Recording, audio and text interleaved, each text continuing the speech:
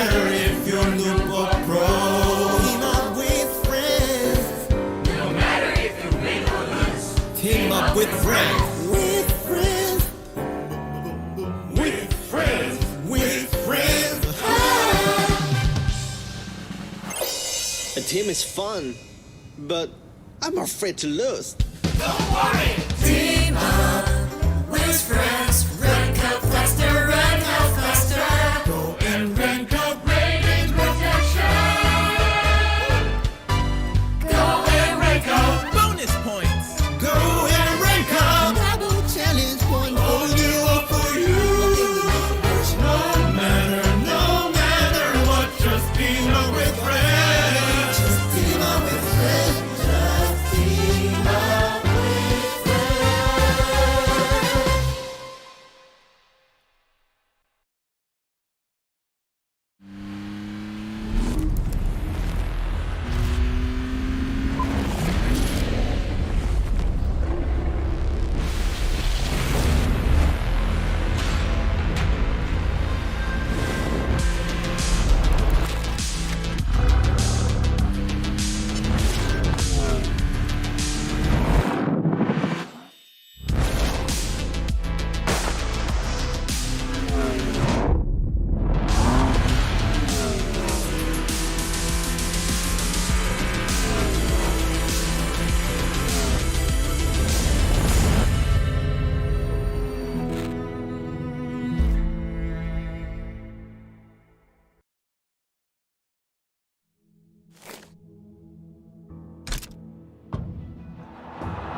Here's Messi, away from 2, 3, 4. The world's best player shows us just what he's about to get. Is this on? Oh, great. Hi everyone, welcome to my secret lair. Everything is getting put together right now. Perfect. This here is testing stage that ensures your safety during your ride. They are currently debugging the hub. See how it goes. Boy, it is powerful and agile. That just makes me want to give it a go. Only after careful inception will the equipment be ready for release. All of this equipment can help you achieve victory. Get ready. Join us now. Disfrutar el juego.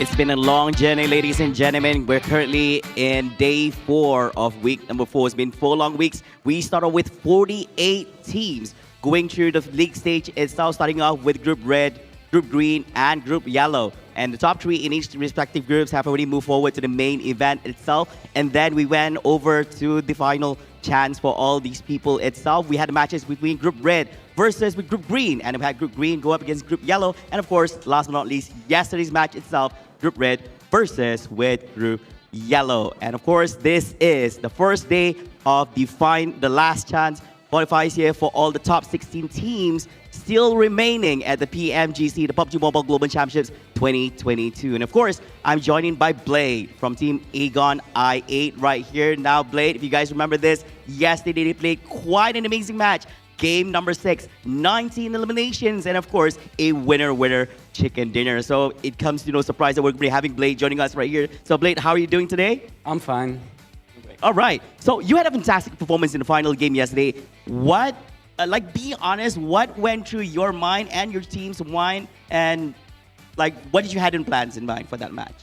So हमारे पास तो we had nothing to lose, तो हमने कहा कि just extra aggressive जाते हैं, बाकी फिर do or die का situation था, so बस हम extra aggressive गए and alhamdulillah कर गए. So we went just extra aggressive in the last match and we had nothing to lose, so we went for do or die. Do or die indeed. And of course, your team also had 19 eliminations, and that's not a small number in the last match, and you especially eliminated 8 players. Now, did it boost the confidence of each and every one of your team members, and should we expect you to keep playing aggressively now, or do you guys have a different thing in mind? बिल्कुल हमारा confidence ज़रूर boost हुआ है, तो आज हम पहले से बहुत ही ज़्यादा aggressive जाएंगे आज हम. So it indeed boosted our confidence, and we are going much aggressive than yesterday. Yeah, I think everyone is expecting have high expectations of you guys. You guys climbed really high on that final match itself. Now, with only 16 teams remaining in the tournament, which teams are you watching out for and why? And is it a different team compared to what you had in mind when you started off here at PMGC? सारी teams इधर अच्छी है, but I think we are gonna look out for HVVP and Vampire because of their past achievements. So yeah. There you have it. So definitely Vampire Esports as well as HVP is going to be in their minds. Because last but not least, final question for you here is, what would you like to tell your fans in Pakistan and all around the world? Because yesterday we didn't get to actually had a few words from you guys after that amazing match. Anything you want to share with them? Just thank you for supporting. जो हमको support कर रहे हैं, thank you a lot, and हमें support करते रहो. इंशाल्लाह अब आपको result देते रहेंगे. Yeah, that's it. There you have it, ladies and gentlemen. Congratulations once again for making it to the top 16 right here. Ladies and gentlemen, they have it, Blade from Team Aegon I8. Now, right after this, we're going to kickstart the first match of the day. This is the last chance right here at the PUBG Mobile Global Championships 2022. 16 teams and only 5 will make it to the main event at the end of 12 matches. So don't go away. We'll be right back right after this commercial break itself, and we'll see you guys at match number 1 at the PUBG Mobile Global Championships 2022 final chance. See you guys in a bit.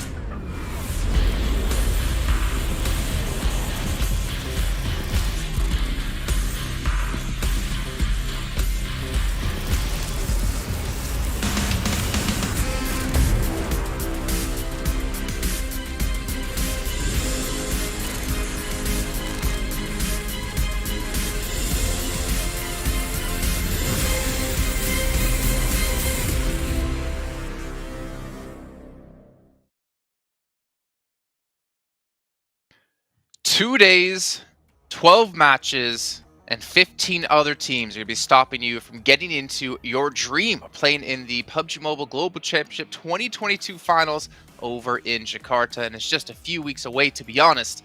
We're going to find out what's going to happen exactly over these next 2 days of play. I'm your host, Jason Kaplan, joined by Maxman and Sandstorm to break down everything happening, well, in the last 3 days, and of course, what's coming up these next 2. And gentlemen, as we were seeing before, getting to hear from I8, That was a rough finish yesterday, but they pulled through. They qualified. But the problem is, it doesn't get easier than, well, it doesn't get easier at all for them. It just gets more difficult going into today. Exactly, and I really liked what he said during the interview too. That he said that like they had nothing to lose pretty much, and like, okay, we're just going to go hyper aggressive into it, and that was the egg on I8 to allow them to qualify into the last chance. So I'm hoping they're looking back on this and saying, wait, this actually worked.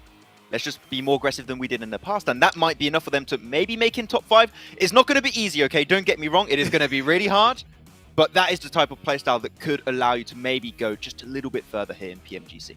Thing is, it might work, but you're going back to competing against teams from Group Green. So now we're back to the strongest teams again competing against you. The fact that it's going to be once again over the course of 12 games, the pressure is definitely on for every single one of these teams, especially with the ones that are the last representation available and present right now in the PMGC for their respective regions. We have some regions who have representatives in the grand finals, some who still don't. So just that added pressure for those teams. Oh, also the added pressure of knowing Group Green played all their matches in the first 2 days, and now they got to sit back and watch yesterday and kind of suss out their opponents and all of their enemies. For you guys at home, though, we want to hear your thoughts about who's your favorite team you can watch within the Esports Center in-game and actually get some tokens to vote. I think we saw, what was it, S2G is number 1 the last through the last 3 days. I want to see that change, okay? Let's get Bigatron number 1. Because they've made it here to the last chance. They have a chance to get through into the finals, and I think they need everyone's support because top 5 for them as well is going to be very difficult.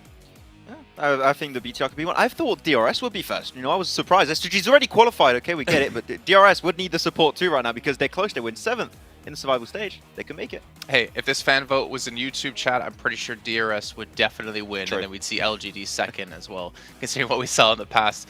Big shout to Sony Xperia, the Xperia 1.4 and Xperia Stream made in collaboration professional esports players. You can get 90 Hz in PUBG Mobile with Xperia Stream's total cooling system and multiple ports for intensive gameplay and streaming. And while you're playing on your Xperia 1.4, you can go chill out in the lounges of the Pullman Kuala Lumpur Bangsar Hotel, where our world is your playground. And you know what, Max? I like playgrounds. They're fun. I'm a little too big for them. I was too big for all those fast food restaurant playgrounds when I was younger. But you know what? I'm sure I can make it work. I didn't have friends to go to the playground with, so I never went there. So what can I tell you, man? I was gaming at home, man. That's why I'm here. It's a really depressing turn. But luckily for me, with Prime Gaming, I can make it not so depressing with free items in-game, premium content, and also Prime benefits. On top of that, I can buy myself some things to make myself feel better. I'm sure, Maxman, you might have done that in the past, too. Yeah, I order some snacks like that. I just feel better, and I just eat myself to happiness. I know. Well, you eat yourself to happiness. What Sandstorm does is he logs into PUBG Mobile, plays right now up to the 31st of December to unlock a Maserati skin for himself. That's how he makes himself happy. So you know what? You know, everyone has their own things, and I think also Sandstorm is just wishing he could have one in real life. So Maserati, if you're watching, we'll each take one of your fine vehicles. I don't care which color, just I'll take it. Just it doesn't listen. Even if it's an old model, one that's being fixed up, I'll take it. It's fine. I like it. It's so weird. Like you get a car given to you, it's like I don't like the color. No, no thanks. Okay, Max. Well, I mean, you did say yesterday you do, or was it yesterday or the day before? You have a license, but you don't drive. I'm scared of driving. I don't know. It's scary. Everyone's going so fast. I don't like it. All right, Maserati. I'll take his car and my car. He doesn't need one, clearly. Make sure you guys are all following all the official social media channels as well here as we now take a look at the participating teams here in our last chance. It's 2 days, only 2 days of play here. Non-stop action between all these teams. And really, looking at the list of teams we have, it's really, I think it's difficult to choose all the top 5 with 100% confidence.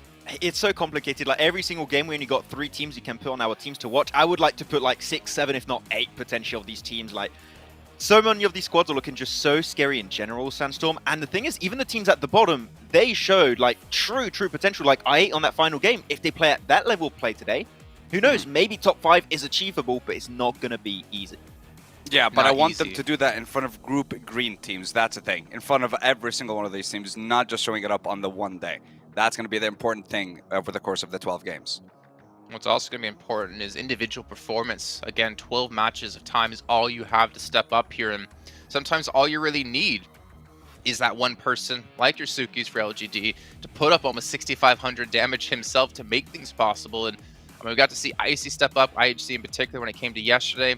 And even looking at our top teams when it comes to performance, surprised to see actually Alpha 7 up here because they didn't really stand out to me too much when we were watching them.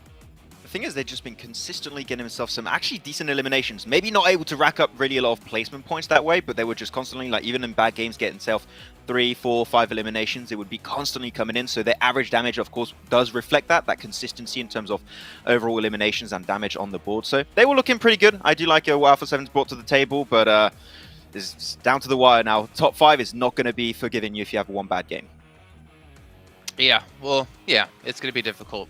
And honestly, I think consistency will be a big part of it. But to take a look at these two teams in particular, of HVVP and LGD, I do kind of wonder, what is that threshold of the amount of matches that need to be played before teams that have those really high highs and low lows really kind of falls off and eventually normalizes? Because if you have a small amount of matches, teams who can just pop off in those, 5-6 matches can easily surprise you. But 12, I don't think that's enough to cancel out that fact. So not really able to afford too many bad matches here as we take a look at our top performers here for Erangel. Bacon Time, surprisingly enough here, Sandstorm. I think they were a top performer last time we saw them as well. So they're maintaining that level of consistency. Yeah, and they're still always staying towards the top of the pack, top 4, top 5, when it came to the group stage, when it came to the survival stage as well. So their performance is very, very consistent and definitely one of the teams to watch out for throughout the last chance games.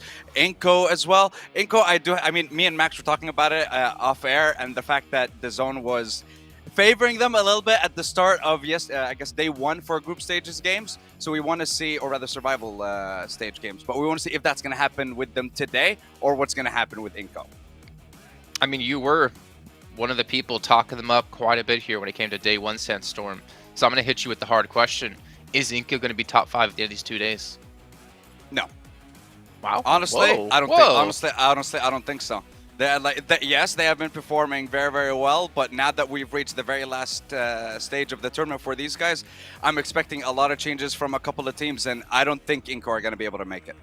Okay, well, let's take a look at your guys' team to watch here, and I kind of side with you, Max, man. I kind of wish we had like 6 or 7 to use, because honestly, there are so many different teams to focus on in particular, and I am happy to see at least one of you guys put Enigma Galaxy in this, because for me, that is definitely one of the biggest teams to watch, considering their performance from last year at PMGC, considering the performance they've had for the majority of the year. They seem to be shadows of their former selves. But talk me through Besiktas and Aegon I8 as well here, Sandstorm. Why these two teams? So with I8, they had half of their survival chance games or survival stage games in the bottom 4. Just very, very poor performances on day 1. When we came to day 2 for them, that's when they started to pop off a little bit. They managed to get a top 2, and of course, at the end, we saw that massive chicken dinner with 19 elims. Sure, but it's not going to work out for you if you keep playing at the same pace in these games, so something needs to change. You need to play that aggressive style from game 1. When it comes to Besiktas, they suffered a lot from hot drops at the beginning of the game, so definitely have to see a change here with the new teams coming in from Group Green as well. NGX, plain and simple, you are the last Arabian representative in this tournament, so there's a lot of pressure. There's just so much on your shoulders right now, but we'll see what they can do. They have to change it up compared to the survival stage. You have to play more closely grouped together compared to previously.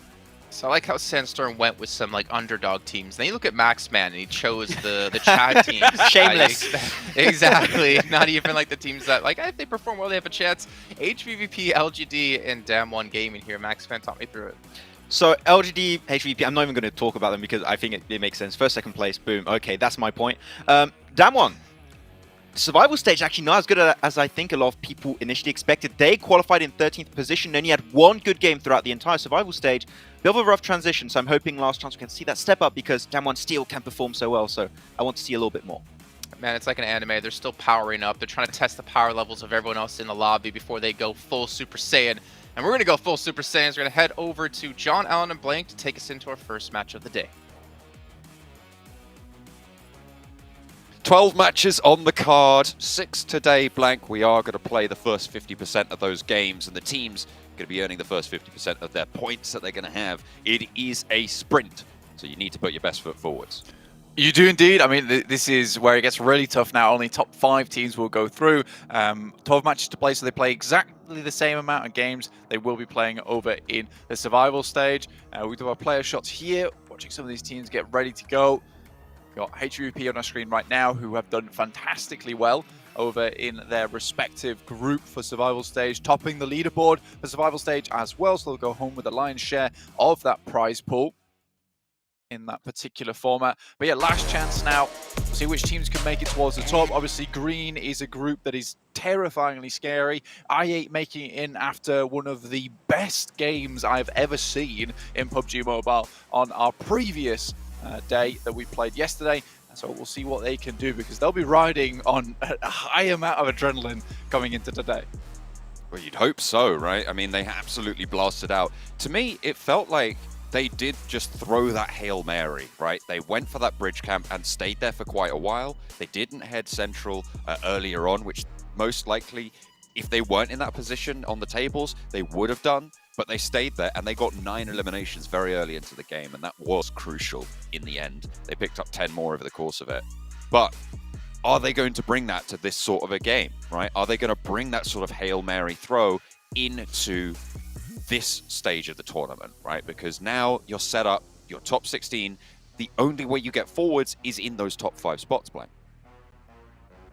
It is really rough to get all the way through to the end. I mean, top 5 is not a lot of chances for you to pump yourself towards the top. And like you say, it was a bit of a Hail Mary, but still, it takes a lot of determination and a lot of cool and calm, to be honest with you, when you're that far down the table, to be able to get the 9 eliminations and then think to yourself, there is a possibility now, and we have to play it out. Not let those nerves get to you or the pressure, and still play out the game really damn well with a 4-man squad towards the end in Sosnovka. I think it was a break that they absolutely needed, was that Sosnovka finish, but they made the right decision in the early game, and everyone else was very flustered, a little bit too pressured to make it happen. But we are now with the big dogs, with big leagues, over in our top 16, and it will only be top 16 from here on out. So head over towards the PMGC Grand Finals next, but this is the last chance for any of these teams to make it in towards this Grand Finals and play with the best of the best.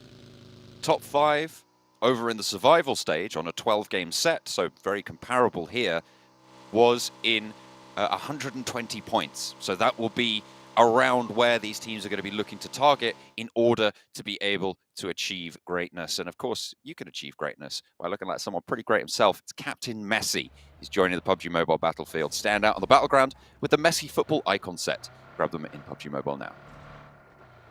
Absolutely want to pick up that. Very nice couple of skin sets coming through from there. And if you also want to catch yourself some more skins, some more abilities that look good on the battlefield, stylish, the PMGC 2022 special crate, which will be dropping somewhere near you very soon. So make sure you grab your vehicles, you send on over, because we're on the 3rd right now, and this will release over on the 5th. So 2 days before you can start getting your hands on that bad boy. So make sure you are ready and raring to go, once we do conclude our last chance before the holidays, let's say. Let's take a look at this game right now, Blank, because, well, hang on a minute. I was going to talk about the circle, but it looks like the Sharks are swirling. But unfortunately, Reggie's got the harpoon out. He's going to take down the first Great White. LGD lose a player early, flushed fast, but the damage pours right back in through the windows. Unfortunate for LGD to lose a player like that. They do get that answer, but both these teams now down to 3 players. Let's talk about the circle a little bit, Blank. It's kind of hard shift over to that east side on a hard cut plane path. Yeah, over towards the eastern side, not too bad for some of these teams. iNCO, very happy with this one. We saw in their group, they were playing very, very central, and particularly in the survival stage as well, very central play to getting themselves far towards the end of the game, not necessarily any explosive matches, with Nenebete actually able to pull out some very clutch moments towards the end of the game to get them even further, and I think that was one of those key factors. The rest of the team doing fairly well for themselves. Vitali, very good on these off angles, able to get himself into these sneaky places where some of these teams don't expect the angles that he's shooting from. So that's pretty good for iNCO. They'll be happy with that. This gives them a kickstart to their game plan, which has always been that central play style. A7, on the other hand, they had a really good jump up in performance over in their respective games in the survival stage. We felt like they were a little bit lacking maybe in those first 6 matches, but they certainly fixed that just a little bit for themselves coming in to their 2nd day of play. Hope they can carry that sort of fixing forwards. They can try and have a better time of it because it is still very much a sprint. 2 days worth of games, only 12. Some of the shortest phases of the tournament we've seen across PMPL all the way up to PMGC. But that's what the last chance is all about. Getting those final 5 who can put up the numbers when it matters most. That's what we want to find here in the last chance stage. At the moment, we've got 2 leaders, but only 1 point on either of those teams. Reject and LGD trading blows there. iNCO and Abete spotting out or scouting out over to Alpha 7. Carrillo on the inside. On the east side of Prison. Not really going to find those shots, but certainly presence now felt by Alpha 7 playing in Lipovka. Sending a scout out towards that western side. iNCO don't spot it as of yet though, so Alpha 7 should be pretty safe to bring the rest of the team on over. Lipovka kind of a dead spot right now on the circle with it not heading all the way over towards that east, right out towards the water. Perhaps a position that they can maintain control of just in case we do get another hard shift on the circle over towards the east. Game Lords similarly have also sent themselves in, a team that really had a big improvement towards the end of their day. We had a lot of teams stepping up yesterday, essentially. What we started to see was that basically there was a few teams maybe from that top side of the table that are able to hit some big points. I'm looking at LGD in particular, who were really dominating that lobby. But it was mostly down from 16th to 24th where we're seeing most of the movement happen. I think these teams realized that it was time for them to really step it up. And I think that that's the issue you fall into, is it you're on this 12 matches, you don't want to play too fast, too loose because you're worried about going out too early. And then some of these teams realize that maybe they have a bit more power in them than they actually thought when it was a do or die moment. And of course, you have to include the dynamic of removing Group Green, some of the powerful teams in there that allowed them that freedom to try and dig deeper and find a little bit more power. So hopefully they can keep that one going. Besiktas from Yasnaya will start to move south, playing on the mansion area. Being pretty good in their compound right now. It's a little bit north of center, but still pretty decent as a base of operations. Can probably 2-2 split with another compound across the way and see if they can control that northern side. Would be quite valuable. No one really looking to swing in on that north just yet. I mean, you've got Bigatron also in Yasnaya Poliana, and they qualified 79 points. Like the team in 17th place was 78 points, so they were very, very close to not making it here. So Bigatron and also Enigma Galaxy, who also got 79 points, they have a lot to prove here, and they do need those step-ups that we were talking about from teams yesterday. Yeah, you are essentially coasting at that point in time for some of these teams. I mean, you look at Enigma Galaxy, Bigatron Red Aliens, Damwon Kia, in fact, 84 points above Aegon AXA. And I think you can say Aegon were coasting because they had a very rocky amount of waves that came their way, and the boat was shifting all sorts of places towards the end when they had that tempest of a game that sent them through. Damwon Kia, on the other hand, they had a really good start to their sail, honestly, getting themselves very, very far in towards the tournament in terms of point scoring, but then fell off massively after that. And I think that is something we talked about, is that adaptation from a lot of these teams came through, and they weren't exactly sure how to deal with it. VPE coming in from that western side, as are Aegon AXA now. I can see that VPE are a little bit split off between one another. HVVP over that top side. With this next circle heading up towards that northeast, a circle that I would 100% say that HVVP is known for doing very well on, especially with their rotation over the top of shooting range. Send themselves towards a compound down towards the eastern side of Yas Fields. Really strong spot for them to start this game out right. Game Lord playing 1-2-1 on the convoy. Leading in, getting the buggy.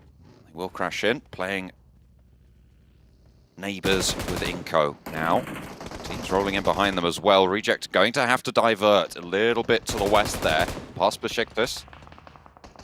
As Robs takes shots over towards iNCO's position as well. They try and lay claim to a corner of the compound. These buildings, very, very valuable with this hard north shift. Massively useful to a lot of these teams. This one in particular, Besiktas, they hold the better side of this compound. However, Enigma Galaxy is going to be difficult to get rid of them. Game Lord will struggle slightly considering a lot of those windows on that side is open. So getting them into a good spot is essentially, they've sacrificed a spot on the side with high ground for a better positioning in the late game. Because right now they have a super central position within the circle, and they did have a great ability to get towards one of these compounds that Besiktas or Enigma Galaxy had picked up, but they opted to go for something maybe a little bit more towards the circle center. I mean, they've been playing much better from one of these positions, so I can respect the fact that they don't want to go too aggressive early on and take the initiative on these high grounds, and rather would like to play for that late game when they know that they're able to score those points.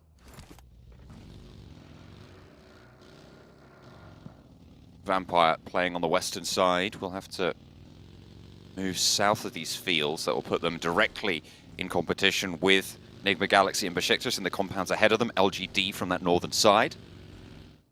DRS from the south. They start to make their movement. Aegon XI8 from the south now pushing in. Actually turned short there behind IHC. So IHC look to potentially guard them out, but there is position to move through here for Aegon XI8. Godless, though, wants to look for the sneaky little shot over the ridgeline. Tags 1, tags 2, but not quite able to get the full knock there. UZM just able to duck down behind the ridgeline and stay alive. We'll be able to pop that heal as well. Only the 1 first aid, however. That's going to be a pretty heavy hit to supplies. Had to move quite far to this team to get into position anyway, so I think for Aegon XI8 is the case of just sending away, maybe head up a little bit further towards that western side, try and punch in for a different way. You don't really want to face off against IHC much longer in this position, purely because they already know the route you're taking and will essentially go for something more of a gatekeep. There's only 2 real rotations you can make around prison anyway, and already IHC is sent towards that eastern side rotation, which has a few of those compounds down on the low ground. Titans are in front of them. However, that's quickly dealt with by IHC, who were looking really good yesterday. They had a lot of power, a lot of firepower, fragging potential. Down 1, though, looking to prove their own fragging potential. Game Lord won't actually slow them down into the garage and the compound. As nades start to fly back and forth between the buildings. Gets a good chunk of damage over there with a nade for Game Lord. On the busted outside of the building. Needs to be careful from teams crashing in on alternate sides. Game Lord in the far corner. iNCO, they've been hiding in this, well, I say hiding, they've been holding in this building for quite a while now. They've allowed 2 teams into the compound. Yeah, I mean, that's pretty standard iNCO playstyle. A good nade to start off for Game Lord actually gets a big chunk of damage over towards the guys from Damwon Kia. I think that they're a little bit worried, but this position is very classic iNCO, to be honest with you, with the fact that, you know, they're usually either squashed between 2 teams or on the outside between 2 teams. It's very interesting how they get themselves into this scenario so often, and I think that you bring a good point, John, in the sense that they've allowed this to happen. Realistically, they don't like to take too much presence. They'd rather that they chilled with the homies. You know, they had 12 players all in one place that were sort of wary of one another and didn't want to take any fights, because there's always that looming presence of a third party, and it's very, very close by. So now Damwon Gaming, as well as Game Lord and iNCO, reluctant to fight one another. Although, with the way the circle's going, keeps heading up towards that northern side, and sooner or later, this is no longer going to become one of these central spots.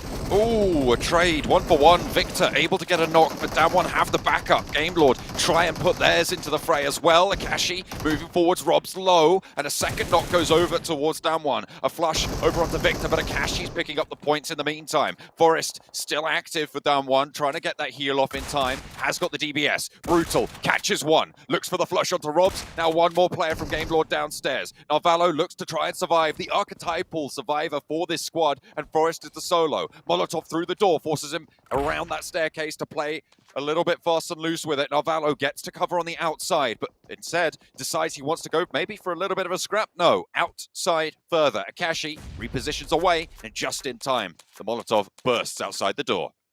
You can hear the shells been popped back into the DBS. Nade goes long, but it's not good enough, and realistically, again, this is a bit of overconfidence and a bit of overzealousness coming through from the guys from Game Lord.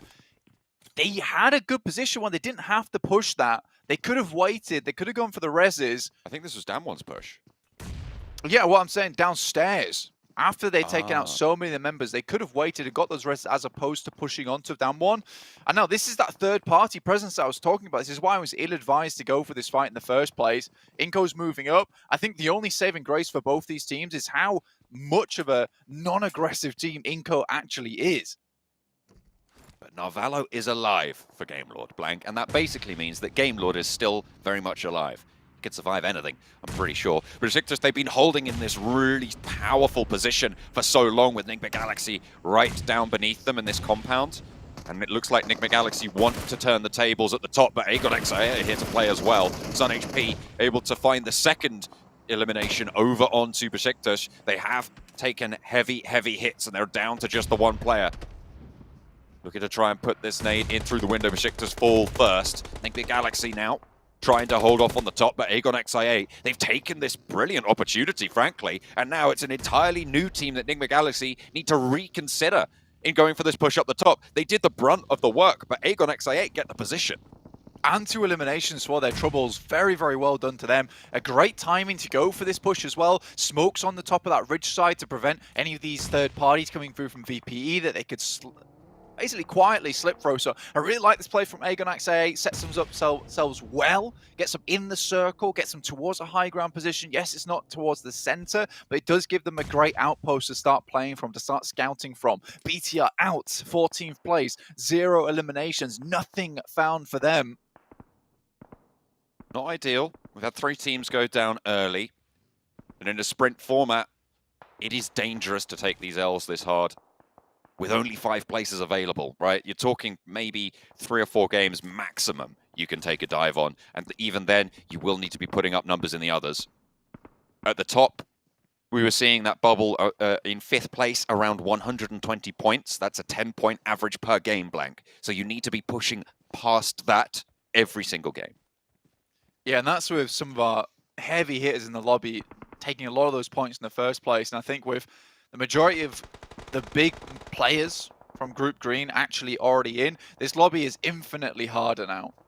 With most of the teams that were not doing so well or were down on their luck out from 8th place downwards, it is a rough lobby going forward for a lot of these guys. Good practice going towards the PMGC Grand Finals though. Play all your way through your groups into survival stage and last chance, but it is a stressful situation to be in. Much rather be kicking back, analysing these games yourself in the meantime, rather than having to pseudo-practice, but also fight for your life at the same time. HVVP certainly getting their practice in. Top of the tables in the survival stage that concluded yesterday, as LGD very much nearly took that spot from them, but they went down fairly early in that final game with only a couple points to leave HVVP the victors. But now they need to do it all again. Circle shifts down southeast, cuts out the compound on the western side of things, but keeps the position in the compound for Vampire, for iNCO. iNCO, again, not moving too much. They did clear out that player from down 1 earlier. Narvalo lives longer, still within the circle. Bit of a barren wasteland towards the center of this circle, honestly. Some good compounds on the outer edges, though, so you're most likely going to see teams play edge for a little while longer. You might see some crashes come through as well. HVP not able to pick up any eliminations as of yet, but they have been doing some good work down towards Alpha 7 and Bacon time. Hitting the shots, getting some knocks, taking off those helmets. A7 certainly will be worried, but a crash more than likely required. And getting across from that north side is ever more harder because you have to cross that road, so you're open. Nigma Galaxy roll right on up to the compound. Nanibete tries to put the nade up top, but they're not quite so fast up the top. Hang on a minute, there's Aegon XIA.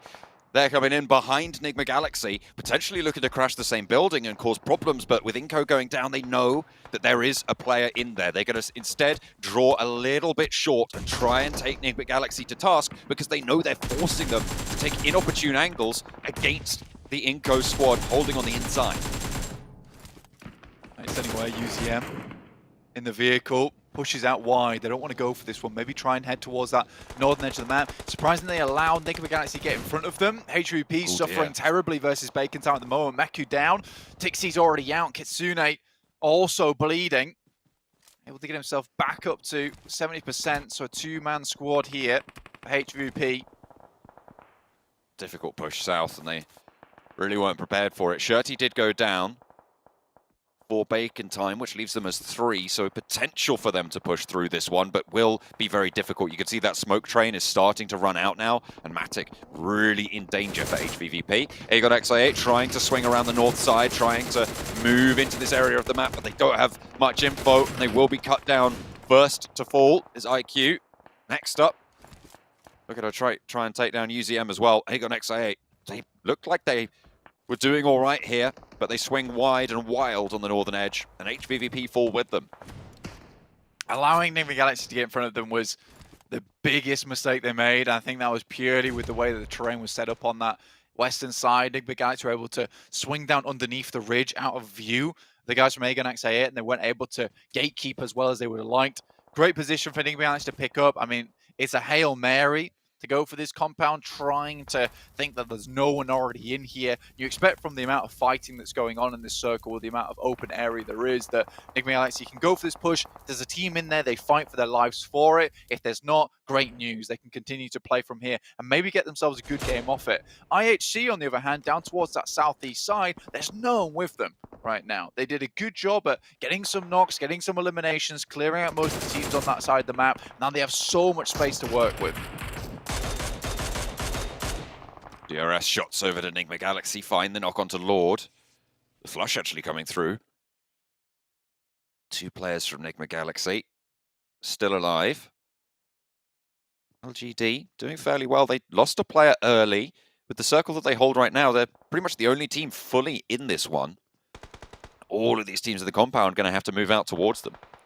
It's a horrid playground for a lot of these players to go through. Look how just open, flat it is. It's going to be snakes galore. You have to drop the backpack, try and make your way in. Reject have nades over towards DRS, currently on a 5-limb streak at the moment. Nades been sent back by Delta now in between them. Dweller takes a bit of damage, but doesn't drop the pin. Massive amount of damage chunked over towards DRS at the start here. Will it be enough? Do they know that it's a duo as well? Because you'd imagine they just push really, really hard if they did have that sort of inclination. Delta pushes in through the smoke, has got the UMP, they're playing close up and personal, but Duello, he has the drop on this one. Delta able to turn this one around though, and both of the Reject players fall for 1 knockover onto Gianti. DRS might not be able to get this res, in fact, and Delta out into the blue. Is he going to be able to get back in time, or is he just going to tick away? Just able to squeak out there, but really, really low, has to hop out and gets knocked almost immediately, actually. Goes down to the dropout from a barely moving vehicle. I mean, that's what happens. Usually you can drop out those vehicles at that speed, you take a tiny, incy little bit of damage, but there it was absolutely enough, considering this guy was basically on his last legs anyway. Bacon time. Get knocked out. It's on that north side. Great move from IHC. Realize that there's so much space open. It's time for them to move in and start dominating this lobby. Alpha 7 similarly have a good spot. They've been playing out from here for a long, long while. Haven't had to move too much. One of the stronger compounds, but look at this western side. It is so grouped up. It's so horrendous to push through. So many smokes now been laid down. The fog of war absolutely blooming here. Vampire have been fairly quiet so far this lobby, but they are playing as 4. They're playing on this flank. Unfortunately, though, Squash finds that nade. Nenebeti wants to push in to go for the flush. Will be able to find it onto Stoned, and none of the team from iNCO will fall. 5 eliminations there. As Vampire cut down to 3. Ravenclaw falls. As LGD holding on the outside here. They're playing on this ridge on the outside of this compound, and Vampire are just getting torn to shreds. 5 eliminations for LGD, and some of the heavy hitters from Group Green have already taken that tumble. HVP out, VPE out. Bacon time also not making it through very far, but iNCO, 6 eliminations. This team is a survivor team. They certainly make it far when they need to. Yes, they'll put up the massive games that we see from some of these other teams, but this is a chance right now to prove us wrong. 6 eliminations so far, but up against one of the most terrifying squads over the last couple of days. It's LGD, nades in hand from Suki, the man, the myth, the legend himself. 549 average damage done. It is unbelievable the amount of work this boy puts through. Spray from Nenebete over to the Titans, lights them up, but doesn't quite knock them down. Now that position's given away, and LGD are going to launch nade after nade over to it. looking to burn them down as well. iNCO going to be low on these meds, moving in for Vitali, but you really can't commit for this res. MVM pushes over the top. There's so many shotguns in this close range, and MVM finds out all about it. A nade, a shotgun shell, trying to put the hurt on, and it will be good for Squash yet again. Suki falls, and now LGD down to just one. Chunksy is there behind the ridgeline, but can't be in a position to aid his teammates just yet. Shots over from Teak. Might be able to go under the vehicle, just looking for one more. The heel being burnt out right now for Chunksy against 4 players from iNCO. They did get the res onto Vitali, but they still have to push. Huge amount of damage been sent through to iNCO now. Titan looking to pick up themselves a good amount of eliminations as Puncher takes those shots. iNCO still taking shots backwards. Nenebete might be able to find himself a thread of an angle here. It'll be very difficult for him. DRS sends nades over towards Narvalo, doesn't quite take him out. He didn't manage to get the nade off. Vitali sprayed him down. He spotted him, so I don't know if Narvalo's position is known. And like, they're still alive. I said it earlier, Game Lord. They're still very much going in strong. Don't know how Narvalo does it. Teak. Oh, he's finally gone down. I had to say it. I had to ruin it for him. But shots over towards Titan, still good for Nenebete, and iNCO still up at 4 players alive. 10 eliminations for iNCO. This is the sprint team that we wanted to see. Nenebete finally takes down Titans. This guy is just unreal good at the moment. I think for iNCO, he has been such a massive boon to have on the team. The rest of the team doing well to back him up, rallying around his thunderous charge throughout this survival stage and last chance. A7 now, looking to go Brazil versus Brazil here. TU comes out on top. A7 were able to make things look a little bit better for themselves towards the end of the survival stage, but now iNCO might have something to say about it. IHC in the back though from Mongolia, looking to maybe take out the team that sits between them and the 12 elimination squad. These are all high-power teams, Blank, looking to get into this fight. Revo wants the challenge, wants the spray. It will be good, but there's a rundown to be seen for it. A trade-off, a 1-for-1, but IHC come off the worst for wear as iNCO can now start to move up. 3rd place, 5 eliminations for Alpha 7. A good start to their bid, but now we're down to the final 2 teams. iNCO, 4 players, IHC with 3 after losing it on the rundown, but they have 10 eliminations as well. Nenebete looking to hit these shots. 4-man squad now for iNCO from a very unlikely position on the map. Took their time, were passive about it. This is when to really come alive is in these final moments. And this time around, it's not iNCO with no utility, no nothing, no ammo on board. This is an iNCO fully set up. Backpacks just brimming with supplies here. Look at that, Ziol, 2 first aids, no stims, no nades, no utility. Nenebete, only the 2 first aids himself as well. Vitali, 6 eliminations for Vitali so far. That's almost half of the elimination count for iNCO. Doing a lot of work himself. Ziol lit up. Alex maybe soon to follow, but there is an answer coming through. Godless able to trade that one off, but the 2 players forwards might just fall here. Alex hits the deck, doesn't quite get that heal off before getting knocked by Squash, leaving iNCO at a 3v1. The trade knock is there, and maybe even looking for the res. It's all on Godless now for IHC, but iNCO on the warpath. It looks like they cannot be stopped. Has to try and find another knock here. If you can find another knock, it'll provide hesitation, provide limited amount of time for iNCO to move up, but a 1v4 so unlikely. But Godless is going to go for it anyway. Flank comes through on the side, is limited by this smoke that's been set up. Squash is sprinting into position and Godless has to challenge. Looking to just lease these shells, taking so much out of him, and the final chunk is there as well. iNCO take the first chicken dinner. The team from Brazil blasting out from Group Green, coming back in today, refreshed and looking solid. Insane stuff coming through from iNCO. And I mean, that is a buffer that you absolutely need at the start of the day. I mean, that's going to run them through a lot, right? That could be the difference maker between them being in top 5 and not. Love hearts for the fans at home, brilliant, and you can see these guys are extremely happy about it. Usually on these games, iNCO is able to put up a 5 to 6 elimination game, but this time around, they take it to the limit at the moment. Squash here stepping up tall as well, and one thing I absolutely loved, I adored from this game was the fact they all had auto shotties coming from that building. They realized that when they were cresting that ridge, as it was one of the only places they would leave from, they made an active decision to set 3 shotguns upon 3 of their players. I was astounded by this decision. I thought, you know, this is going to go badly. But when they crested that ridge and it's 3 shotguns in the face of 3 players from LGD, they get sat down real quick and get them telling off of their lives. I love to see that type of thing. Look at that Squash fragging out, but Tali, a demon in his own right. 666 damage, 6 eliminations, blank. This guy was a devil to everyone else in the lobby. And the rest of the team as well, beautifully moving across those hillsides. Really, really nice stuff from iNCO. You said it before, they made some off-the-cuff decisions that panned out very, very well for them. They made it work, and iNCO blast out to an early lead.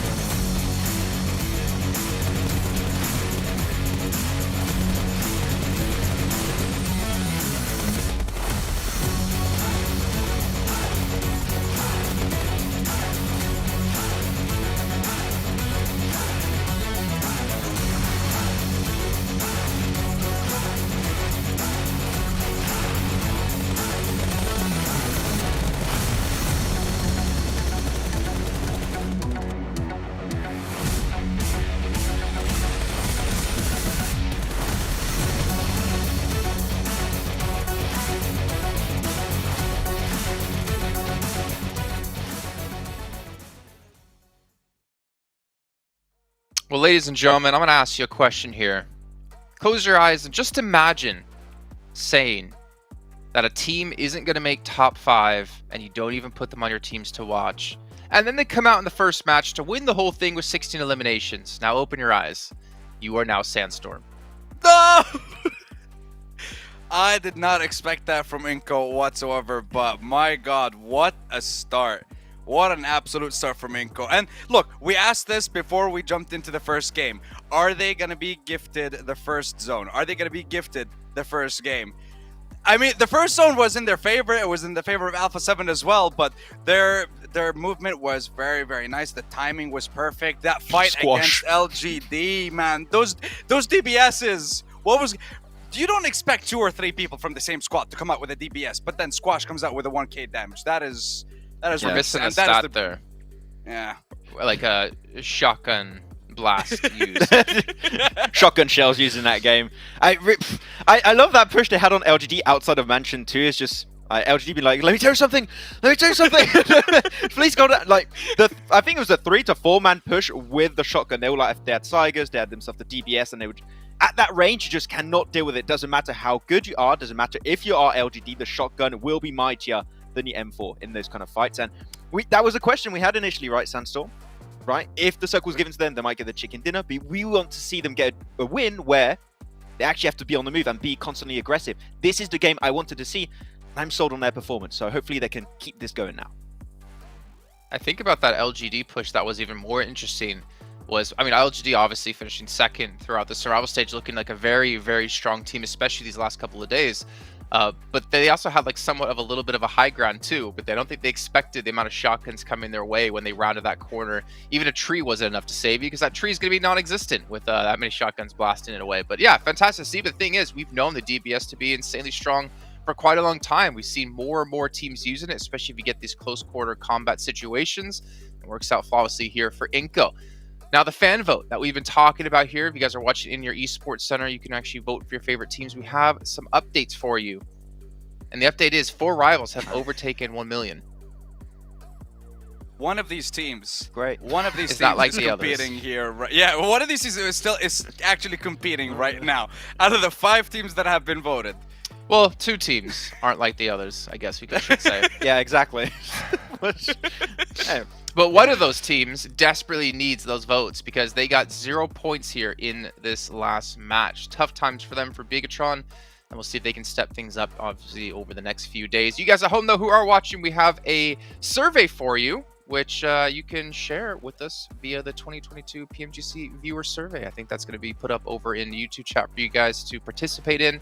Just remember, if there's a question of who is the most handsome and amazing talent, you have to say Maxman, not me. Agreed, 100%. Yeah. I never know where you're going to go with these, Jason. I don't know if you're going to be nice. I don't know if you're going to be mean sometimes. He's keeping me on my toes. I hate this. This is weird. I can be nice sometimes. Let's take a look at overalls. It's going to look very reminiscent of the match rankings, though. No overalls. So we're not going to look at that because we just basically saw it with the match ranking, right? It was just one match played. We still have 11 yet to go, but only 5 left to go today. And we'll be heading over to Miramar for our next game, which is going to be, I'd say, again, quite interesting. We've had 3 different groups in survival stage that swapped in and out, basically changing where you potentially will drop or potentially have to hot drop against. And now we're finally into that solidified lobby, though there is teams from every single group in this one. And after this first day, or after, I guess, the first set of maps, you should feel kind of comfortable of where you're dropping and kind of comfortable to understand where teams are going to be going. Especially because you're not going to have that changes of drops and rotation heading into tomorrow's matches, right? It's going to be the same lobby, the same teams, normally the same drops, and kind of similar rotations happening. So it should be good to go. And yeah, LGD, HVVP, really showcasing in the survival stage why they are currently the top 2 teams in this map. And Vampire 2, and iNCO. I mean, okay, I was looking, I was like, yeah, this makes sense. This makes even more sense. This makes even more sense with iNCO up there. So yeah, I like THVVP go a little bit further in this game because they had a really, really tough rotation. I think they will get kept by, I think it was Bacon Time. There was also Alpha 7. Not an easy game for them, so this next Miramar game might just redeem it a little bit for them. Okay, well, you know, I'm actually looking towards Sandstorm here because his prediction game was on point the other way around for the first match. Who are going to be your teams to watch here this time, Sandstorm, so I know who not to watch? I mean, you know what? iNCO, absolutely incredible. Just a complete 180. iNCO, Alpha 7, I guess I want to focus on them. iNCO, what happened last game? Keep it up. I want to see it again and again and again. Alpha 7, another Brazilian representative. We already have one in the grand finals, but I think Alpha 7, from what we've seen in that first game, great start for them. And I think that they might actually do a little bit better coming into this Miramar game. But my main focus is still going to be Enigma Galaxy. We saw a little bit of a change compared to their previous games once again, but this time it's a change for the better. I promise, okay? I really promise this time. Enigma Galaxy, they had, I guess their entrance towards the mansion area was good, but they got pressured by too many teams at the same time. But at least they were playing together. And I want to see that consistently coming through for the rest of the games, and I think that they might actually surprise us again. I love how you said, I promise, and I look down and I see Maxman and I make the exact same sus face in there. Maxman, what about your picks here? We got IHC, which definitely have been performing better, especially when it comes to today and yesterday, DRS and Alpha 7. IHC is a team that I was a little bit disappointed by in the initial group stage. I think in Group Yellow they could have done potentially a lot better, and I think we've seen a slow ramp up of what they've been able to do in these matches. I think that especially on this first match, it was not an easy game for them. They had to keep fighting in the open. They were constantly trying to take fights that were just going to keep them, giving them a good position if they win the fight. So yeah, I feel like IHC is just seeming a lot more comfortable now. I think they're used to this PMGC setting right now, and I feel like they can even be stronger in the matches to come and hopefully get chicken dinner. I want to see an IC win eventually because IC is cracked right now. Well, you heard him. He's cracked right now. We know who's not cracked is the team I want to talk about currently. The bottom of the leaderboards is 0 points. You know, Sandstorm, you talked about before, you could have one bad game. There's 11 matches left to go. Bigatron, can they afford to have anything less than really strong matches from now on? I think what me and Maxman agreed to is maximum of 2 games, but then you would need to have 8, 9, 10 point games consistently throughout the rest of the tournament. So if you make a mistake in this game, then we need top game performances every single time. All right, well, let's head over to our commentators to jump into Miramar here with John Allen and Blank once again.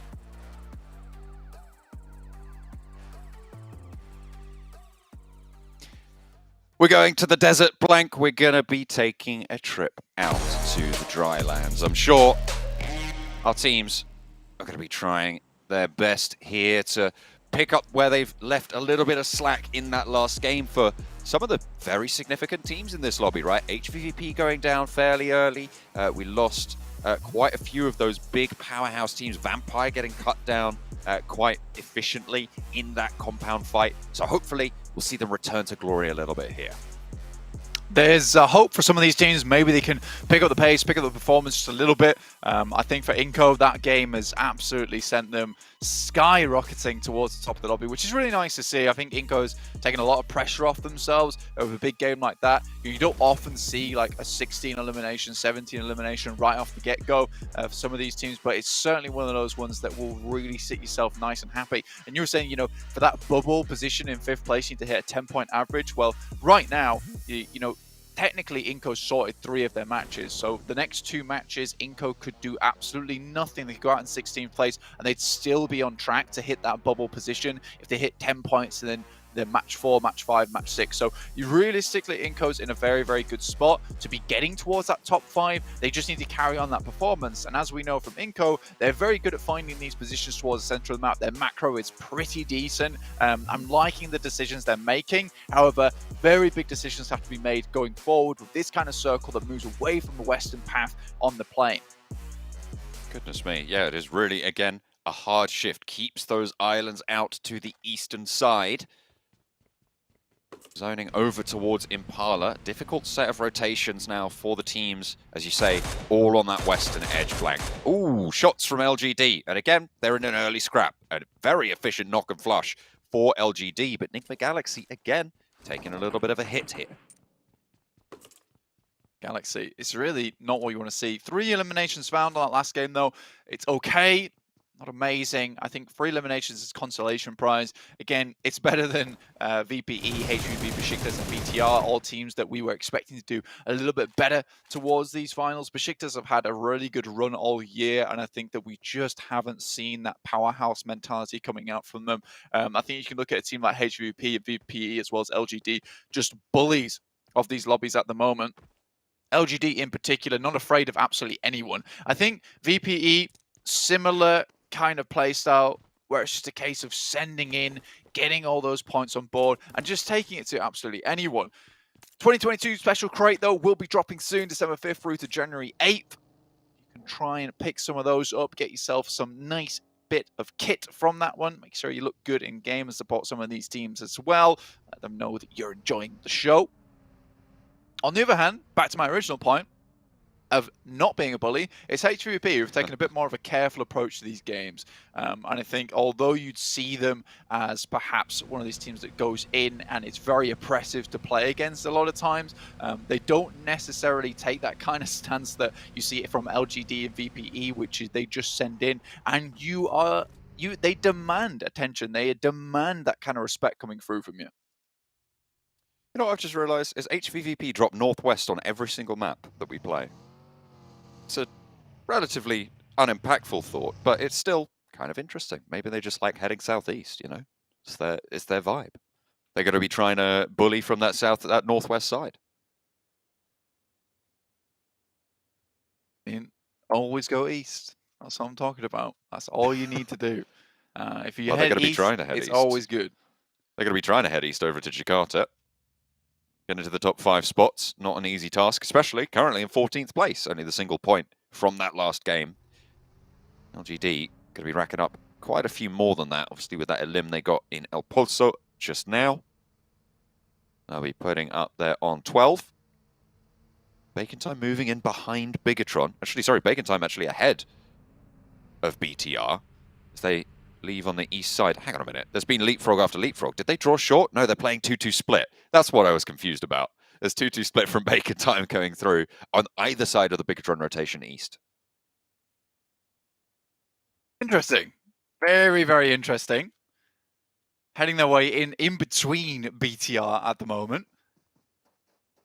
Trying to get towards Impala as quickly as possible. Bit disconnected. And with Shirties heading through the fielded area, we'll see if anyone picks up on this. I think most other teams will be more concerned with their rotation in towards this circle anyway. Reject also moving up. BTR, though, as we said, moving through that field, that was always dangerous for them. Are able to pick up a couple there on the way through, just in terms of knocks. No confirms as of yet, though. No, they did manage to pick up one at Bacon Time. There we go. It was a knock into a flush very, very quickly. Going through. So BTR pick up their first point of the tournament. Good to see. Again, we talked about this team coasting into this stage. And BTR want to put up those numbers to be the only home ground representative over in Jakarta in January. I think a lot of people are cheering them on for that as well. And to be fair, taking out one of the players from Bacon Time nice and early there over in the fields really just give them a lot of pressure they can now put towards Bacon Time, understanding that they're a team down or a player down. So heading towards Impala is always an option for BTR. Again, a 4v3, still not a done deal at that point. There's still ability for that outplay coming through from the guys on Bacon Time, and especially with the circle being on this side as well, you're expecting more teams to be heading in towards this area. I'm looking at DRS who are moving up on that eastern side. Reject who are also scouting outwards. They spot one of the players from Damwon. Osal has to send away in the buggy. Quickly jumps out. Damwon have had, I believe, the highest point scoring game day of any team in this lobby. Their second day, they were able to get 86 points on the cards. So they definitely can sprint when they need to. See if Damwon can pick up the pace a little bit here, because they were a little bit slow in the first one. Okay. That's how you pick up a flush onto noise. I get it. I get it. It makes sense. Yeah, jumps over the top of you. Basically, a delivered little bit of a point there straight to them. Ragey, as well as the rest of the reject squad, moving outwards.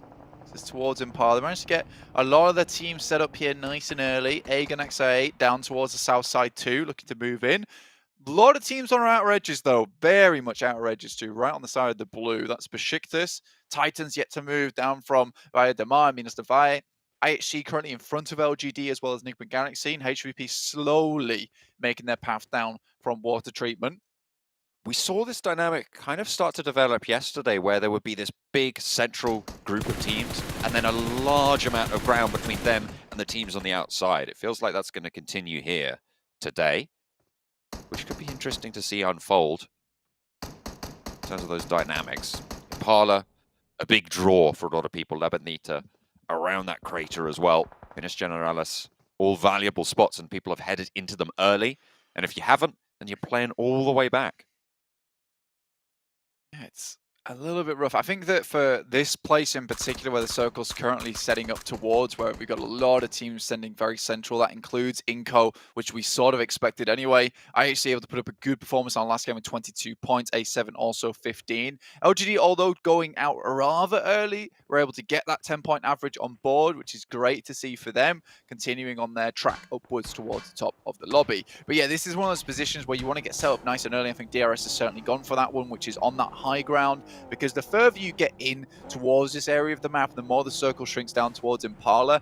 It is really, really tough to get through Junkyard. I'm talking stale bread tough to get through Junkyard into Impala. And this is the exact position I was actually talking about, so it's great to set up into our conversation next, is that where Dam1 is, iNCO, you see BTR as well, a lot of teams will want to make that rotation through there because there's not a lot of valuable rotational space through Los Leones, up and underneath Impala, difficult to get up towards those mountains. And it might just be even a case that A7 takes a leaf out of Influence Kevin's book on this kind of rotation that they saw a lot of times in Americas, which is down south and just playing on that very much coastal ridge and waiting the game out till later.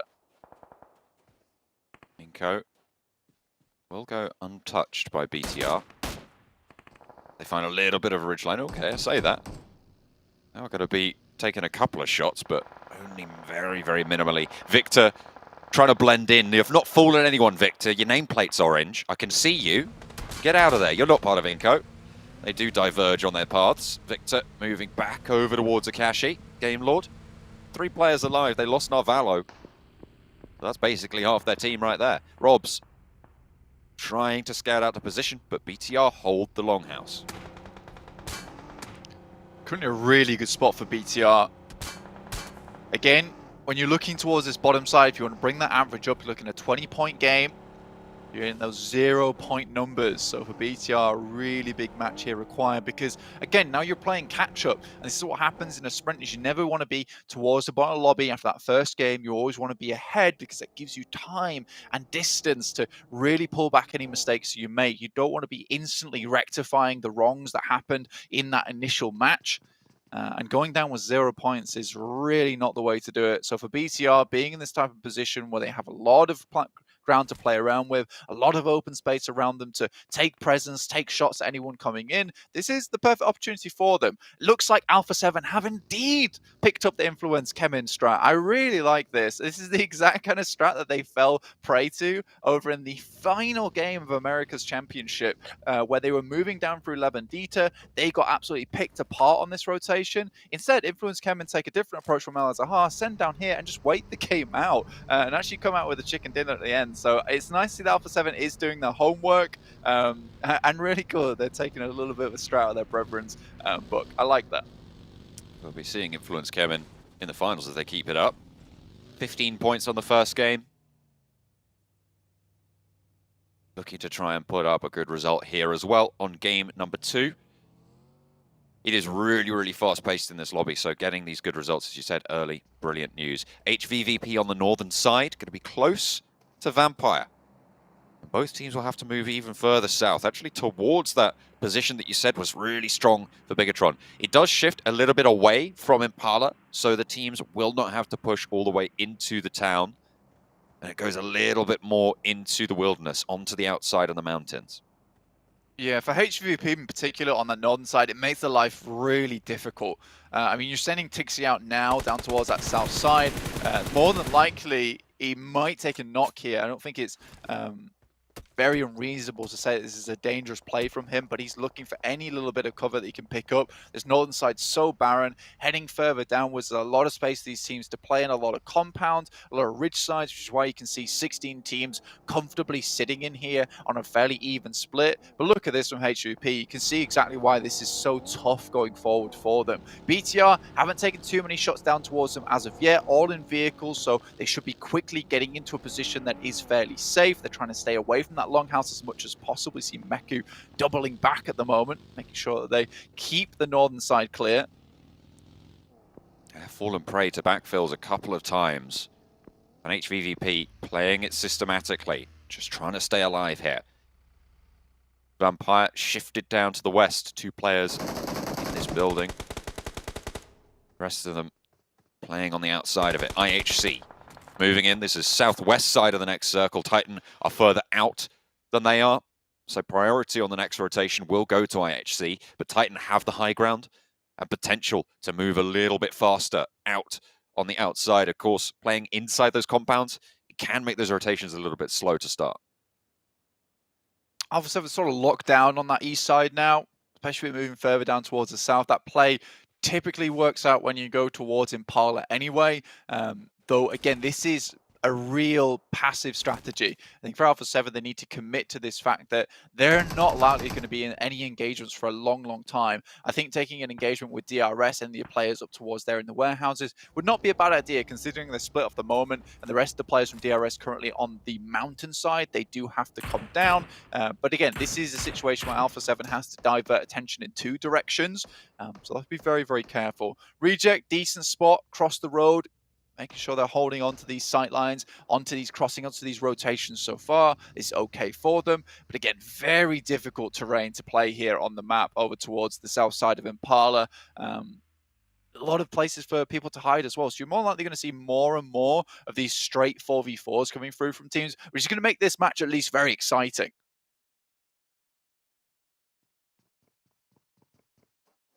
Enigma Galaxy ahead of Vampire. And Vampire are scoping out every angle of ingress to try and move in, which they will have to do after this shift. Keeps a little bit of Impala in there, but Alpha 7 will have to get a little bit more active with it on that southeast side. DRS may be looking to regroup on their 2-2. I think at this point in time, I don't think you can say that someone upstairs isn't looking out for iNCO Gaming at the moment. They are getting some incredible luck on these circles, even throughout the entirety of survival stage. Yes, they move in very quickly towards the central spot, but typically don't move too much from that position anyway. A lot of times that circle does head over towards them. I think you have to give them credit. And I don't want people to take me in the wrong way that I'm saying that this is the only reason they're winning games, because I think that they do send towards the center of the circle quick. Their macro to get into that position is very good, and they hold down those positions well too. The thing is that how long does this look continue? Because I'm curious to see how iNCO Gaming does when the circle moves away from them. They have to start leaving these compounds. If it remains for the rest of the tournament, great news. I think this is 100%, and I'm very, very willing to say if they never have a circle move away from them, 100%, I think that iNCO Gaming will hit in towards that top 5. Have to wait and see if they're able to achieve that, if they're able to get it, if that ground is afforded to them. LGD, 11 points on the first game. They showed us their power yesterday. They almost made it into top spot. Second place from the survival stage. Well, only a couple of points, about 3 or 4 points in it. So it was really, really close to them and HVVP. But at the moment, they have outperformed their rivals at the top. Still, only the one game. And you can't discount HVVP. You never can, Blank. Vampire on the western side, similarly, powerful. One of the Group Green teams gives everybody a little shiver down the spine whenever they look at them. So you can't discount HVP. I think it's one of those things where, if they're gifted one of these great edge playstyle games where they can comfortably rotate in and start clearing out members, they'll do very well. I don't think that this is one of those games though, John, with the amount of compounds that are still available, playing on this edge side, it's going to be very difficult to pick up these knocks to capitalize on the back of it, especially from this northern side where it is so open. So for HVP, they're going to have to play a very long game here. We're talking 25 minutes before they start being able to do anything, and that's with the hope that the circle moves back up towards that northern side, because BTR currently are one of the teams that they would like to go up against. Assaulting that longhouse is a little bit easier than the others as you're able to hit all onto one side. But again, there's a bit of a dip going up towards that area anyway. So they have to hit that hillside. They have to move on forwards. So there's a lot going on before you make that crash. In the meantime, BTR can take that moment of hesitation to grab the nades, get them cooked and send them out as they hit that singular position. So for HVP, difficult push ahead of them going forwards. i8 in the meantime, that last game looked like they could have done something very well with it, and I think they made some right choices. However, this game around, they've got a nice central spot. Alpha 7, though, rough for them. LGD coming out in a very strong spot, gets 2 knocks to start off with, and then they're aggressive with it. Mafioso needs to slow down this push to allow for these reses to come through for Alpha 7, but he's taking so much damage, needs to answer but cannot find the shots. Carrillo tries to stick the res, will be able to get one teammate backing up, but in comes MVM. LGD over the top of the ridgeline, will get the challenge and Carrillo falls. Revo looking to try and heal and be alive into this fight, but the flushes are coming thick and fast for LGD. Only the one player left to dispatch, and Revo won't prove much of a challenge. LGD roll over Alpha 7. What a wonderful push coming through from LGD. They are very aggressive and quick with the trigger where they need to pull it. Circle moves over towards that central position across the roadside. Titans currently trying to put the pressure down towards LGD as they made that push. They had oversight towards this position, but they will have to move as well. And I think for LGD, with the vehicles they have on board, the YZZ is smoking. Could be a little bit of an easier push for them to send towards that north side, though it is all fielded up towards the Game Lord compound on their north. So very, very open. Nice shot, though, coming through from HVP. Maybe not able to capitalize off the back of that. They're a little bit far away to make that push, but they will be moving with the blue. And this is the crash we were talking about. In go HVVP. Tixie up to the wall, wants to put an aid in through the door frame, opens it, but Misery has a Tommy gun ready and waiting. Knocked very swiftly and flushed almost instantly. Bigatron able to rebuff the first push, but HVVP still have 3 players active, still have 3 players alive. The nades can start to go in through the window. After a little bit of overconfidence there on the push from Tixie, didn't have the sightlines to back up covering that doorway. Going down is not ideal. Half HP for Matic and Kitsune. They're going to slow it down, get that healing done, and go again. Remount, because they do still need to push south. It's a really good move from Misery there. As soon as he sees that circle come downwards and that northern side be cut off, he realizes that this is the compound that most people will be wanting to pick up in the meantime. So sends himself forward towards that position that everyone wants to hit up before they start making their move onto this building. Able to just wait by the door side. Really, really, really well done to Misery. And now HVP have to make some tough, difficult decisions going forward. Down one, get absolutely cut to pieces by the guys from iNCO. Not quite out yet, though, with 2 players down and knocked, but Forrest, another one to hit the deck just as a res comes through for that team. Vampire trying to push in from the western side. IHC trying to stop them doing just that. Aegon XI8 are there as well, just a little bit ahead. It's a difficult push for both of these two teams. We have on camera at the moment, Alex taking heavy shots. Will be traded off. Vampire fighting out on two fronts and actually winning both of those challenges. Going well for them so far. Stoned. Pushing Aegon XI8 back a little bit into their compound, retreating their position. Nade over from Icy is good, and Schwepp does go down to Godless from IHC. Ravenclaw moves up into the smoke, moves over, and potentially going to be looking for this res as well. They do not have a lot of time to get it done.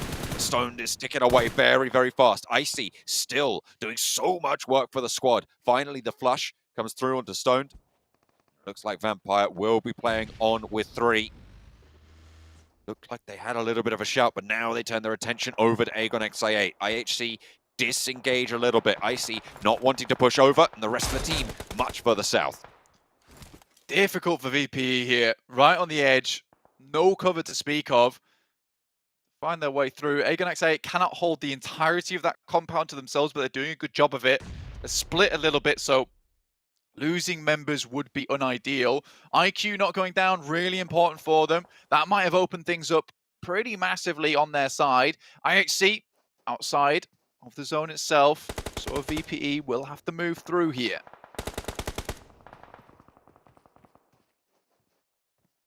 Playing as 3.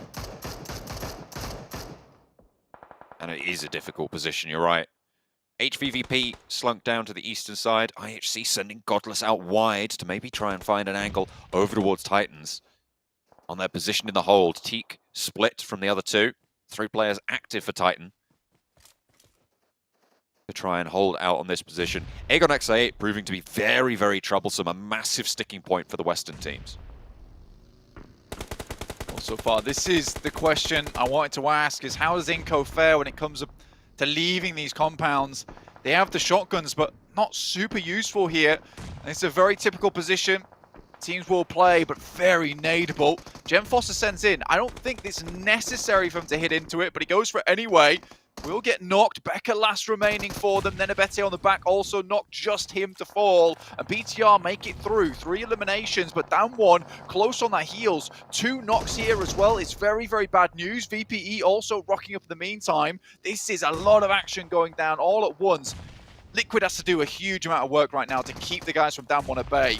HVVP took a lot of those points away, actually. 2 eliminations over onto the team. Down 1 might even think that it is HVVP in this bunker. Playing for that position, they know this is in their rotational path, but it is in fact Bigatron to go for the challenge, and down 1 looking to commit to try and take down the squad, and it will go through. 3 eliminations for Bigatron, again, not the greatest of results. First 2 games not going their way, unfortunately. On the northern side, it's starting to heat up continuously though. HVVP down to 2 as down 1 take control of this position. Vampire suffering. Aegon XI8 finally able to deal the final blow to them. Been harrying and hampering them for so long. 11th place for Vampire, and another poor performance yet again.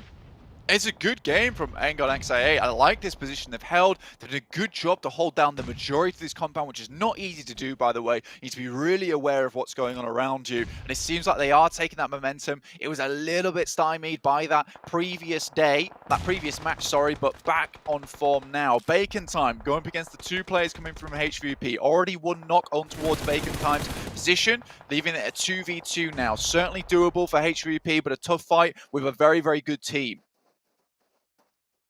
Once more, it's Bacon Time in the way for HVVP, which will be a stark callback to the last game that we saw for them. LGD playing as 4, 6 eliminations.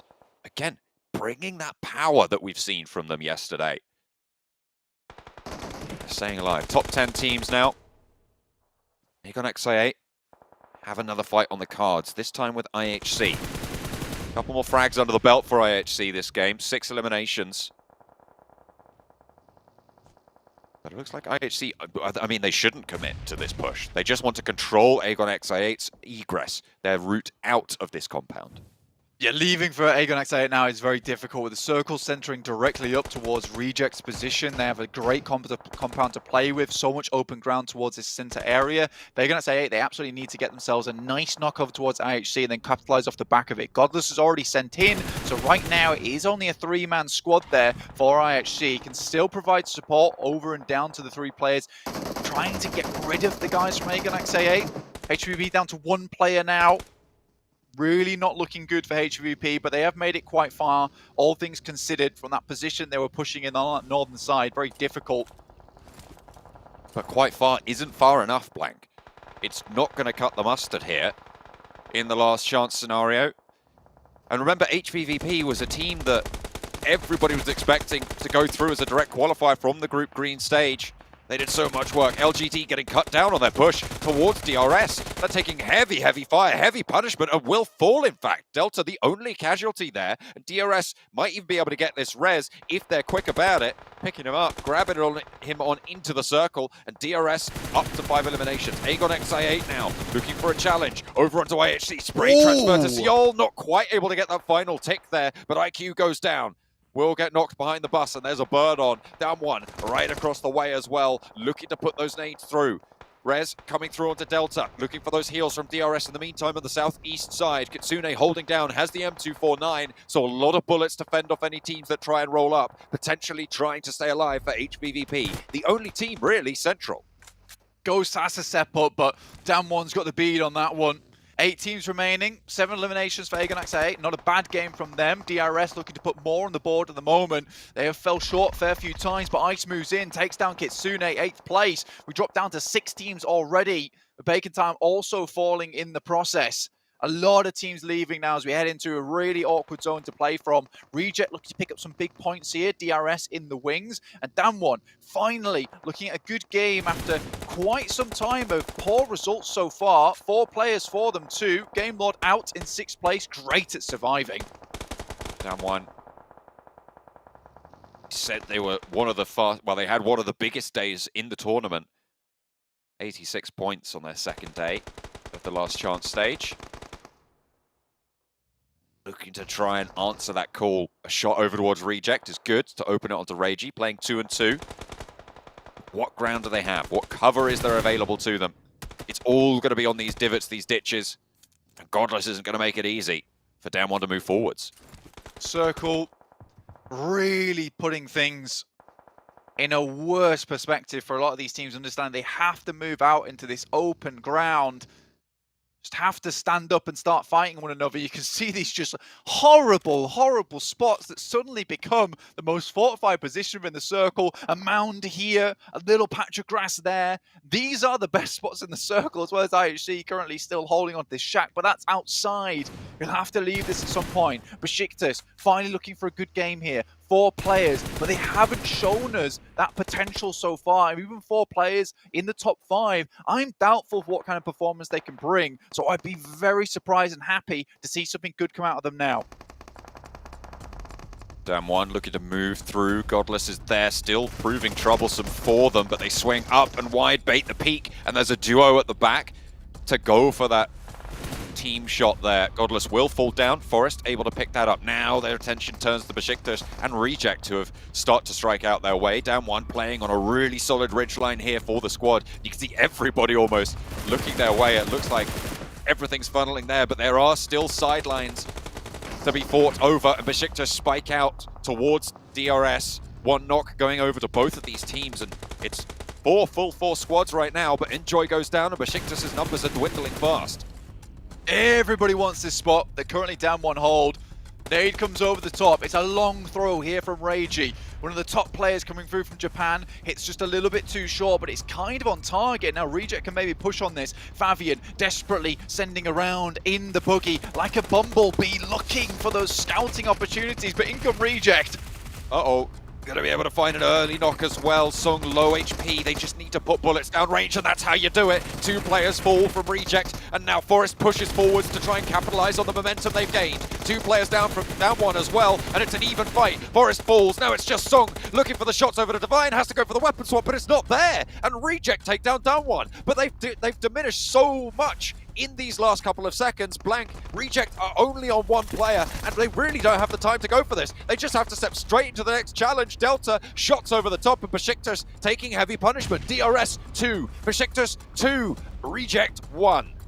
Divine looking to finish this game out strong, unable to get these reses, especially with the way the circle's going. It will be pushing in more and more now. Zessi back on his feet. Zessi almost goes down. Divine stepping up, looking for this 1v4, looking to give Reject a chance into the grand final. The points qualifier from Turkey with 3 players alive. Now left in a 3 versus 1 to try and take a chicken dinner here. Shots over the top will do the job, and Besiktas pick up what they're looking for. Turkish fans going to be happy about that one. A chicken dinner comes through for Besiktas. Much needed as well. This has been a long time coming for the players from Besiktas. They are desperate for this one. I mean, you can see the happy faces here. Obviously, you can't see the smiles in either's mask, but the guy in the back, happy days. That's all we need, really. I think you happy to see this one for Besiktas because I think they've got so close this opportunity again in the winner chicken dinner so many times, but unable to close it out, and now it happens. So although there is a lot of happiness and enjoyment from getting that win, there is also this sense of this should have happened a lot sooner. MVP, Sun HP. Staying hydrated, got to keep it up because it is all about maintaining that pace here in the last chance. Getting to those top 5. Down 1. A pretty big game coming through from the Korean squad. Staying alive very, very late. DRS getting into the final mix of it. Reject as well. Really solid stuff from a lot of these teams. But in the end, it was the Turkish squad, Besiktas, to take home the chicken dinner.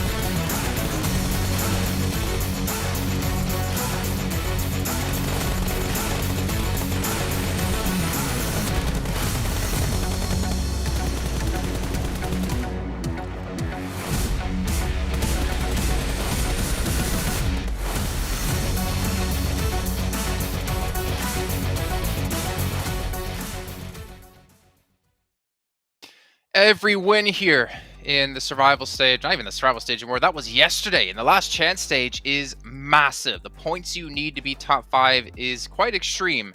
We see Besiktas able to get themselves the chicken dinner, but with only 4 eliminations. But hey, 19 points added to their tally. But damn one Kia for me, Max, man. The team that you talked about when we started off the day here, the team that we kind of fell off a little bit when we saw them on their second day of play, they get themselves 22 points with 14 elims. That's a huge game. That's a huge step up after that first match of the day, especially because it was a little bit of a tough one. And as you stated already, Sandstorm, like, no, 2, I would even say 2 to 3 matches can be a bad performance. Then you got to stop stepping things up if you want to make yourself in that top 5 position by the end of these 2 days. So yeah, good presence overall. It was going to be hard for them to transition because the circle was not quite going their way, and it is just an open finish. Besiktas had a little bit of a better angle to play with, but especially Forest. I mean, the first game when you went on that push on Game Lord, and this game also, like, Forest is stepping up to the plate, and he's always a player I'm looking out for when it comes to teams from the region.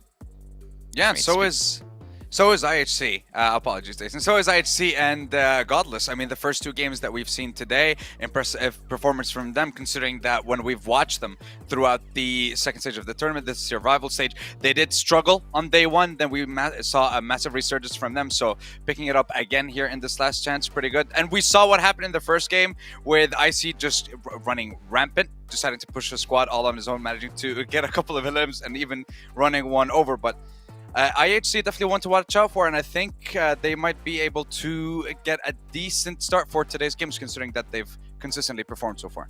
Well, speaking of decent starts, looking at the teams to watch here in that last match, Sandstorm, I noticed that your 3 picks went out 16th, 15th, and 14th place respectively.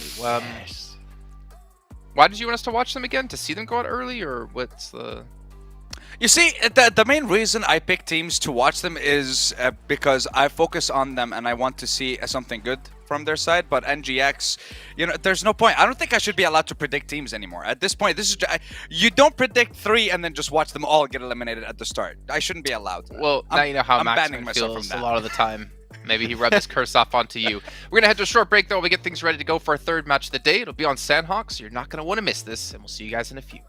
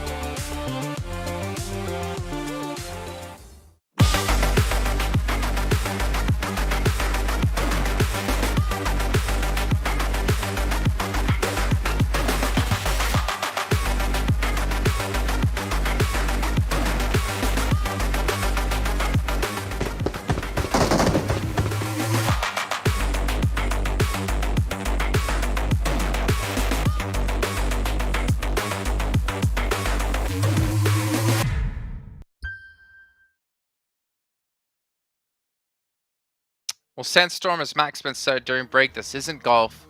You're not trying to have the lowest score, but you have a chance for redemption. Don't worry. You have another match coming up, and you still have 4 yet to come today. So you have plenty of chances before we completely harass you and just give you a tough time here on the desk. But you know what, Maxman, he's happy about it because it's finally not directed at him for once. But you know what I'm happy about? The fact that we have Sony Xperia 1-4 Xperia stream as our official sponsor here for the PMGC. It's made in collaboration with professional esports players, and you can play PUBG Mobile at 90 Hz. The Xperia stream's total cooling system and multiple ports for intensive gaming and streaming. And speaking of gaming, Prime Gaming. You guys get some free PUBG Mobile items, premium content, and also benefits here from Prime as well. Make sure you guys check that one out because it is pretty sweet, to be honest. Maxman, you know what's also sweet? What is? Tell me. The matches so far today have been sweet, they've been spicy, they've been a little bit salty for Sandstorm since his teams have been going out early, but it's been quite enjoyable to watch, and we still don't have like that one clear winner, that one clear consistent team just yet, but I kind of expect that considering, I mean, you're looking at some of the best teams, the best teams in the world here competing just for those 5 spots. You can't really afford to hold back. 100%. It is going to be really close between all these teams to make in the top 5 position, but I got to say, DRS have been looking really good today. I do wonder where they currently rank because they've been consistent in game 1, and I think that they are a team that embodied extreme passiveness in the past, and now they are willing to take these fights. And look at that here, Jason. Top 3 position right out of the gates in their first 2 games. I mean, DRS are looking the strongest they've ever looked in this PMGC so far. Going for limbs has been going great for them in these first 2 games. Well, I got you. I'm glad you got your Instagram quota out of the way here, Max. By getting a clip of you talking positively about DRS, you can post that up. Go ahead, Sandstorm. Next.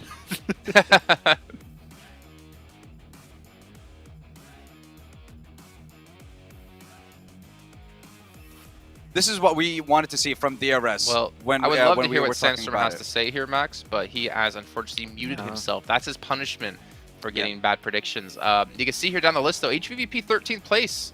That's kind of unexpected. We've known them in the past as being a team that's slow to start in events, but this has not really been the start to an event. It's been the start of a stage. But imagine a PMGC without HVVP, I don't know if I can. I can write off the first game. I think the first game was one of the toughest rotations I've seen for one team to pull off in like almost this entire survival / last chance stage. This last game though, fighting versus BTR, I think that they tried to avoid it. I think there was a lot of hesitation on their side, and as you know, your biggest enemy in PUBG Mobile Esports is sometimes yourself and indecision, and that's what happened, I feel like, for HVVP in that game. It was very profound. I thought you were going to say, like, the worst things that happened, is those two. I thought you were going to say, and Sandstorm picking you. that too. But I thought that was like obvious. I just didn't bring it up. Yeah. Well, what about your two's team to watch here? I'm a little bit scared to see Sandstorms, to be honest. Maybe his is just no one. Maybe he didn't pick any team this time. No, he did pick teams. Oh, I feel bad. Oh, you two picked the exact same. So how does this work? Do you cancel each other out or what? That's the thing. I don't know. I mean, look, Maxman, you started this whole curse thing off, right? So since you transferred it to me and we're both picking them, I mean, negative times negative makes it a positive. So does that mean that all these teams are going to do well? That's what I'm hoping for.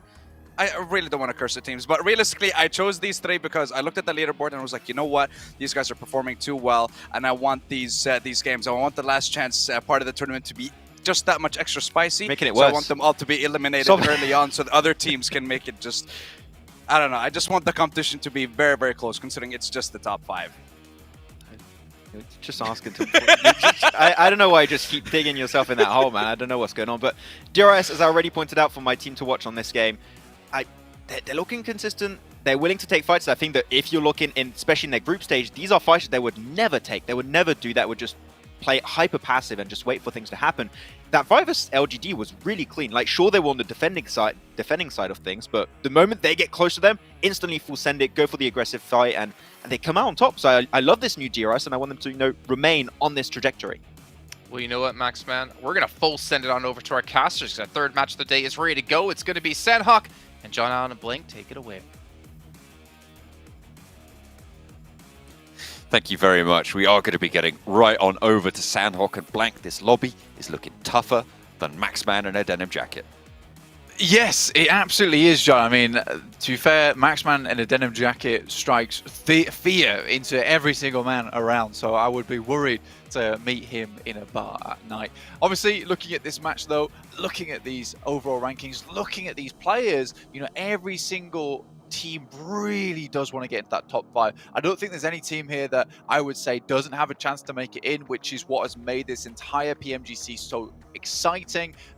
There doesn't appear to be anyone that feels like they don't deserve to be here. I think every single one of these teams has a chance. Every single one of these teams could make it towards the top. And with some of our massive players, massive teams not really stepping up to the plate, you know, now there's been a real opening towards the top. I mean, with VPE and HVVP similarly not getting a huge amount of time, it's bacon time as well. They've got a big journey ahead of them to really pump those numbers back up. We know that they can, but is it possible with the 9 matches remaining with the lead that some of these teams have already created?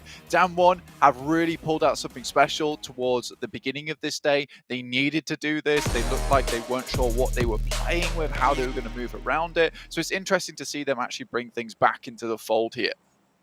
Current bubble sits with Reject 22 points, an 11-point average on the game, which is fairly close to what we were thinking about on such a small game set. But the third match about to kick off now, Blank. South side of Sandhawk for the playing path. But again, so small, the islands will be available no matter where you want to go. So everybody going to get their favorite drop spot here. Maybe a little bit more time to rotate up to that northwestern island, but should be fairly achievable. Very, very nice and solid. Playing path moves through. Teams jumping out now, heading towards their drop spots within the circle itself. Now, some of these teams really do need those points on board, and soon getting towards the top side of the lobby will be very, very important for them. Bacon time, currently struggling just a little bit. You see them down towards 6 points. HVVP 4, VPE last place, 2 points. What a massive switch around for this team it has been. Again, for VPE, though, with the brawly playstyle they have, where they just go toe-to-toe with a lot of these teams, there is a potential they can get a big match. But will it be here on Sandhawk, where it's unlikely we'll see those big numbers coming through? I don't know. LGD also 7th place at the moment, not a team we expected to see here. They still look very strong. They're crumbling under the pressure as a lot of these teams are just 100% turning up the heat here in our last chance at the moment. Whatever they've got left, they are just sticking in the engine and getting it running, getting it moving. Again, there's always tomorrow. There's always the adaptation day. And LGD, we know that they are a bit of a comeback team. You know, they will make sure that even if they are low down on the points, they can always jump back up towards the top of the standings. So them actually being in 7th place, maybe not the worst thing in the world for them.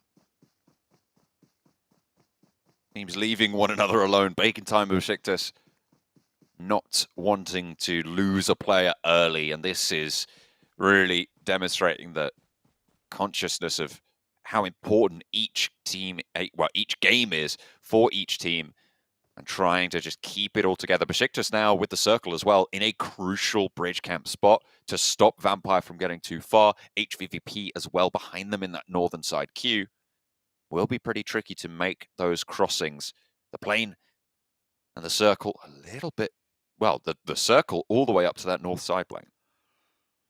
HVP, tough crossing for them. I think a lot of the spots that they want to move through have been cut off right now.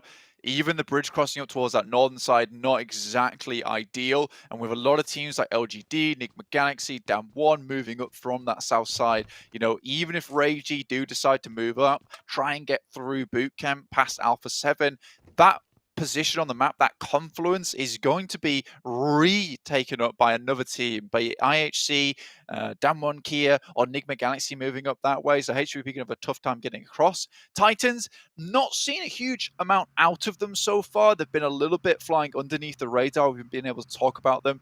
9 points has been consistent from game to game, so nothing too drastically bad, but nothing too amazingly good either. So maybe we want to see a little bit more coming out from them. Similarly, Aegon XIA, I think they've been making some good moves and we've been interested in them and watching them purely from their performance yesterday on that last match. But 10 points, not going to cut it at the moment, about half of what they would need to be on track towards that bubble. But you want to have more points than that overall. iNCO, 1 point after the last game, John. And see, this is that buffer coming into effect. They do want to put some more points right now, see themselves with that buffer once again. But we'll see where things come to pass as they are on the southeast side and still have a long way towards that center. You do eat heavily into that buffer, though, and you do not want to be spending all of those points lightly. So the fact that they do lose out on that opportunity in the last game, fairly significant because it does really curtail that buffer, as you said, that they'd managed to establish in that first game. They're looking to try and keep it up here to make sure they can preserve that moving into the later stages, because that is where it really becomes stressful and where it can really start to affect the mental of your team. Having that buffer into those late stages, to be fair, can also affect the mental of your team. If you're thinking, oh, well, you know, we're fine, we've got that little buffer, we're doing okay, you can let it slip. And with a lobby like this, you cannot afford to have those mental slips. Yeah, there is a huge amount of clawing and scraping from the bottom of the lobby for any kind of points they can get. That 5th place, all eyes on them at the moment. Reject currently in that scary position, 22 points. Besiktas behind them in 20 after their previous game, getting themselves some good points on the board.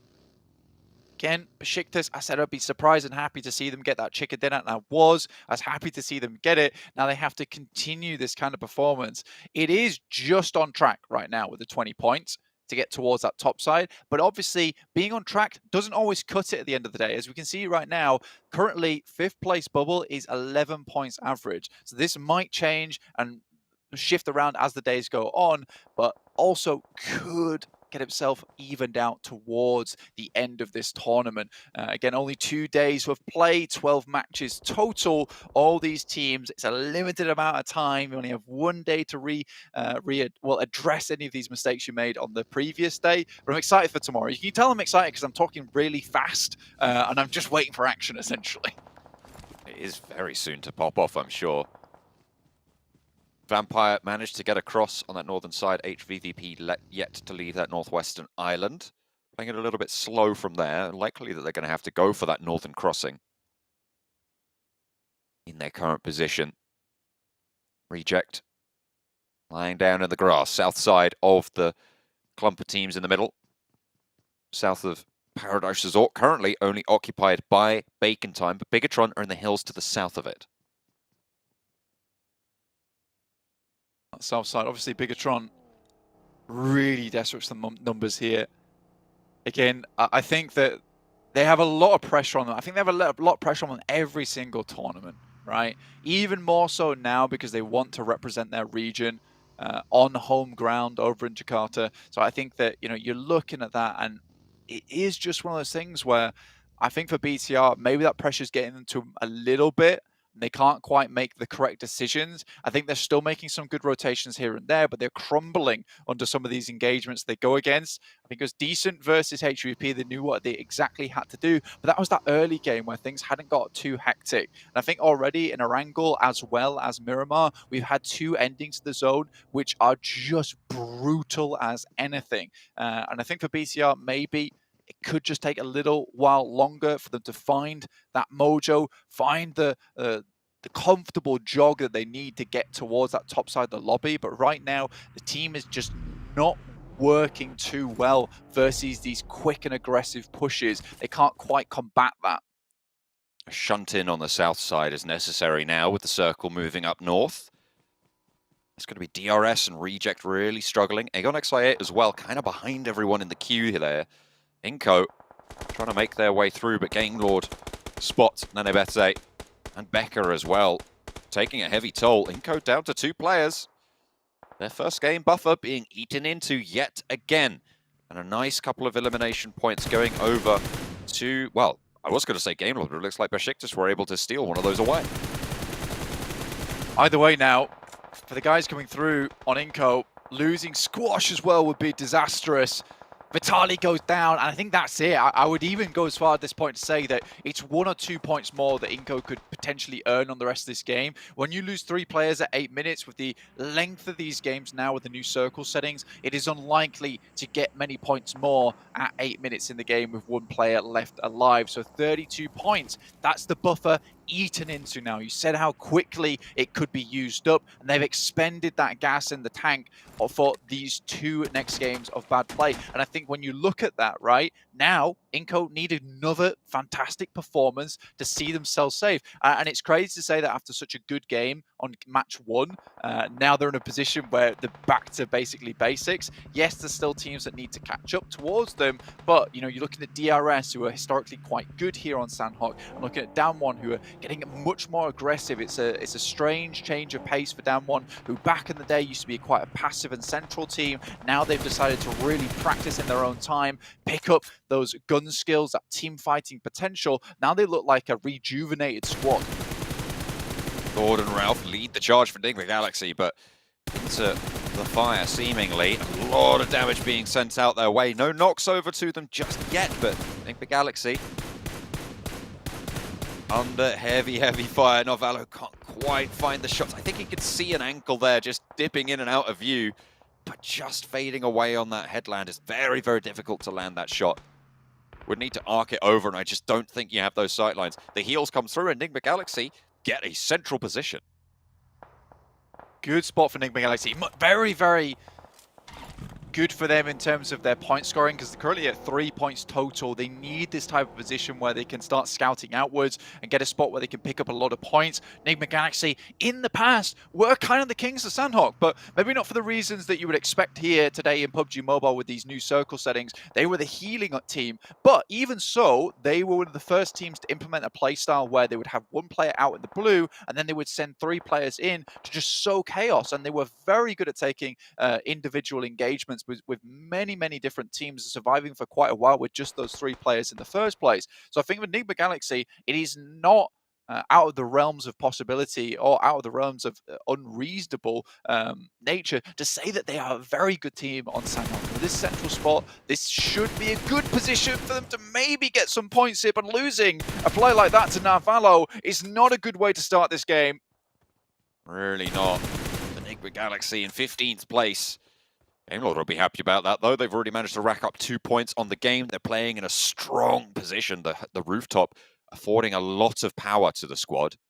Narvalo being pivotal in their position. Has cover from the back as well if he drops to the low end of that roof. The other building's giving him that sanctuary.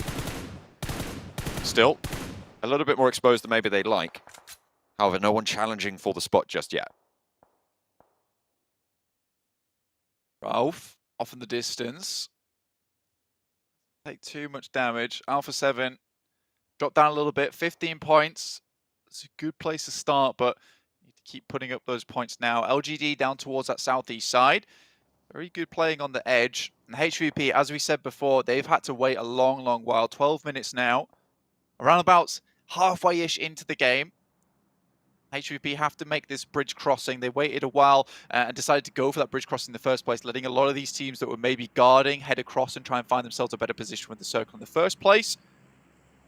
Now maybe thinking about crossing, but again, Besiktas have that sight line over that way. Zessi is a front man up towards a compound that likely Besiktas is going to head over towards on the eastern side. That's very close to Enigma Galaxy and Game Lord, but still leaving those players behind, waiting for HVVP. DRS, 3 players close to MVM from LGD. The forward position. Knows Delta's right behind this rock. Teammates taking shots over, moves around. No, he's there. No, they've tagged him and will be able to get the knock, but it's instantly traded with a very, very prescient rotate out wide coming through, but they have to get back to cover because Suki's there. Marksman on a mission. Looking to try and land those shots, land on the target. There's shots coming through as well from Titan. The forward positions are getting shot down, and MVM, sorry, for LGD is looking for this crawlback. It's going quite well. Gianti and Killer want to shut this down, and they will be able to slow it out, get that point on board, but they've lost 2 of their players in the process. 1 confirmed and flushed out, but Rules is still active. However, LGD want an answer for their downed man. See, looking outwards towards DRS, Rules down the floor, so potential to pick up that knock, and Killer can't really move too far forward. Suki has got an angle on it. And with Suki being so pinpoint on a lot of these sprays, I think for DRS it's a little bit scary to try and get him back up again. Managed to get behind the rock with the use of a smoke there. Onus being on Rules to crawl round towards safety. Next turret coming in soon. HVP did make that crossing, got across very easily as well. Not too much damage taken, but still long way to go. Besiktas very happy having Zessi as that forward man. They sent Peace back over to try and hold up on that spot. Besiktas now can move across. BTR though, what a good spot for them in the circle. This has to be a good game for them now. This is that opportunity to put up an iNCO game, right? iNCO's still alive, by the way, with 1 player, but Squash very, very surely going to go down here on that northern side. Too many teams nearby and has to leave the current position. Nade over the top towards Aegon XI8, and it's good from Vampire. This time around, they're going to win out the duel. Last time they did push into Aegon XI8 as well, remember? And it didn't go very well on Miramar. This time, they are much more ready for the fight. 2 players down to start things off, and Vampire start to close the jaws. The snapshot over towards Aegon XI8. IQ and Ghost now, the 2 players alive and active. They just need to stay safe from these nades, but it's not going to go well for Schwepp to start things off. There is an answer, a volley back over towards the Vampire players, and that'll slow them down. Stoned a little bit further down the way. HVVP, by the way, in the meantime, taking heavy, heavy punishment from Besiktas. Trying to just stay alive and keep themselves in it. 2 players active for the squad on the northwestern edge. Really difficult for them. Currently taking a fight with Enigma Galaxy and Besiktas at the same time and getting involved. BTR takes shots down towards just this. Maku will fall. That leaves HVP with 2 players. 1 elimination found on the game. Ghost outside in the blue. Doesn't want to move just yet. Waiting for someone to make a mistake here. Maybe Stone gets spotted by Ghost, peeks out, but he's taking a lot of damage from the blue. We'll have to move back in again. Down 1 versus IHC.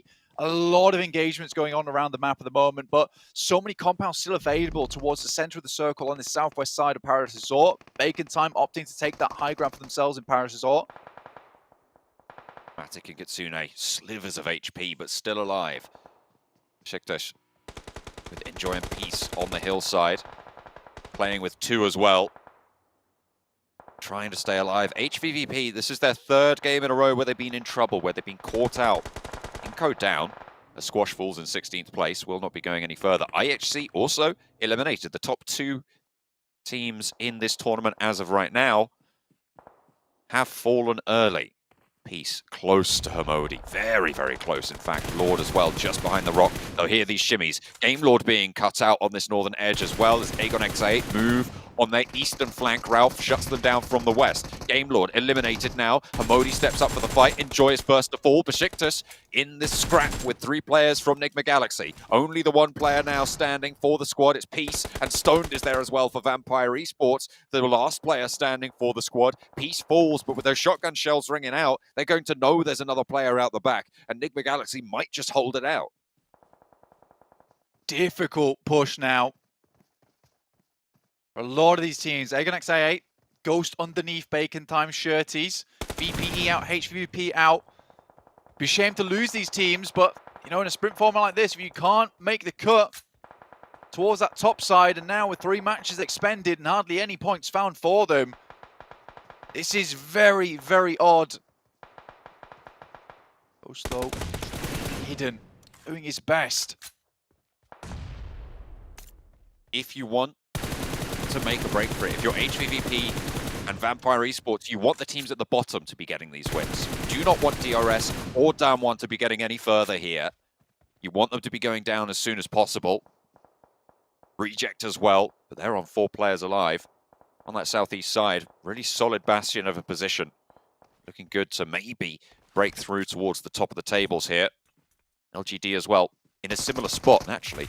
Maybe going to give them a run for their money. Aegon XIA up against Shirty. Last player standing will fall down.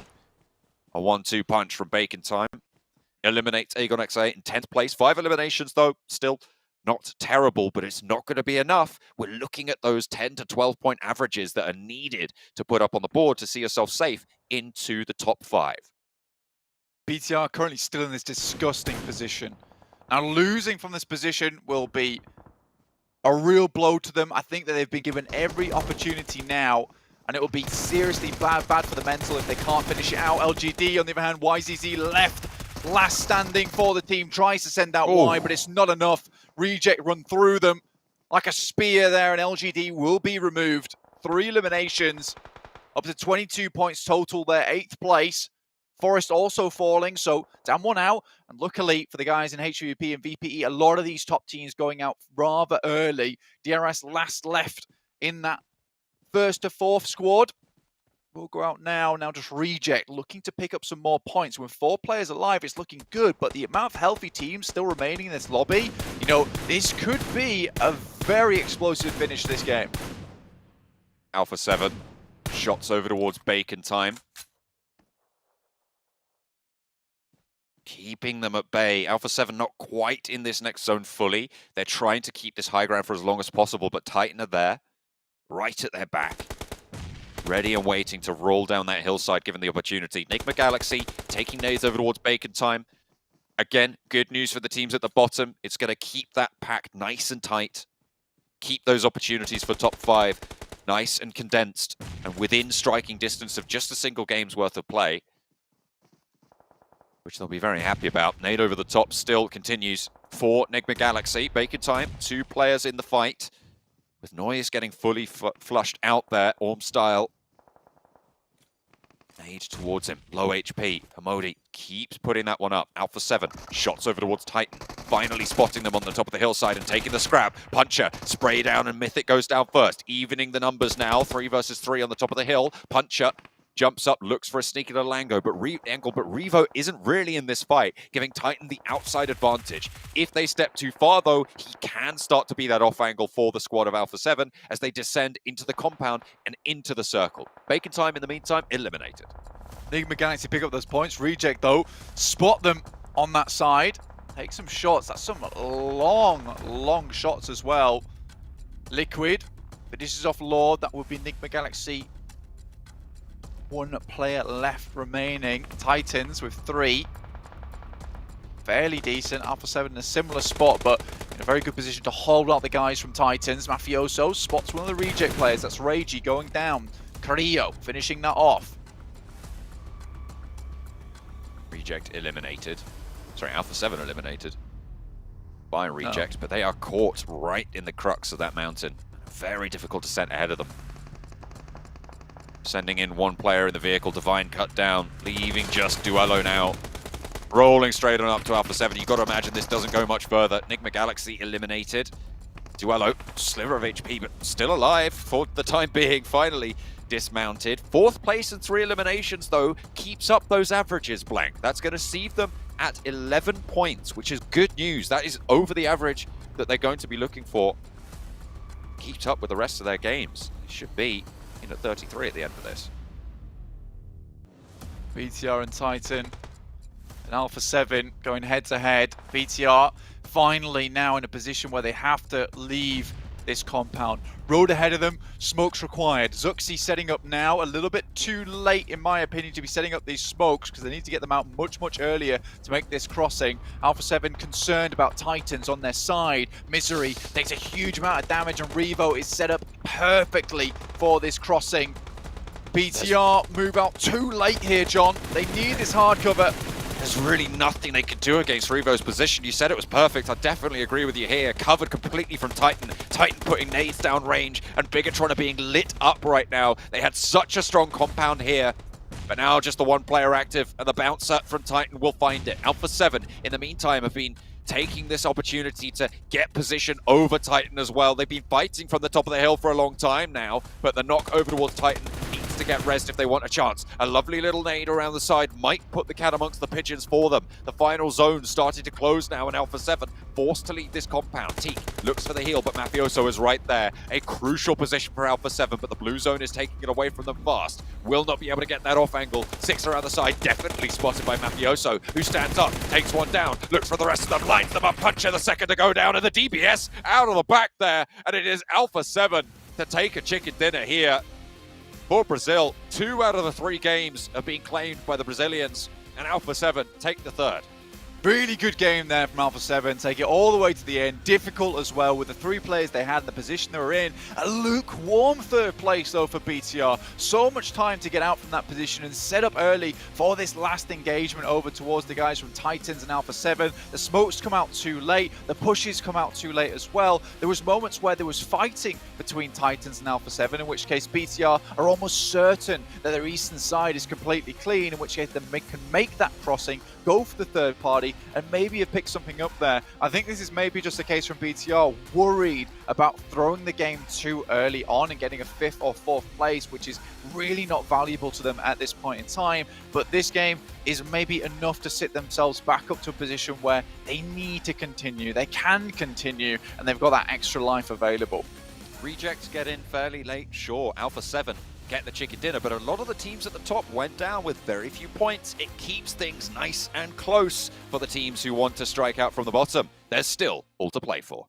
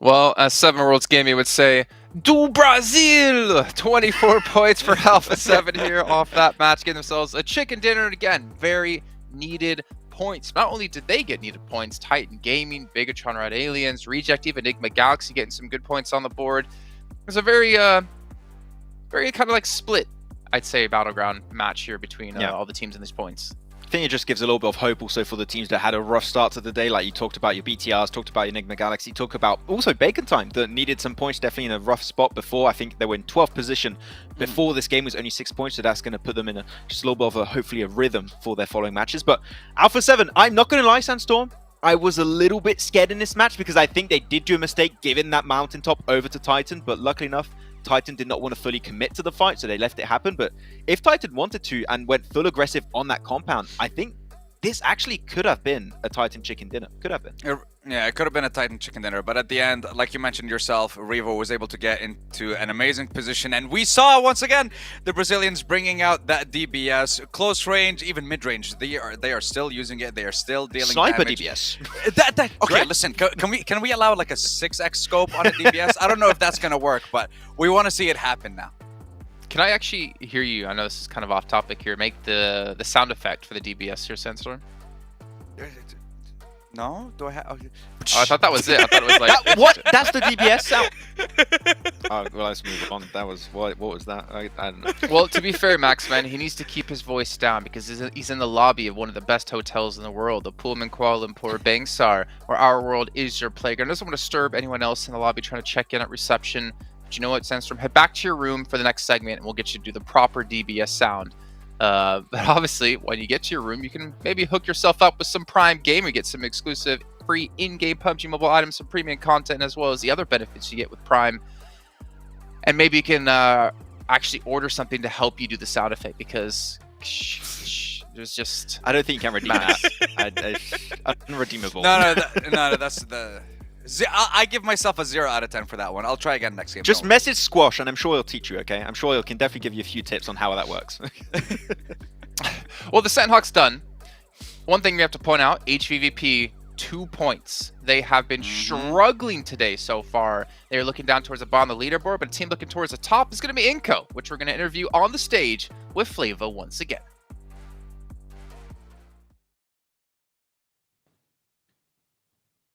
Ladies and gentlemen, welcome back. Here we are at the PUBG Mobile Global Championships 2022. My name is Flava, and hopefully you guys are having an amazing time witnessing the first half of day number 1 right here at the final chance for all these amazing 16 teams being featured right here for the weekend itself. And of course, ladies and gentlemen, a special announcement just for you. Captain Messi is now available in PUBG Mobile Battleground, packed with Messi football icon set and more collaboration team items until the 31st of December 2022 to help you stand out on the battlefield. Grab them in PUBG Mobile now. Now, of course, ladies and gentlemen, right here, we are here going to be interviewing one of our amazing teams be featured on the PUBG Mobile Global Championships 2022. How are you doing, great sir? Ele perguntou como você está se sentindo hoje. Tô bem, tô tranquilo, focado para essas próximas 3 quedas e buscar esse top 1 aí hoje ainda. So he said that he's okay. He's like focused like for the next like 3 games for the day. All right, getting excited. That's good to hear. Now, of course, allow me to say this, all right? You had an amazing first match for the day, but the next 2 matches didn't go well for you and the team itself. What happened after Irango? Ele disse, tipo, o primeiro jogo foi bem para vocês, mas as 2 segundas caídas não foram assim tão bem. O que aconteceu? A gente fez o que a gente sempre faz nas outras 2 quedas. A primeira, a gente aproveitou muito bem as oportunidades. A gente fez o nosso jogo de centralização. Na segunda, a gente não soube aproveitar as oportunidades que a gente teve, como a gente teve na primeira queda. Teve time que trocou perto da gente não tomou a escolha certa das ações, né, que a gente podia ter feito quando a gente teve as oportunidades. Na terceira queda, acabou que foi uma infelicidade. A gente foi cortar ali no meio da safe e bateu e foi cortado. Mas a gente tá bem para essas 3 quedas. Com certeza a gente vai sair bem nessas próximas partidas aí.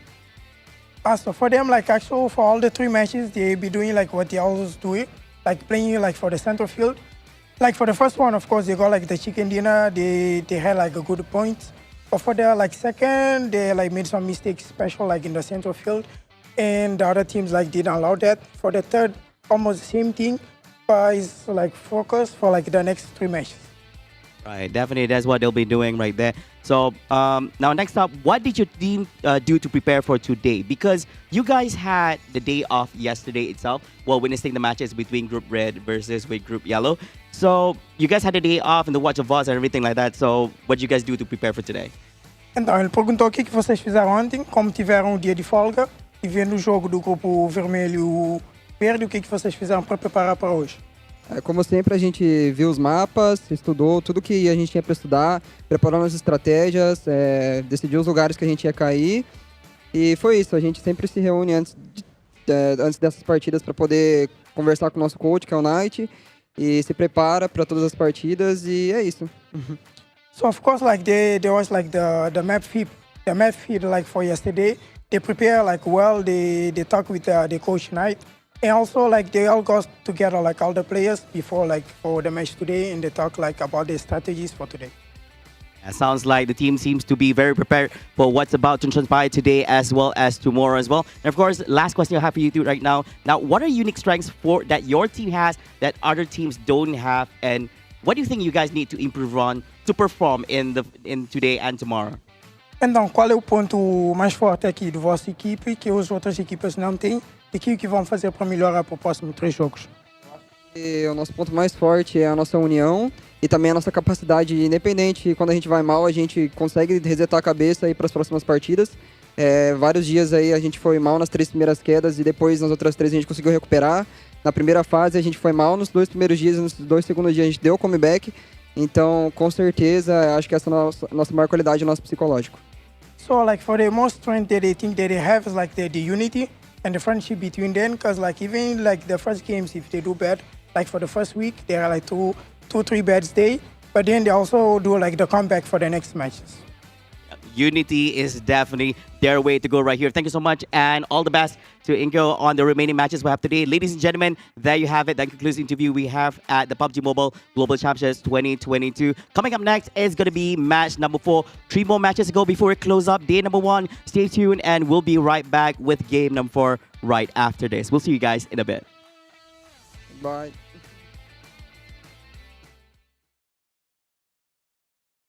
Well, welcome back here as we take a look at our overall rankings to see where our teams currently stand. Remember, top 5 is what it's going to be about, and DRS, iNCO, Reject, IHC Esports, and Alpha 7 would all be going to the finals over in Jakarta in January if we ended things off now. But we're not doing that quite yet here. Sandstorm, you went, ooh. What did you go to ooh about? Ooh, about the fact that Alpha's now in the lead after getting that chicken dinner, and just the fact that we also have both Brazilian teams are in the top 4 at the moment, and there is already a Brazilian representative in Influence Chairman in the grand finals. So if it was to just stay as is, you'd have 3 Brazilian representatives in the grand final, which would be huge for the region. We can see our second page as well. Vampire, bottom of the table at 4 points. HVVP, second at 16.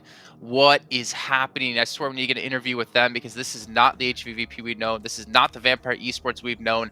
And they are running out of time here to catch up. They're already 3 matches in. You guys even said yourselves you can have about 2 bad matches. What about 4? That seems like the route we're going here. As Aaron Kill will be the next match of the day. Gentlemen, I'm worried, honestly, for these teams. You know, Maximum, we got to cover HVVP over in PMPL Western Europe, and we got to see them finally come back into the mix. But are they going to be a team to watch for you? That's my question. No. These are not my teams. HVVP Those look like the last match teams to watch, to be honest. It was. But you know what? Who were your teams? So I went with Bacon Time. I think with that a little bit of a step up this time, so I want to see that continue. HVVP more specifically because I don't really know what to say. Like, they've had some tough rotations in the first 2 games, and they got gatekept, I think it was by Besiktas over on this previous Sanhok game, and they're just struggling to get himself in decent entry points, and they're just constantly being gatekept. I don't know if it's off the back of them doing the same things as they used to, and teams just being so much better at gatekeeping because they know how HVVP move. They know HVVP is a very scary team and a very aggressive team at that. If they can stop them in their tracks outside the circle and just hold on to a really good spot and just fight from a distance, that's what a lot of teams have been doing this game. It happened for Bacon, happened to BTR, it happened this time to Besiktas and Nigma Galaxy. So maybe HVVP need to change their plan, because it seems like someone cracked their code and they're just struggling to get in the game itself. Seems like old school HVVP, where they take a day to get into the mix or a week to get into the mix. Sandstorm, appreciate your teams to watch as well as your contribution to that segment. We're going to head over to our casters, though, to get into our 4th match of the day, because it's ready to go. That's why we're not hearing your predictions here. John and Alan and Blank, take it away. Going into another Erangel Blank, match number 4 on the card. We played a quarter of the games of this sprint phase. Of course, the last chance top 5 spots going over to Jakarta to the PMGC Finals. There you go. Got it out in the end. It's 4 letters, harder to say than you'd expect. But we're going into match number 4. We are indeed heading over towards match number 4 now, so already halfway through the day. Sanhok's done and dusted, so Erangel next, Miramar, and then Erangel once again. HVP here currently struggling quite badly. Aegon XI8 not doing enough to see themselves towards the top, but still playing decently with the best teams coming through from that survival stage, which is always good to see considering how far they were down in the lobby from that last day of survival stage itself before they did send themselves with a chance into last chance itself. BTR, though, again, I think that last game, 18 points, it was getting themselves up to 18 points is good, but the last game is just not enough, right? Coming in that third place position, but only hitting up with, what was that they got? it just wasn't enough for them. And it's sad to say, 14 points on that game from a position which really they should have won from. That is not what's going to see you towards that top 5. Main path coming through. Lipovka down to Sosnovka military base.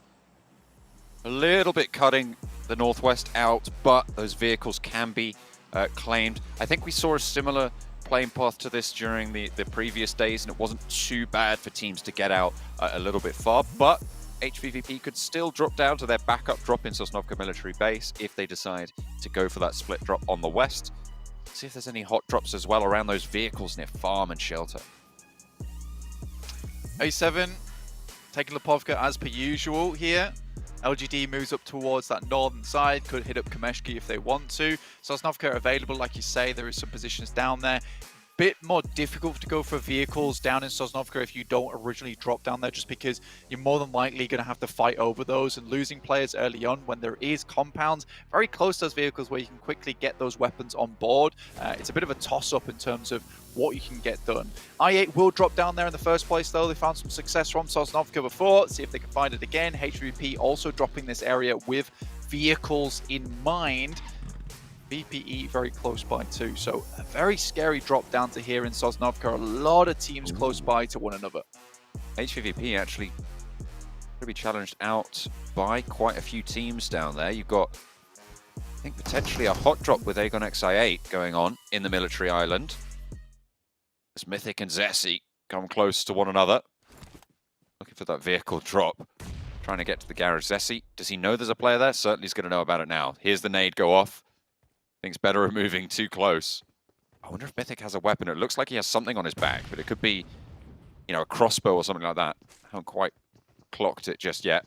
Okay, has got an AKM and a DP as well by the looks of it.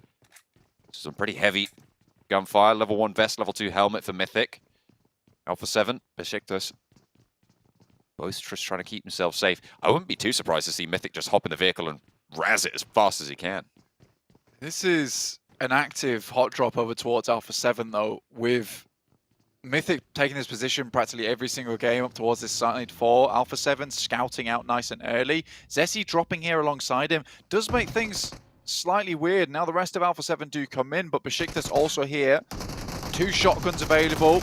Not the best ones. You have to hit those ones hard. And 2 players from Besiktas immediately go down, and now they just have to dip out. Alpha 7 did a really good job to get them off this spot. Very happy with the response time from the rest of the team from Alpha 7 down in Lipovka. Immediately Mythic's like, I have the inside track here. He's locked inside a building. I'm on the outside. I need some help. I have locked down the majority of the fences. So a very, very good response coming from Alpha 7 to salvage that engagement. And now BTR basically have Yasnaya all to themselves. Leaves Besiktas down on 2. It's going to be very difficult for them to really push in too much further than very east of Yasnaya. The circle keeps a lot of the gap between the military island and the mainland in play. So those teams on the military island have a little bit longer to get out of dodge. It's still possible that it potentially could go down south all the way to the island, but the majority of the land in this next circle in that mainland position will be playing around that Potato Hill, that sort of area between there and shelter. BTR, looks like they're leaving actually from Yaz. Nice and early on, looking for maybe a different position on the map. HVP didn't take too many casualties down towards that south side. VPE instead taking up Quarry, as well as Primorsk. Not a bad spot for them. Can certainly play from here for quite some time. Enigma Galaxy heading back up to their usual stomping grounds in Pachinki. They do have some players still on the outside, but they did regroup fairly quickly.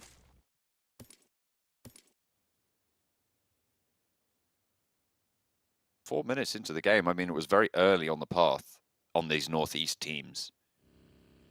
So that has accelerated their movements, their rotations. iNCO sending central early, getting a spot on board. Close to Titan. Becker folds back. Returns it. And they just want to try and hold this out for as long as possible. Play in these buildings, get some presence, make sure that they can establish control of a little bit of an area. And you can see there's quite a lot of area that they have sightlines and vision over, especially once they get to the top floor of those buildings, once they've cleared everything. does become a pretty damn good spot for them down towards farm. And again, this time around, iNCO's able to find themselves that central spot. It's not moved too far away from them.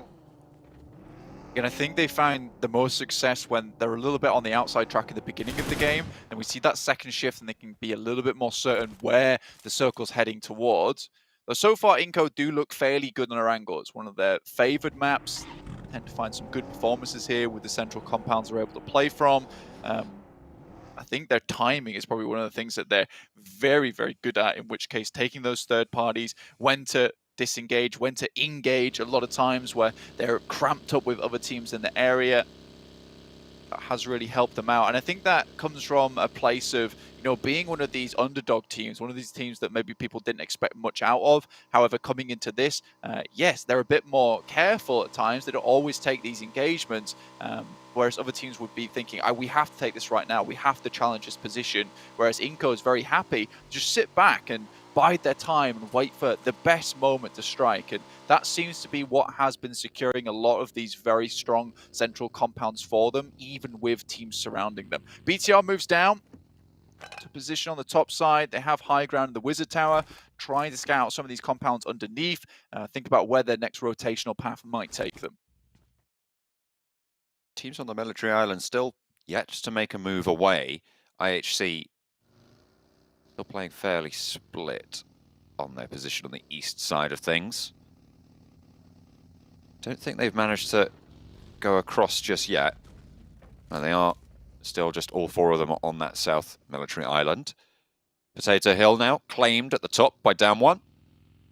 Pretty important rotational path, but a lot of teams have headed center early, which means that not many teams are going to be rotating through there.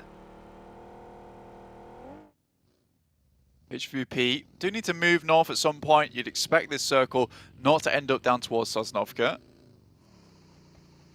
VPE got a fairly easy rotational path on this western side. Sort of reminds me of back in the day of Western Europe, Mad Bulls and their rotation through this position. Made a lot harder come group stage because there were a lot of teams playing in Gatka downwards. With this specific playing path coming from Kameshki to Sosnovka, there's not a lot of teams taking up these positions in Gatka in the first place. So VPE, fairly easy rotation, get themselves to a position on the coastal side and then can start to take shots and move their way through. Will depend on this next circle shift though. Interested to see where that one does head. Should be in fairly soon. Besiktas on the northern side trying to move in, but Bigatron are in the way. Looks like they might have scouted that out. Peace actually going to poke his head closer. I don't think they realize there is a team there just yet. But it's worth checking it out. The question is, can Peace get away with that information? Will he hear those footsteps? Will he hear a vehicle? Looks like Jen Foster's going to lose a couple of shots. Just try and back them off a little bit. They're definitely going to know there's a team present now, but LGD rock up and into the mix. MVM moving downwards.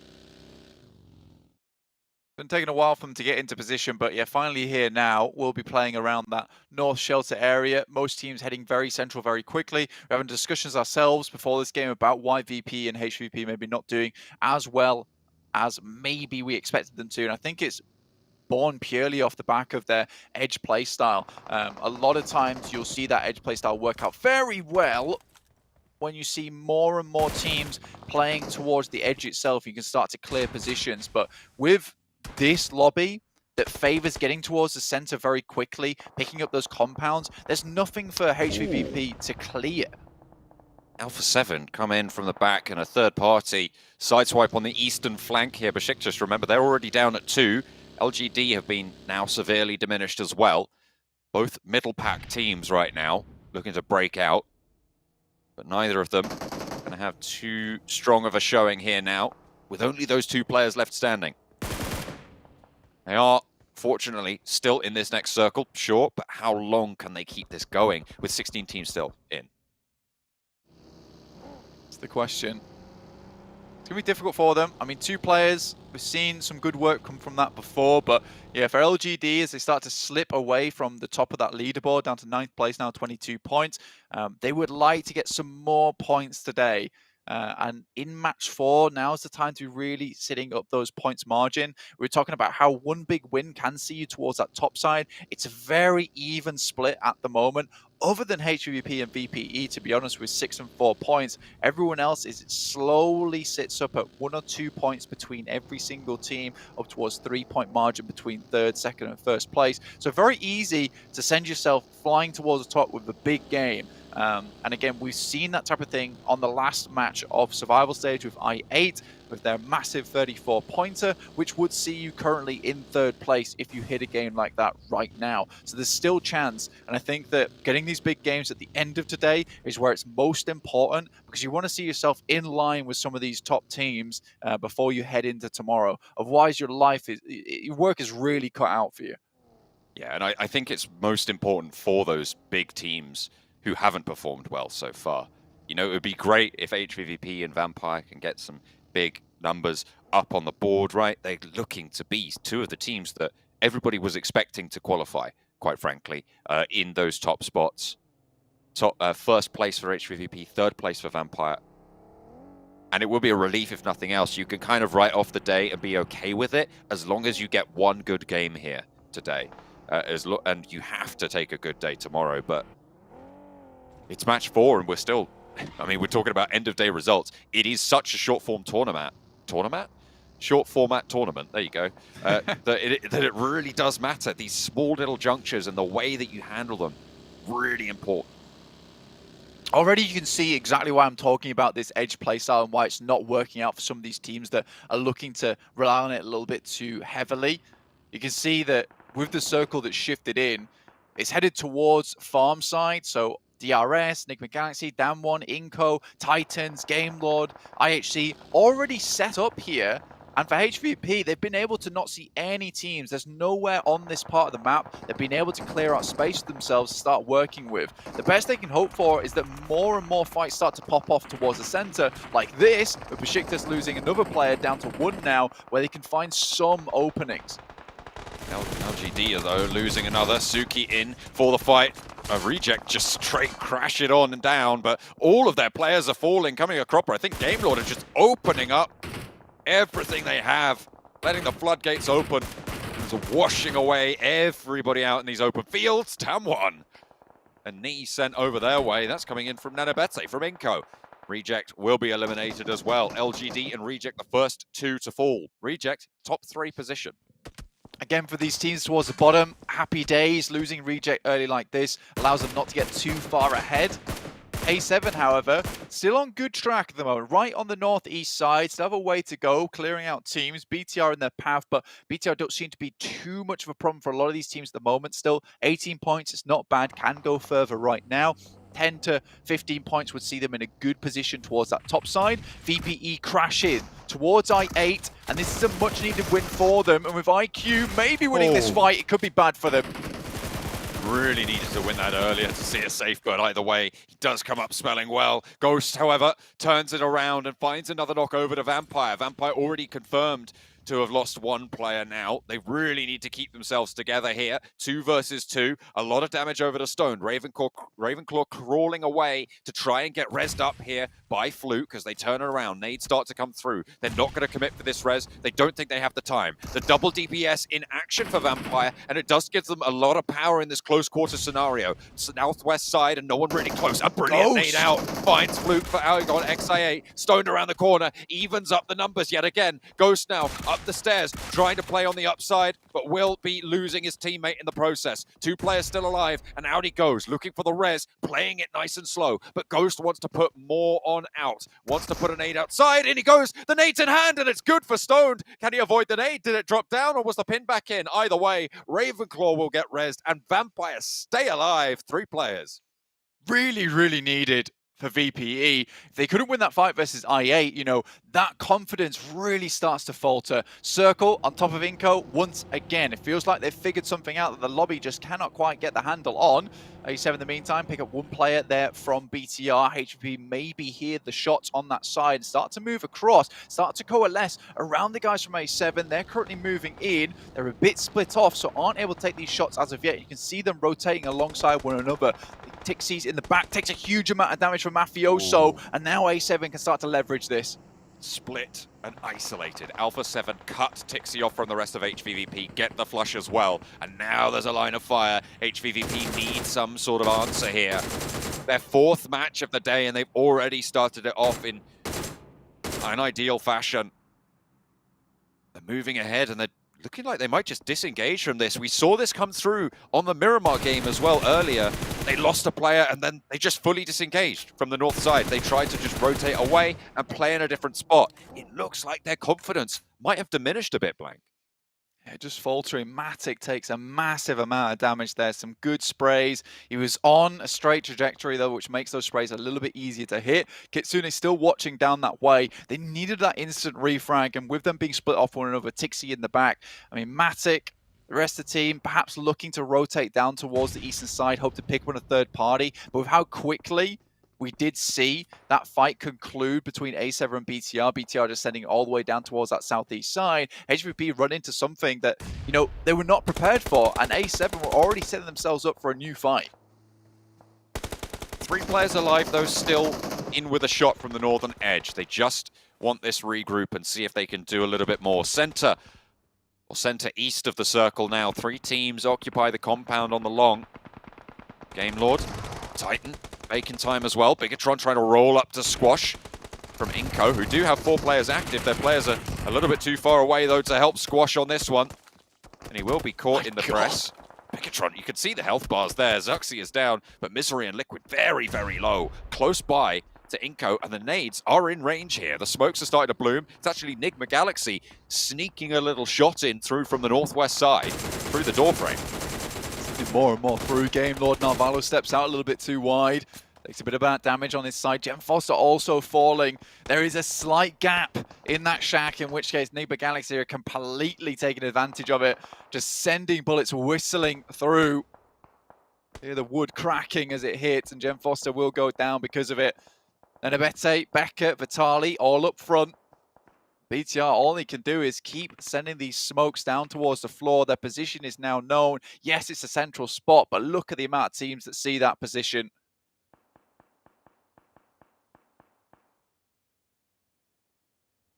Bacon time. Have the upper floor here, and a lot of sightlines over towards Narvalo. A lot of the teams on that hillside. Down 1. Tied, I think, for the highest elimination, or maybe on the highest elimination count so far in the lobby. Alpha 7 might have just surpassed that with the 4 elims they've got this game, but Down 1 have been blasting today. All 4 of them alive. They're in a fairly solid spot right now. The next circle just about to pop, Blank. We'll see who it favors. Very simple little shift towards the center. iNCO still happy with this. HVP can move down slightly. That's towards down 1 spot. Crossing the road, always the scary part for them. Besiktas off in the distance. Alpha 7 will have to take a similar lineup. Fairly split, though, at the moment. So perhaps 1 or 2 of the players can get picked off. Maybe Sun goes for these shots. He does, but now that's the presence known. Vehicle dropped out a little bit too wide, though. Should get blown up, which limits the amount of rotational ability coming through from HVP. Not entirely sure. I don't think they've lost that buggy just yet, but it still won't provide them with everything that they need on that northern edge. They are in this next circle, however. Nigma Galaxy scouting out with Ralph as well from that northwestern edge. Alpha 7, they've played divide and conquer very, very effectively, I would say, on this northern side. This edge strategy working out for the Brazilian team. Yeah, they're up and down, guys from A7, but right now they are certainly up. BPE lose Flukov on the scout to try and find a position to play in.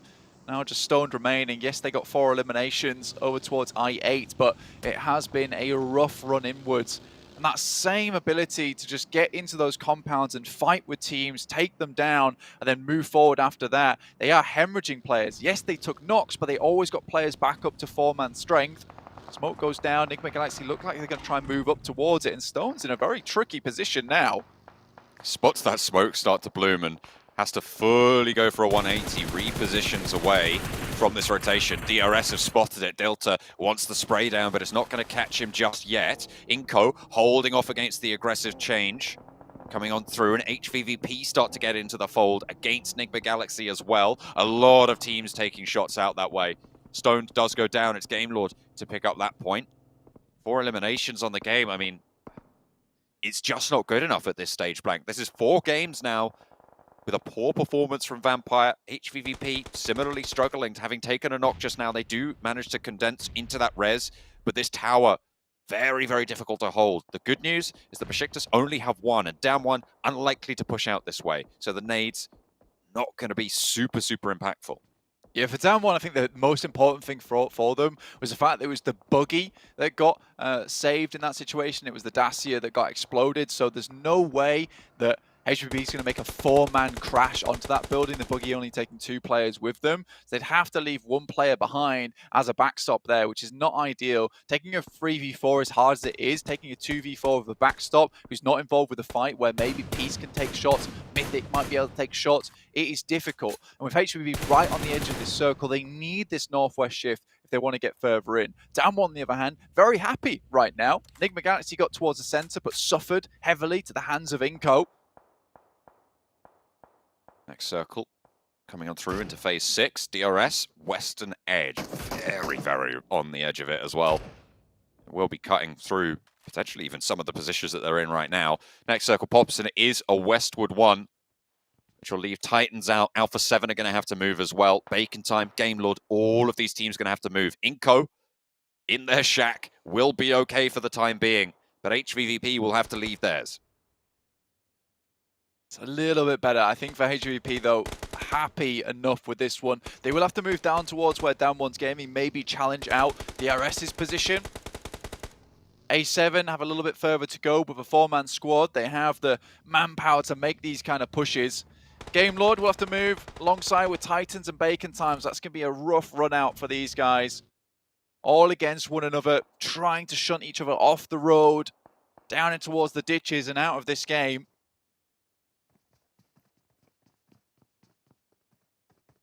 HVVP smokes up.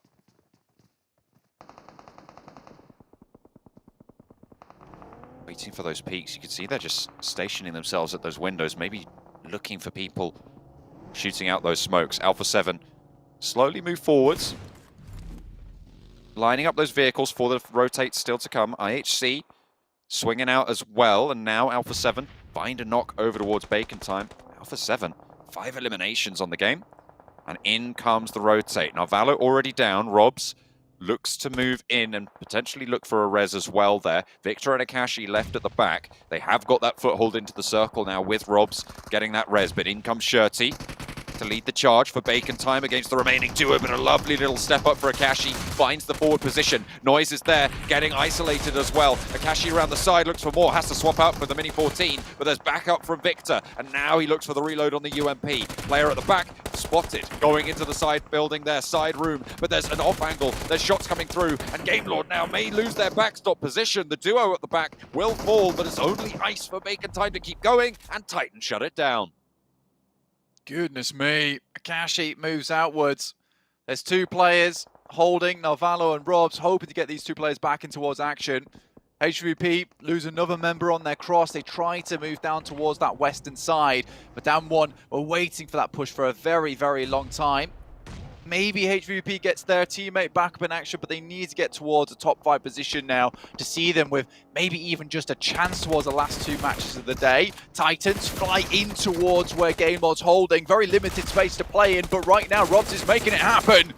Doing a lot of work with him and Narvalo. Titan pull down. The crunch is held off. Alpha 7 now at their back. They need to turn their attention back up the hill, and they have more to deal with. Game Lord with the remaining duo, keeping things going. A little angle found. Robs looks to light it up, but the res comes through, and Alpha 7 are starting to regather momentum. Narvalo needs to keep this pressure on, but he needs to heal as well. All the reses for Alpha 7 are in. The circle is still pushing them, however, and they will need to move forwards. Nades, Molotovs, everything pouring through, but Narvalo gets the better end of the deal. Robs trapped in the shack, sure, but Alpha 7 will need to move forwards further. Carrillo is knocked out, and Alpha 7 getting cut apart. Game Lord doing so much work, 10 eliminations on the cards. They trapped and tracked down Titan.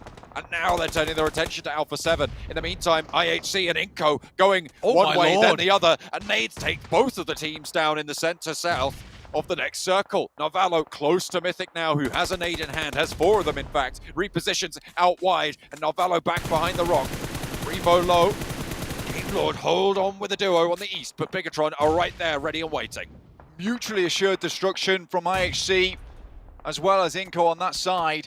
HVVP down to 1 player, and Game Lord have absolutely dominated. What an incredible hold from them with the 2 players in Robs and Narvalo. From holding off the push from Titans to taking down Alpha 7, a Titan in their own right as well at the top of the lobby. HVVP still struggling though, lost another player, but up to top 5, that's what they were looking for. At this point in time, top 5 is good for the guys from HVVP, but down 1 looking to finish the fight here versus them. They'll catch up. Actually, they might not even realize there's still a player there. They will do now, though. Matic unleashing hell, but it's not going to be able to survive the burn himself. Matic falls. No eliminations, though, Blank. That is really... I mean, you said it was what they were looking for, but it's just not going to be enough to keep them there. Fortunately, it is still more points that they've been able to earn in the rest of the day so far. These teams towards the top are not going to let it go without a fight. Game Lord, 10 eliminations on the game. Narvalo, the archetypal survivor, with a lot of points at his back. What can DRS do against down 1 as the 2 teams looking to get back up to 4 players? Again, BTR set themselves in position for success after that last game on Sandhawk. You want to see them do more here. Yes, they don't have the most amount of players to work this out with, just the 2 in Liquid as well as Misery, but they have to take this all the way at the moment. For BTR, that last game on Sandhawk, yes, they got some points, but again, I'll say it, it was lukewarm. It was not enough. They did not have enough presence within that lobby. This is just a game where a 2nd or 3rd place might just about cut it. Ooh, a cheeky little spray over towards Forest there. Narvalo caught, but not going to get taken down just yet. Seemingly found some cover there behind the shrubbery. Down 1, right on the edge, and will have to move further. Narvalo is closer than they are. DRS as well will have to push through. Bigatron, the only team in the circle right now, even though they are a duo, and they have some real hard cover to push up on. DRS moving on the prowl. Killer sends himself in towards the smoke. Down 1, moving in the vehicle. This has to be a good shot coming through from BTR. Rule steps up. Down 1 gets a little bit further down, but Narvalo's there, finds 2. This guy is killer today. Find another point, maybe, even getting a flush there. Nicely found, and a lot of damage being sent through. Narvalo able to flush out 1 of them, and down 1 have been taken apart here. Forest, last player standing for them, and now it's only DRS as a full force squad, but they still have to push in just a little bit. Fortunately for them, there's no windows really for Bigatron out their direction. DRS moving up, 4-man squad towards the top of the lobby at the moment, looking to put some more points on the board here. A really good team when it just comes to getting towards these final moments every single time. Not able to bring always that firepower. Finishes off the fight for them. BTR though, 2 players left alive. Nice shots come through from Forest. Will at least find 1, gives him time to maybe get out, but Narvalo will take immediate advantage of that. From this angle, moves up to the shack, further in towards the circle. Very comfortable in these solo scenarios. We've seen him in them about 5 times over the last 2 days, Blank. Somehow, the Game Lord have been operating well as a team so far this game. They did get chunked down, but they already have, I think, over 11 eliminations. Narvalo, though, gonna get trapped out by the blue zone. Will have to make a mad dash for it if he wants to stay alive here. Bigatron. That's a great volley, it's cruel. He's still... Oh no, there's the zone. I thought he was going to be in it for a little bit longer, but no, the zone will envelop, and neither team's going to put a foot out of line here. Narvalo falls 3rd place, but a cracking entry from Game Lord on the game. 13 eliminations in 3rd place, a 23-pointer. Now Bigatron in a 2 versus 4, Misery and Liquid. Liquid sending nades over the top. These nades are really important. Needs to find some damage from them at least, but you can see already the nades have been sent over the top, and with Liquid only able to send 1 at a time, whereas DRS is doing so many. Needs to find a bit more damage. Already Killer quite low though, after being res a little bit short time ago. Bit more damage on his side. You wonder how many Liquid's got left, but that's him down. Now Misery in a really horrible spot. Rules on the side. Position for Rules is known, but Liquid going to get flushed out here. Gianti starts the push forwards. Bigatron, 1 versus 4. Looks for some shots, finds 1, but is not going to be able to get any more. DRS able to take the chicken dinner in the middle. Very, very nicely controlled towards the end there. Playing from that high ground, moving through. Nice and effective. DRS will be in a really good spot now, starting that game on 31 points and finishing with a good point scoring and the chicken dinner. I think that might set them ahead of Alpha 7, in fact, in first place now. Really, really good game from DRS. I mean, they have just made it through all of these group stages so far very, very well. I mean, it's been consistent at a time. Not always the most flashy of finishes, not always right at the top of the tables, but certainly always here and present is DRS. Narvalo, though, still going out of all of these games. I mean, it is incredible to see. The battery life on this guy is just unbelievable. The amount of time that he just remains in these matches as well. Like, why can't the rest of Gamelord just step up to this kind of pace, or at least move and shift to this type of play style? If I would just get Narvalo on IGL duty at this point. He is about 3/4 of their team. It seems like he has earned so many of the points for the squad, and with that, that might even see them closer towards those top 5 positions. It was a really massive point scoring game, 23 on it, but it was DRS from 5th place to take the chicken dinner.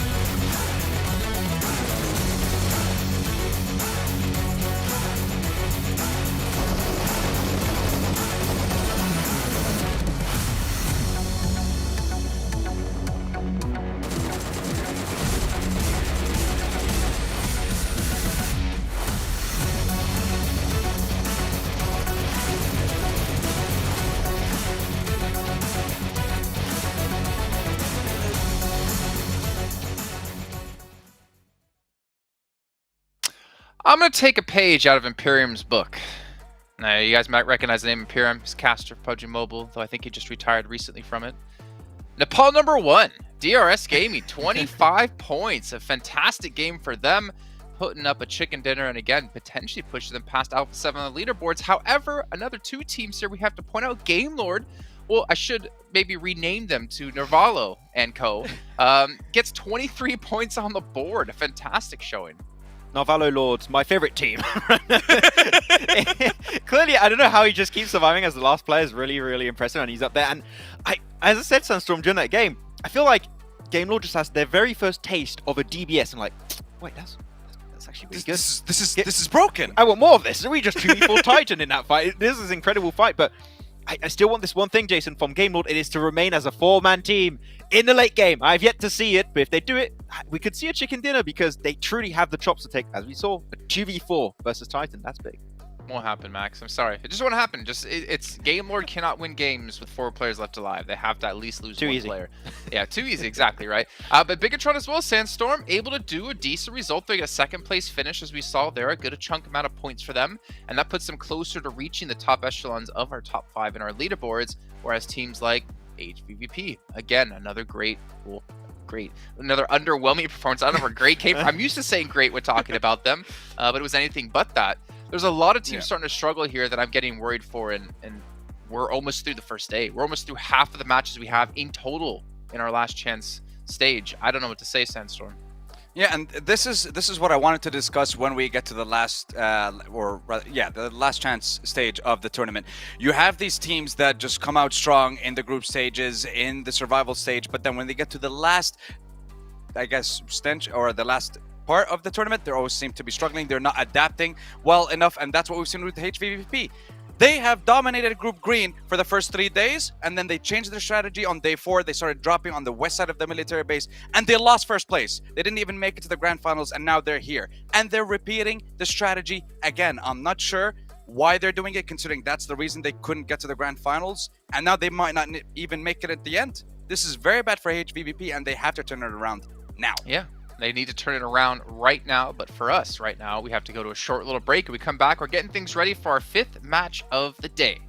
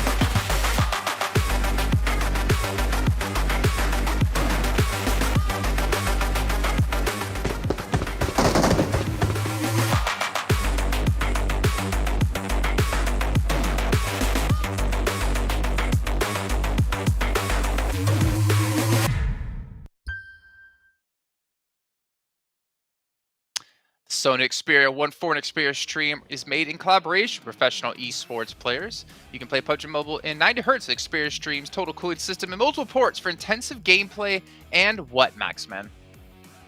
Top tier accuracy. I don't remember the last one. you just keep throwing me under the bus in the middle of a sponsor segment. I don't know what. What does it say? Okay, hold on. What is it, Sandstorm? What's the last thing? Intense gaming, and that's about it. Why is he doing this to us? I say this call out about 3-4 times a day. But it's for the your last thing. How many days? And you guys don't listen to the last word. It's streaming. Hello, that's what we're doing here. Gentlemen, we're about to head into our next match. Before that, I'm going to take a look at our overalls, and DRS have done it. First place by 8 points. Now, 8 points isn't that big of a buffer, but as you look down the list, they're almost 20 points ahead of Game Lord, who are in 5th place, Maxman.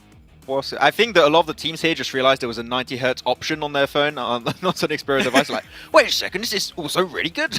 It's just going to help out a lot on our results. DBS, 90 Hz? Oh, Best of both. Well, I mean, yeah, it's looking fantastic for them right now. It feels so good to see DRS, as I already said a little bit earlier in the show, that they were playing this hyper-passive playstyle and they were just playing edge and avoiding fights as much as possible. But now, when they get in that game-winning position, they're not scared anymore to pull that trigger and to just be overly aggressive. And Rules, I would say, Sandstorm, is the one that sets up the team in really good positions a lot of the time. So heads up to him. But at the bottom, though, no heads up because heads down for HVVP and Vampire. Yeah, definitely And struggling. LGD. 12. Yeah. Also, I mean, what? No. No. I think Maxman's team should be safe. Should be, provided that he doesn't pick them for the rest of the tournament. But next game, Miramar. That's going to be a very spicy game, especially with the fact that Nigma, HVVP, Vampire, these guys are not doing so hot right now. And with this 5th game of the day, HVVP, Vampires, I'm not sure if they can bring it back at this point of the turn, especially Vampire. In the last game, a couple of times they would send one of the players to kind of scout out, find out some information, find out which compounds they can actually just breach instantly. They didn't manage to do that, and they lost 2 players in 2 different locations to do 2 different teams. They're not able to get the information they need to get into the last couple of zones of the game. All right, well, it's time to take a look at our teams to watch here, and I'm kind of hoping both of you have focused in on the lower-ranked teams to do. Well, of course, Maxman's got to throw up Game Lord in there after their recent success and discovery of the DBS, but Titan as well, Max. Yeah, I think they had some interesting fights in the previous game, but I'm mostly focused on teams in the middle of the pack right now, and the reason why I'm not picking lower teams, I think it might be over. I'm really looking at the lead that the teams had at the top, and I'm thinking, unless we see a step up in these last 2 games and seeing how things have been going so far, I don't know why I would put as teams to watch like HVVP, Vampire, Enigma, because even if they do get good games, I don't know if that's going to be actually enough to reach top 5. Well, so it's looking scary at the bottom. Yeah. Right, 5th place was 36 points. 20 points in a match, pretty doable. Even possible, like 25, yeah. Pretty doable, right? That does put you in striking range. I feel like one game right now from these bottom teams, if it's a successful one, and then they start to improve from there, I think there's definitely a chance. I don't want to call it just yet, Maxman. I agree. It's just I have not seen them being able to, I think, perform at that level. HVVP has not been able to get in a single circle the entirety of today. Vampire's just looking like a shadow of their previous selves in what we saw in, the last 2 stages of this PMGC. Until I see something, I'm not going to put them as a team to watch because they're just not looking anywhere as good as they were in the past. Okay, well, Sandstorm, respect your picks here as well. You had Enigma Galaxy, you had HVVP, and you had Vampire. 3 teams that need to step up, and 3 teams that I would never expect to not make it to the finals here of PMGC. But we'll see as we head into our 5th match with John, Allen, and Blaine. That's right, we're going right into match number 5. It is going very, very quickly, Blank. We are making our way inexorably, inevitably, towards the point where we will have to cut a lot of the teams out here. 11 of them will not be making it any further. Yeah, we're really getting towards that end mark now, and it is not at all how I expected this to shape up at the end of the day. We have some teams that we thought were 100% going to get towards that top 5 position, yet here we are with DRS, Alpha 7, Down 1, IHC, and Game Lord currently in 5th place. What a strange leaderboard this currently is, but I'm happy to see it. Game Lord have been down bad throughout the year. I think towards the beginning they looked very, very strong. Last year they looked like one of our best Western European teams. They fell off massively, but now getting back to form. Unfortunately, we have not seen many of those dominant finishes with 4 of Game Lord left alive to get up those big points. And it's been a while since we've seen a really good chicken dinner win come from Game Lord. And I think that is the kicker right now for them, is that that's what's holding them back. I think the only thing that's allowing them to run forward at any kind of pace at all is just the fact that Narvalo, last alive every single time, just makes the call, makes the decision to basically play for the points for the team. I think he's getting the vast majority share of them for them. Other than that, it's just a case where they have a good position, they start battling out and getting a huge amount of eliminations across the board. I mean, yeah, in that last game, right, they got, I think it was 13 eliminations over the course of it. Their total over the tournament so far today, 20 eliminations, right? So they only had 7 other eliminations, 18 placement points, and half of those were from that last game. It really has been, to be honest, not Game Lord, it is Narvalo, in my mind, as you said, on form. And we need more from the rest of them if they want to keep hold of that top 5. HVVP will be fairly happy with this circle as it pops up to the northwest, a desperately needed respite. I think for HVVP, if you look at the games today, and I'll keep saying it, this is a heavily central focus lobby right now where a lot of teams are just going to hit those center positions. If you're already towards that area, you've got a good spot. And right now with HVVP's current drop spots, North George, Sosnovka backup, La Cobreria over on Miramar, and then over on the Northwest Island for them in Sandhawk, they are always right on the outer edges of these maps. So it's unlikely that they'll get many circles coming their way in the first place. So getting towards the center positions for them is extremely difficult, and changing drop spots at this stage of the tournament, very difficult to make happen without finding yourself coming front to front, face to face with some of these other teams in the lobby and maybe having to take a hot drop. So right now, with this shift on the circle, this is their chance. This is their opportunity to make something happen. Similarly, for Enigma Galaxy, currently down in 14th place with 16 points. They have a chance here dropping over towards El Pozo. This is a good position for them. They could challenge out towards HVVP's spot on that northern side. And Hacienda del Patron for Game Lord continue on their streak towards that top 5 position. I want to see them towards 25 minutes with 4 to 3 members. If I don't see that, I mean, even if they make it towards the grand finals, I'm still a little bit hesitant to cheer them on in that way. It is all a bit topsy-turvy so far in the first 4 matches. We'll see if that can change, if that can be altered, readjusted. DRS very, very far on the south side. They'll want to get looted as soon as possible. Try and avoid any conflict as well as they move on forwards. No one really too close by them, but their path likely to include a western coast rotation, which would be behind Titan, who themselves might be behind IHC on that route. Titans moving in. Like you said, DRS. Go for that western rotate up on that road. IHC just slipping down just a little bit. Still quite firmly towards the top of the lobby with 40 points. I think I'd be happy to see IHC make their way through to the PMGC. Considering the splash they made a couple of years ago, back when they were Zeus, I think this is another good chance for them to show what they're made of, really test their mettle against some of the best teams in the world. But again, right now, this is still last chance. This is still the survival stage. These are still some of the weaker teams from the lobby.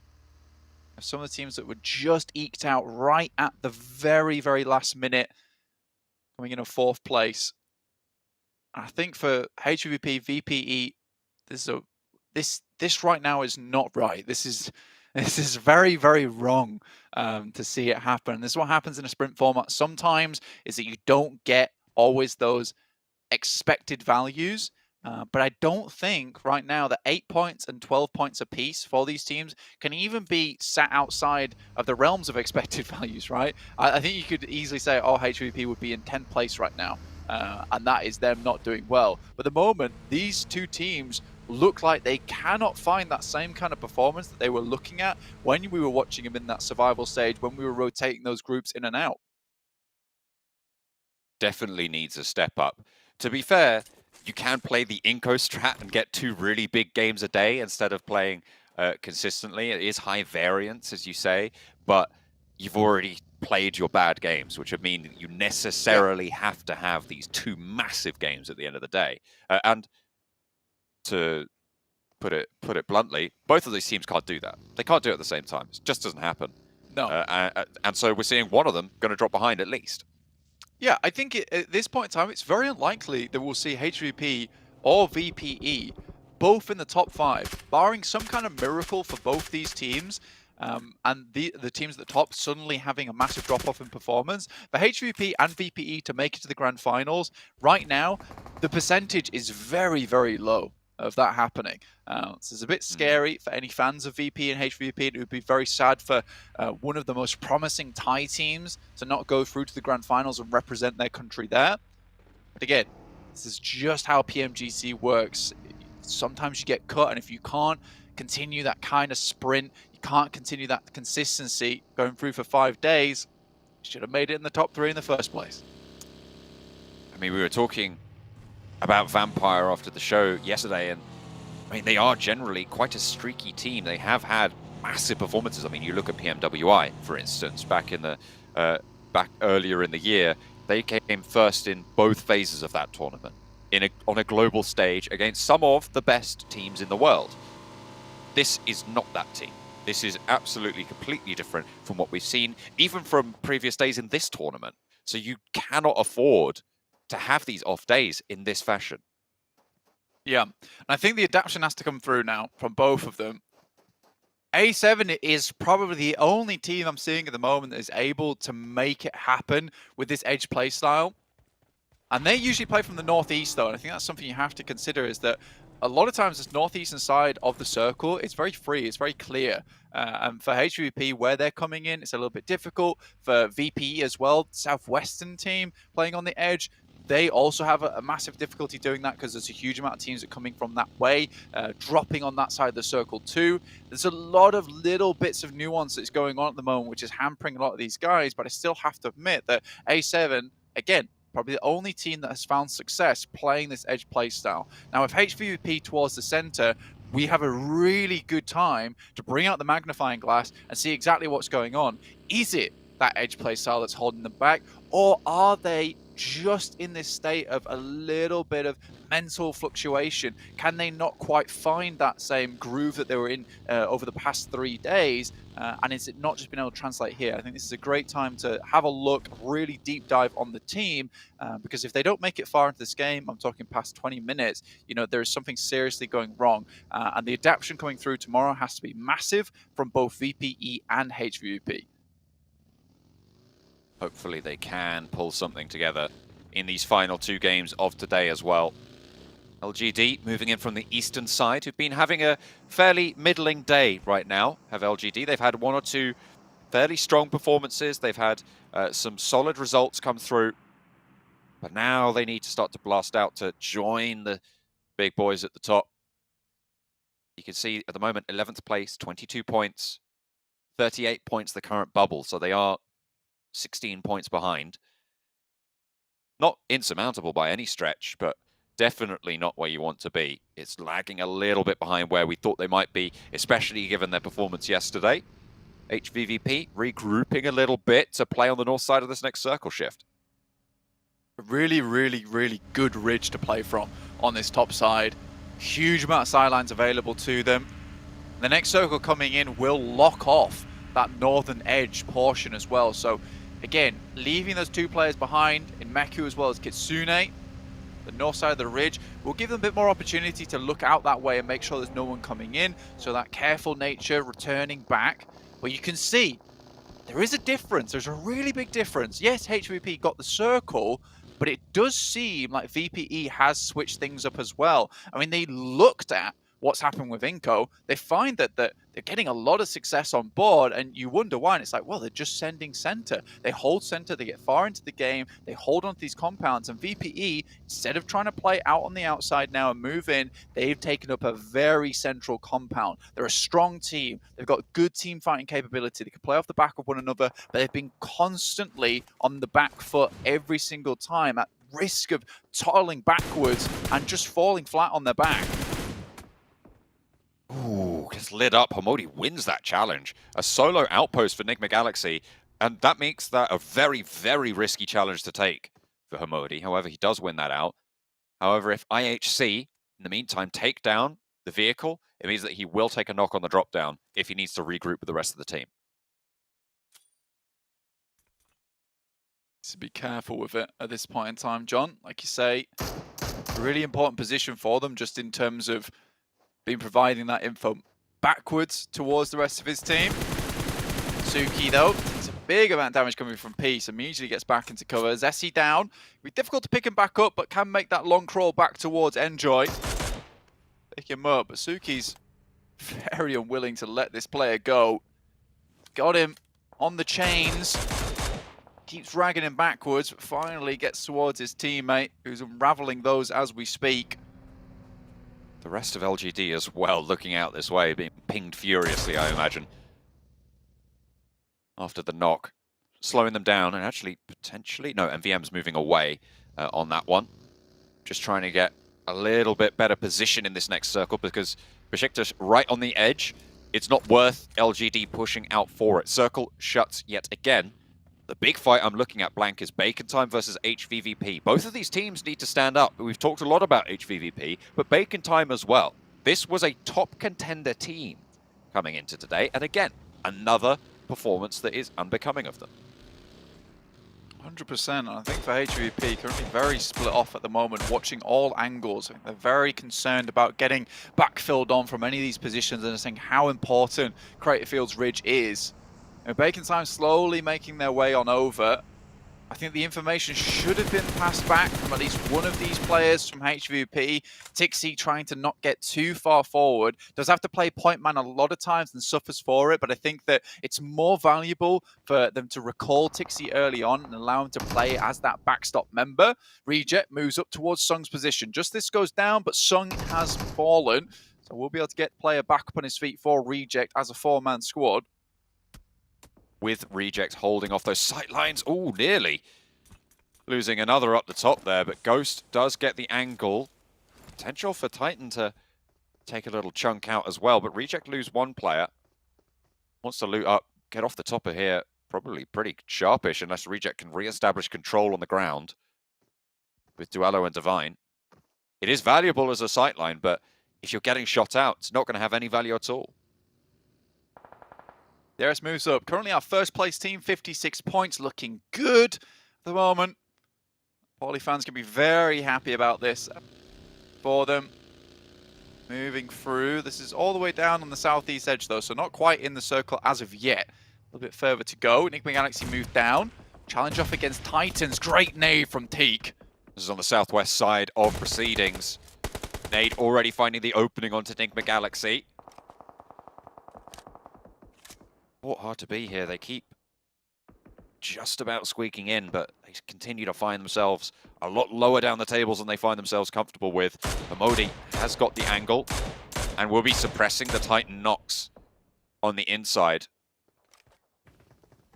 Won't be able to find any damage there, but Lord underarms it over the top of the wall. Could be good, repositions them, but they've all moved back. Titan with a really timely maneuver. Nicely done there. IHC unfortunately did take down one of the Titan players in the back there.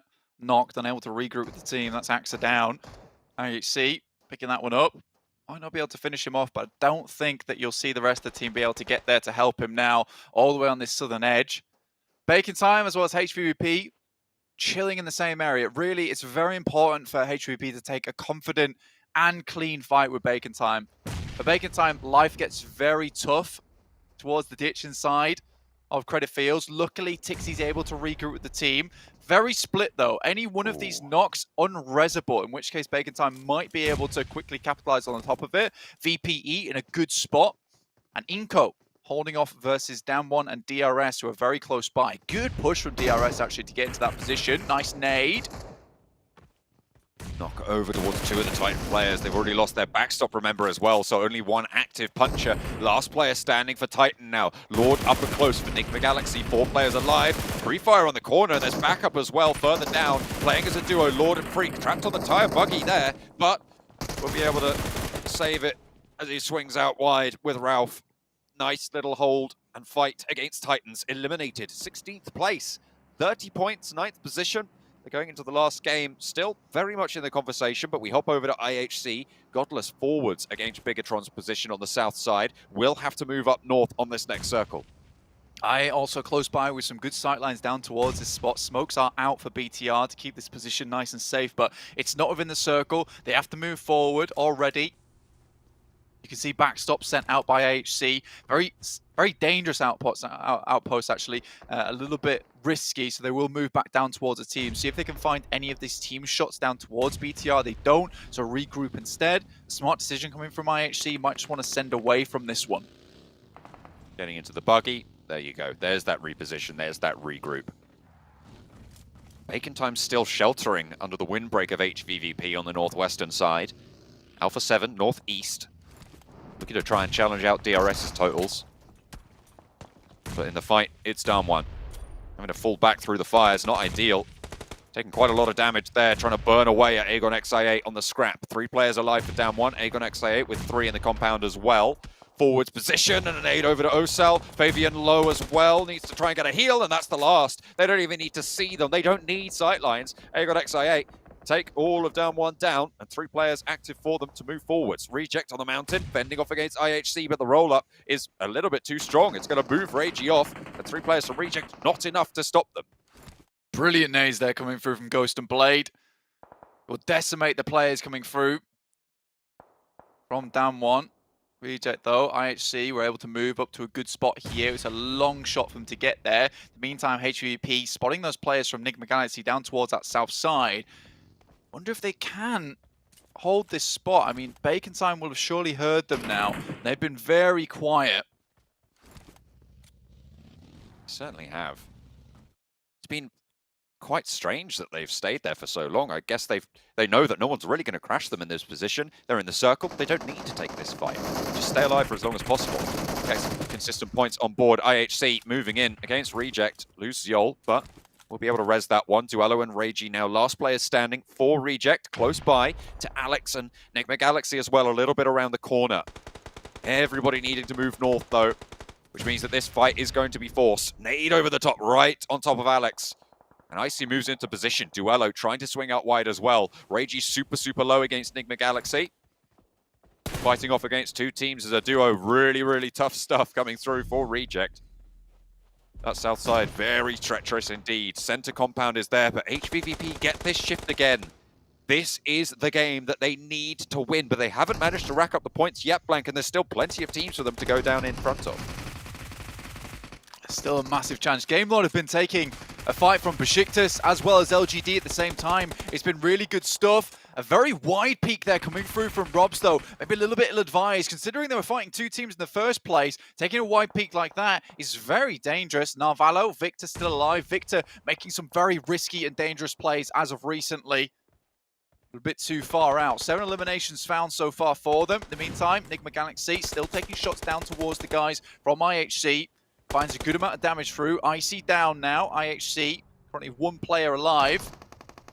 Uh-oh, Navallo spotted. Bigatron, 3 players just moved straight on into the third party there. Only the 1 player active for Game Lord. They're looking for the res over onto Robs, and Bigatron playing as 4 will be swinging in from that south side piece. Last for Besiktas in the shack, able to line up 1. He's looking pretty healthy. The weapon swap's good. Does he get another knock? No, he doesn't.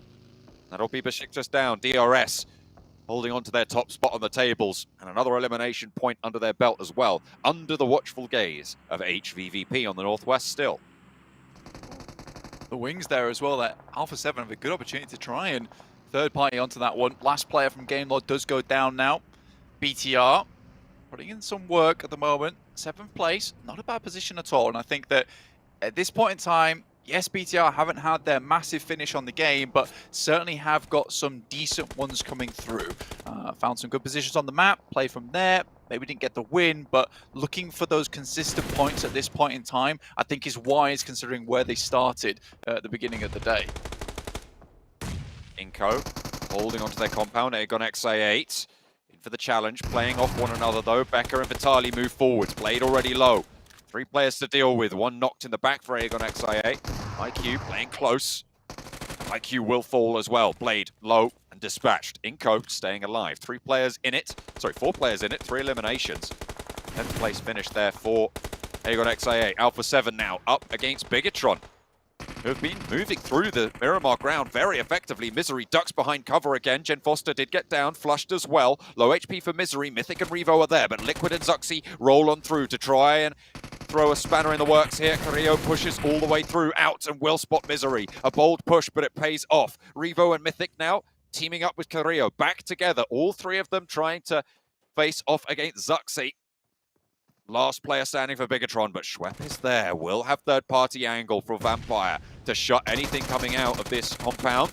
Challenge is good. Carrillo low, Zuxi falls. Schwepp now starts to stand up, backed off the ridge line. There is backup moving in from Vampire, and they want to take this team out here and now. HVP still have oversight on this though. Vampire moving away.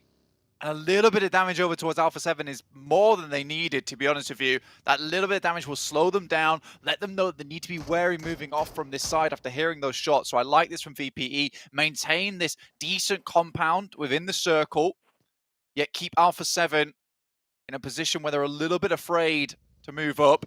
iNCO, far into the game, picked that central spot, really haven't done much at all.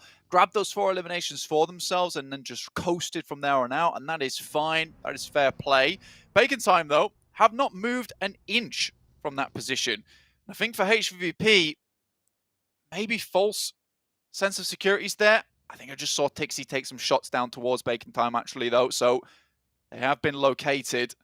Have to move from underneath this warehouse. Potentially a lot of free eliminations, though. Still, HVP have to be careful. Everyone in this lobby has absolutely beam laser-like accuracy. Enigma Galaxy. Lord proving that. Worried about Tixie, though, and you definitely should be. Ralph moves in for the backup as iNCO try and move in for the res. They want to play together here, the remaining duo from Enigma Galaxy. Ralph, though, still in the vehicle. Vitali spots it. Gets these shots down, lays down the Lord. Will be able to get that flush, I'm sure, very, very quickly. Ralph, last standing now. Bacon Time being opened up on, and here we go. HVVP finding those shots. Last player now for Bacon Time, trapped down in the crater. I think HVVP have known for a long time that they're there. They would have heard the vehicles move up a lot earlier, but they've just been happy to leave them chilling. Save those for later. Put them on ice. Bacon Time eliminated 7th place. 14th position on the table is not good, but 6 eliminations for HVVP. It's a good start, but they need to go further with 6 teams remaining. I think that the reason we haven't seen HVP lighting up the kill feed, the elimination feed, as much as we might have liked, is just because of Bacon Time's been here. And I respect the fact that they've tried to keep as many sight lines on them as possible before moving out to a more proactive and aggressive position looking down towards the southeast. This means now that they're completely clear. They know that they can play this ridge side with confidence. Tixie can move down if he needs to. And now they can just start to take shots down to absolutely everyone on this southeast side. Maku already opening up towards DRS, finding a knock to start it off with. Look at how high up Maku is, and Kitsune as well. Matic, just, I mean, all of them, right? They have absolutely perfect high ground. I think Vampire are only saved by the sheer fact that they might be out of render distance at this stage. It's really, really coming down to just stuff like that. The vehicles will be spotted, sure, but difficult to hit those shots at that range. They're more concerned about the teams closer by. Matic spots Vitali, shots with a Mini 14 over out to iNCO's backline. Tixi moving in as well. Has taken a bit of damage there. They want to get a little foothold forwards, but Ralph is close by. The teams down the hill might be able to deal with that, however. Schwep shots over towards Rules. And Blank, we said both HVVP and Vampire needed to have good games. They needed it. We said they couldn't do it. Blank, we might be being proved wrong. Maybe. Meku makes his way down off that cliff side. Starts to move around towards the rest of the team. Ralph removed. Sleeping Galaxy out. Tixi still trying to keep the guys from iNCO at bay. Matic also supporting from this position. Difficult for iNCO to move out. Little to no cover available for them. Now we get into nade range. Tixi will pull out the nades.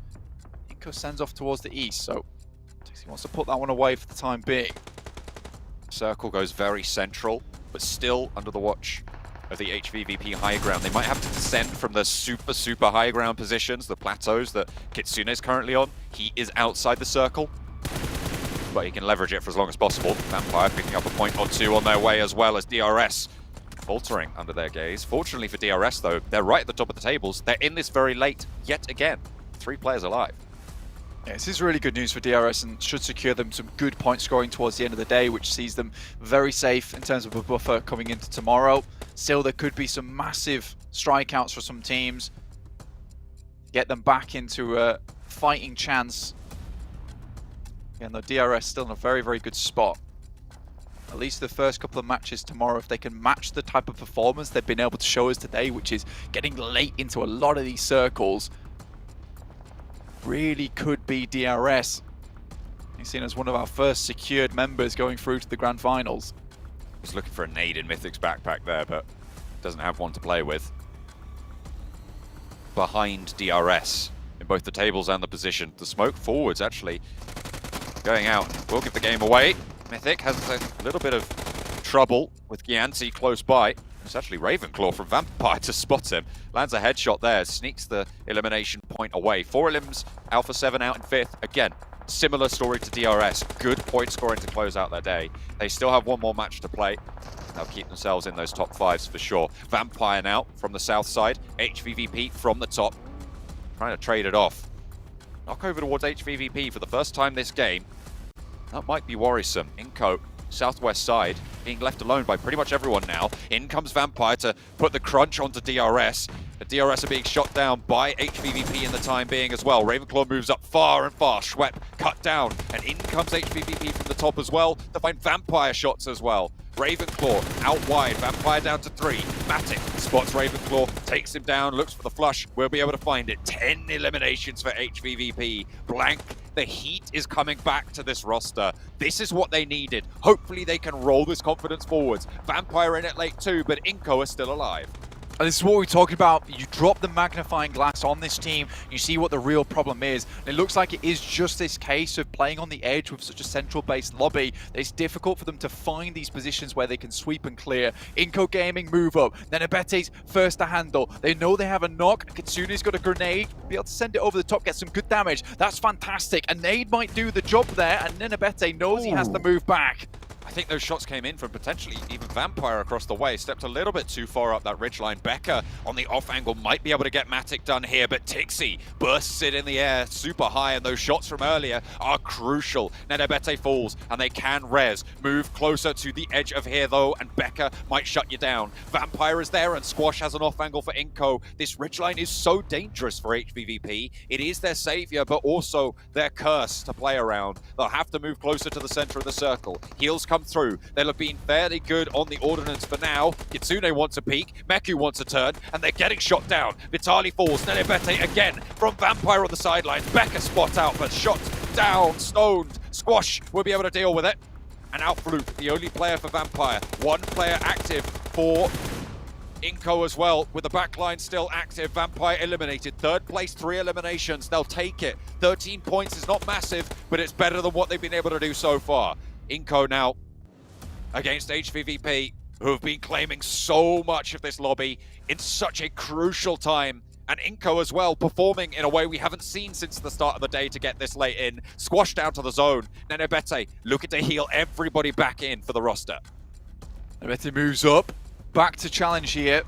Squash denies the point, out in the play zone, but Meku with a disgusting angle on the side. But Nenebete's already up, takes down one with the DPS, looks for a little bit more. Will push through, all the way through the smoke, looks for Kitsune, who's in the reload. He'll find a second as well. Nenebete for iNCO, needs the challenge, but HVVP turn it back around. It's not elation, we've seen them. The Icemen of the lobby. They keep it calm, even under such pressure.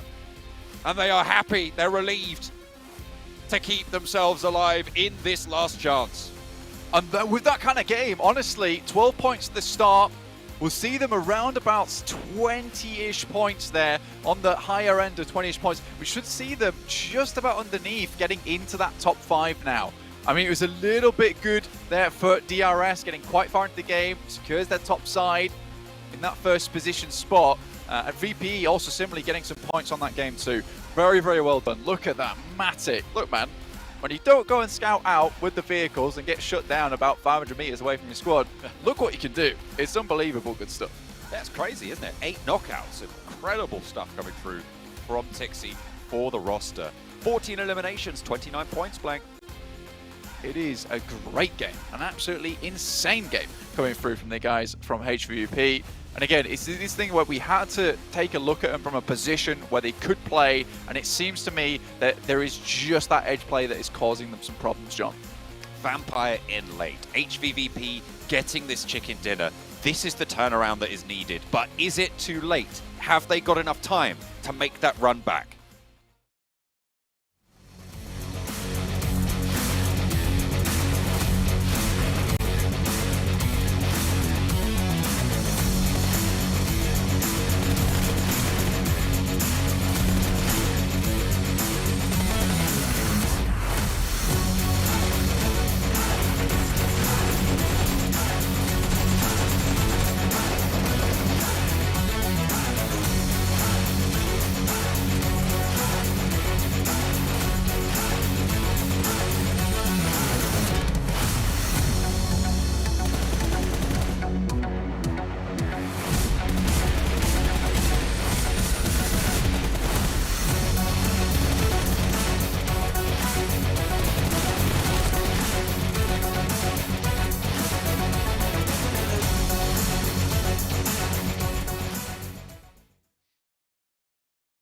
I think HVVP need to add a couple letters to their name. It stands for look good, smell good, if I remember correctly. They also need to add in play good. 29 points for them. Getting 14 eliminations and the chicken dinner. That is exactly what they needed, Maxman, to get back in the running here. You said it, Jason. I was a little bit doubtful because I was a little bit disappointed with their first 4 matches, but this is a game that not only they needed, I think, for their moral boost, but this puts them back in the race for top 5. And now I have a reason to potentially put them as my team to watch for the next matches, because this is, I think that they needed something. I saw a little smile on the face of Matic there, and it's like just a little bit of relief after a game like that, and a confident one too. That great 2-2 split, you're just fragging out as much as you can. The only problem though, Sandstorm, we did see Alpha 7, we did see iNCO, we did see DRS as well get some really good results here, which means the HVVP aren't really going to catch up to them too much. However, the teams in 4th and 5th place, like your Game Lords here, they're going to be able to at least close the distance on. Yeah, the mission for the 6th and final game of today would be to get within that top 6, top 7 level of that leaderboard. And I think HVVP will be able to do it considering the massive turnaround that we've seen in that last game. But to be fair as well, the zone did just go straight to their drop location. So that was massive, massive help for the side of HVVP. And hell, we didn't even have to wait for the 6th game. They're already in the top 7 part of the leaderboard. So that's a huge boost to them. Only, what, 3 points now between them and qualifying. So one game can have a huge impact on where you are on the leaderboard, especially with the amount of eliminations that we've seen HVVP get. I mean, they were 15th, I believe, going into this match, and they're able to just completely shoot off the bottom. Vampire was last, but they were able to get themselves into 15th now. Unfortunately for them, not as many points as they were hoping for, but at least a sign of life. I think that's the upside here for me, Maxman. HVVP and Vampire, they're not dead just yet. However, LGD, A little bit sad considering they finished second overall. They looked really confident. They didn't shake the hand of the interviewer, as we saw yesterday, so they have no curse on them. But they're struggling as well here, Max. He must have shook his hand off camera. I mean, that's the only explanation about what's happening to LGD, but not sure what's going on. It's so weird because they're taking these fights. Like, when it comes to macro, they still get in good position. I think their rotations are good. But when it comes to taking fights head on, like, they lost a Game Lord right away, I think, in a 2v3, 2v4 situation, which is really, really surprising. So LGD may be just losing their tact when it comes to these fights and engages, and it's a tough one, especially as you enter the last game of the day. You don't want to end on a bad note because that's tough going into the last day. Yeah, and I think one thing that's maybe not working in their favor is the amount of aggression we're seeing out of some other teams potentially. And I know you two were talking about iNCO being very aggressive today, and you've actually been quite happy with that, Sandstorm. Yeah, very, very pleased, and definitely not what I expected from the side of iNCO, but seeing how they're taking those rotations, going to the middle of the zone time and time again, and just trying to get as much information as possible. I mean, in that last game, they were able to be in the middle of the zone, I think zone 5, zone 6. You had a lot of teams on the high ground that were just constantly fighting each other, so they had all the free information. They knew exactly where they could move, and even that fight with Nigma Galaxy, they lost a player, but they were still able to instantly push, get that position instantly, and then they just had complete control once again. Very, very good play from them. And now, especially with that result, I think, you know what, I'm eating my words. I was completely wrong at the beginning of the broadcast. They might definitely do it, but is that going to curse them? I don't know. I hope not. I really hope not. I do remember hearing someone on the desk say if you struggle on 2 matches, they're not really gonna have a chance. But we'll see if things, I mean, it's not done just yet, right? We still have our top 5 set at the moment. Let's see your teams to watch here in this next match. And Max, man, I'm expecting to see an HVVP out of you. Hey, there got we 2. go. Got 2 HVPs right now. I actually, even though HVP had himself a really good game, of course, gave himself the chicken dinner, I think Vampire showed also some really good potential in that previous match. Like, they seemed like they were actually trying to do something compared to their previous matches. Defending their compound against Breach after Breach, actively pushing uphill. They took a fight, I believe it was against DRS at one point. That was a non-easy fight, yet they come out on top.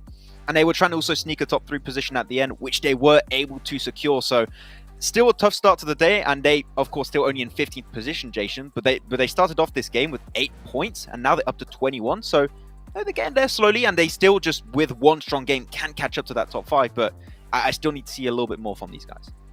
Yeah, one game could easily get them into like top 7 like we saw for HVVP. The problem is they are running out of time to do so. Every match that they continue to not perform to the levels that we know them to be at means they're falling further and further behind, but so are quite a few teams.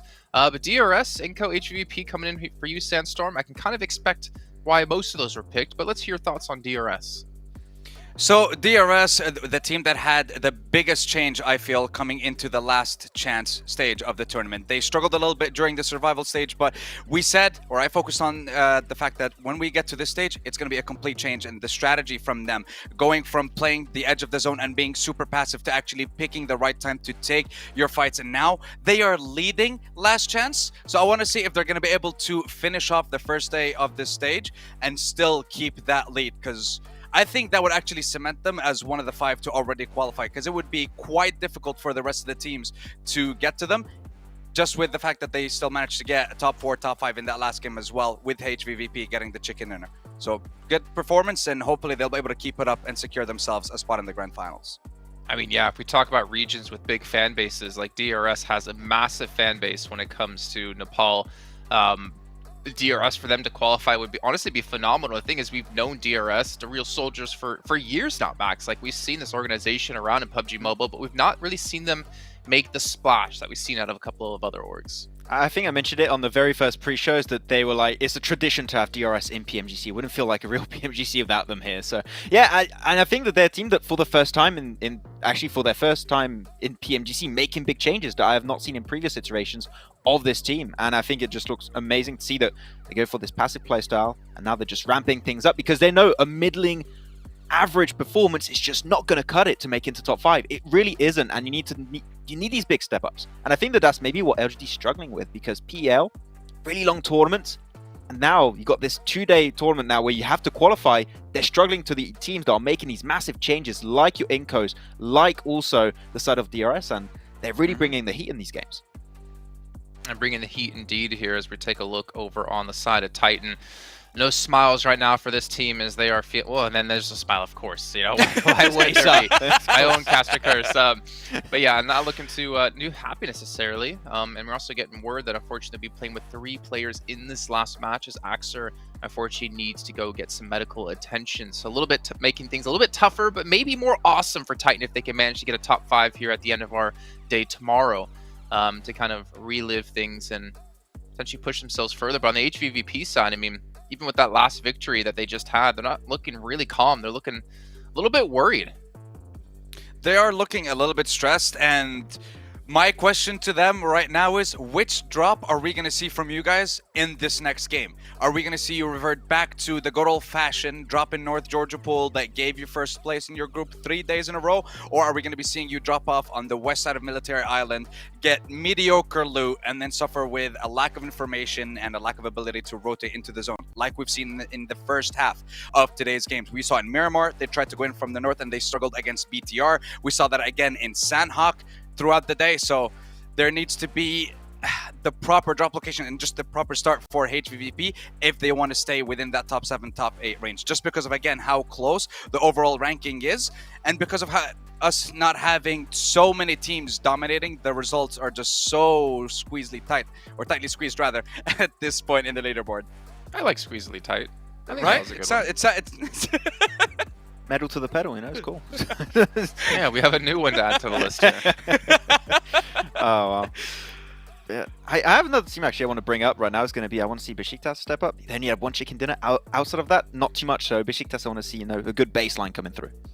All right, well, we're going to find out if Besiktas can do just that. Of course, all of our other teams participating here in our final match of our 2 days in total. First day going to be done after this one. So John on a blank, take it away. Reaching the halfway mark is a daunting prospect for teams towards the bottom of the tables, but with HVVP blasting out in that last game, they might have alleviated some of that pressure. Although you wouldn't know it looking at their faces. They're looking very, very serious when we've seen them on the cameras.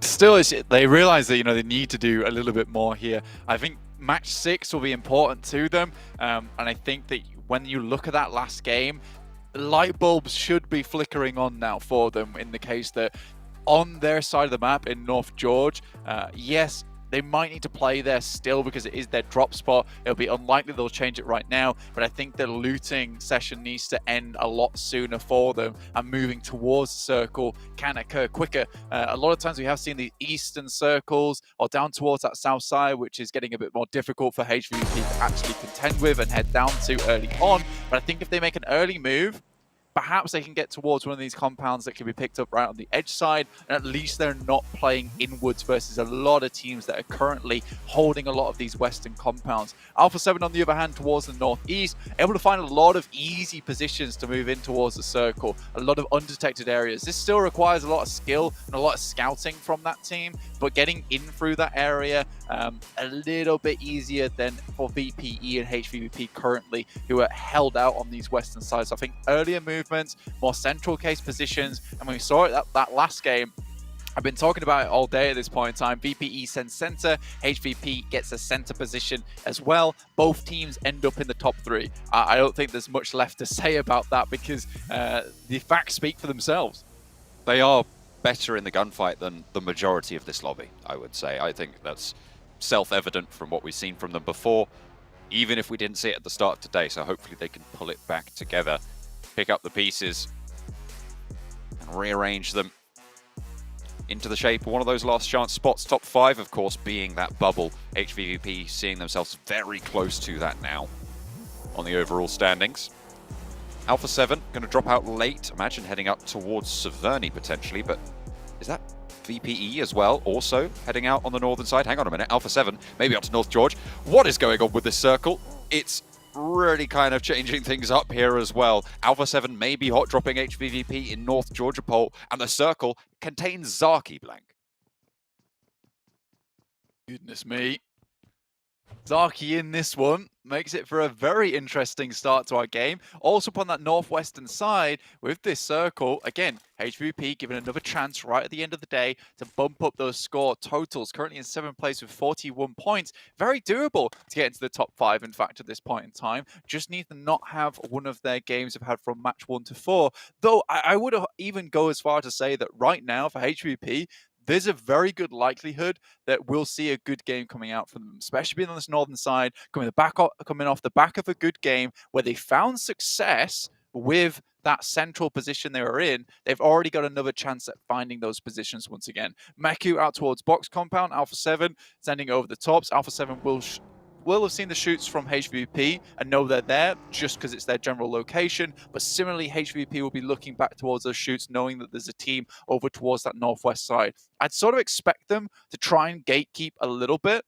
LGD down towards South George as well is a bit of a scary scenario. You've got two very, very good teams crunching in between you. You can see that Meku's already making the run over from box compound immediately to assist with the guys from Alpha 7 that are currently in their area. Yeah, they have fully regrouped on towards North George now. LGD on that south side. I'm very interested in where these hot points of contest are going to be, though, for the southeastern group of teams, because no one currently playing in Primorsk, with Vampire heading up to Severny. They're going to be safely on the north side of the river. But I imagine that around Ruins is going to be fairly hot when it comes to those rotations, as well as that north side of Yasnaya moving through there. Roshok may be a little bit calmer, but Reject are holding out around that area as well. There's a lot of positions on this side of the map where, you can hold up, you can get a really good chokehold on the circle. I mean, box compound's very good. You do need to have to be aware of the banking that's underneath it, in which case teams can kind of come out from the water and sneak up on your side. So you have to be careful of that one. But yeah, definitely not as many compounds as available as there is over towards the eastern side of the map, in which case some of these compound teams like iNCO, like Game Lord, are able to get towards that center, pick up a very, very good position, then just sit there for the entire time. This could be much more tactical play involved. Micro rotations required to get down to certain positions, slowly move your way into a better spot while sweeping, scouting, making sure there's no teams around you. So definitely a good way to end our day. And I think that I would 100% say this circle is very fair in the sense that so much of the previous 4 matches has been favored towards a lot of these eastern teams. It's giving a bit more of a break towards those guys that have had to play Northwest a lot. Interesting split from VPE as well, heading up towards Severny side after seeing this circle, opting not to head down towards Primorsk. I think you're now starting to see, these teams that are not doing so well, like VPE, like HVP, starting to make some adaptations to try and fix some of the scenarios. And they know that Severny's a free area, so pick that one up. It's a no-brainer. LGD make a break to the northern side of the river, so they have got 2 players now playing on the east end of North George. It's going to cement HVVP into that location a little bit further, a little bit firmer as well. Reject moving up as well along the north shorelines, with Reiji scouting out for the squad. Closer again towards that box compound, towards LGD. And potentially looking to hold a valuable choke point on the other side of that central island. I mean, LGD's already moved up past Hospital, past Crate, up towards the eastern side of George. Now, HVP stuck between a rock and a hard place at the moment. Brazilian squad, Chinese squad just either side of them. Jen Foster looking to take some damage over towards Down 1, who have been really suffering towards the end of the day. Still 44 points though, riding high on the amount of eliminations they've been able to get over towards those previous matches. Still in 5th place as well for Down 1. Right now, 1 point ahead of IHC, 3 points ahead of HVVP. Bigatron taking shots their way as well. 39 points. They are still very, very much in the race and keeping things going. Game Lord trying to suppress these shots. Game Lord, kind of a surprise entry, I would say, for a lot of people towards the top of these tables. But is it Game Lord or is it Narvalo? We're going to keep asking that question until the rest of the team proves themselves fully worthy of being in those top 5 as well. Vitali run down for iNCO. Bigatron are happy to pick up the point. iNCO getting a lot of points off that last game. They needed it as well because they were slipping down quite a bit. And I think that, practically, like you say, John, the majority of their points have come from 2 games today. 31 points at the start. They got 3 points over 3 matches. And then Another big game there on Miramar sits them at 54. Again, that buffer though at the start of the day with a high elimination count and a chicken dinner really does benefit you massively. Even if you make mistakes a lot during the day, with that one game, it has really allowed them to be in a better position. You know, if they had had maybe a 5-point game at the start of the day instead of what they had with 34, I believe it was, or actually 31, you know, this would have been a case where you would see them down towards maybe even 12th to 11th place, like stuck in the middle of that.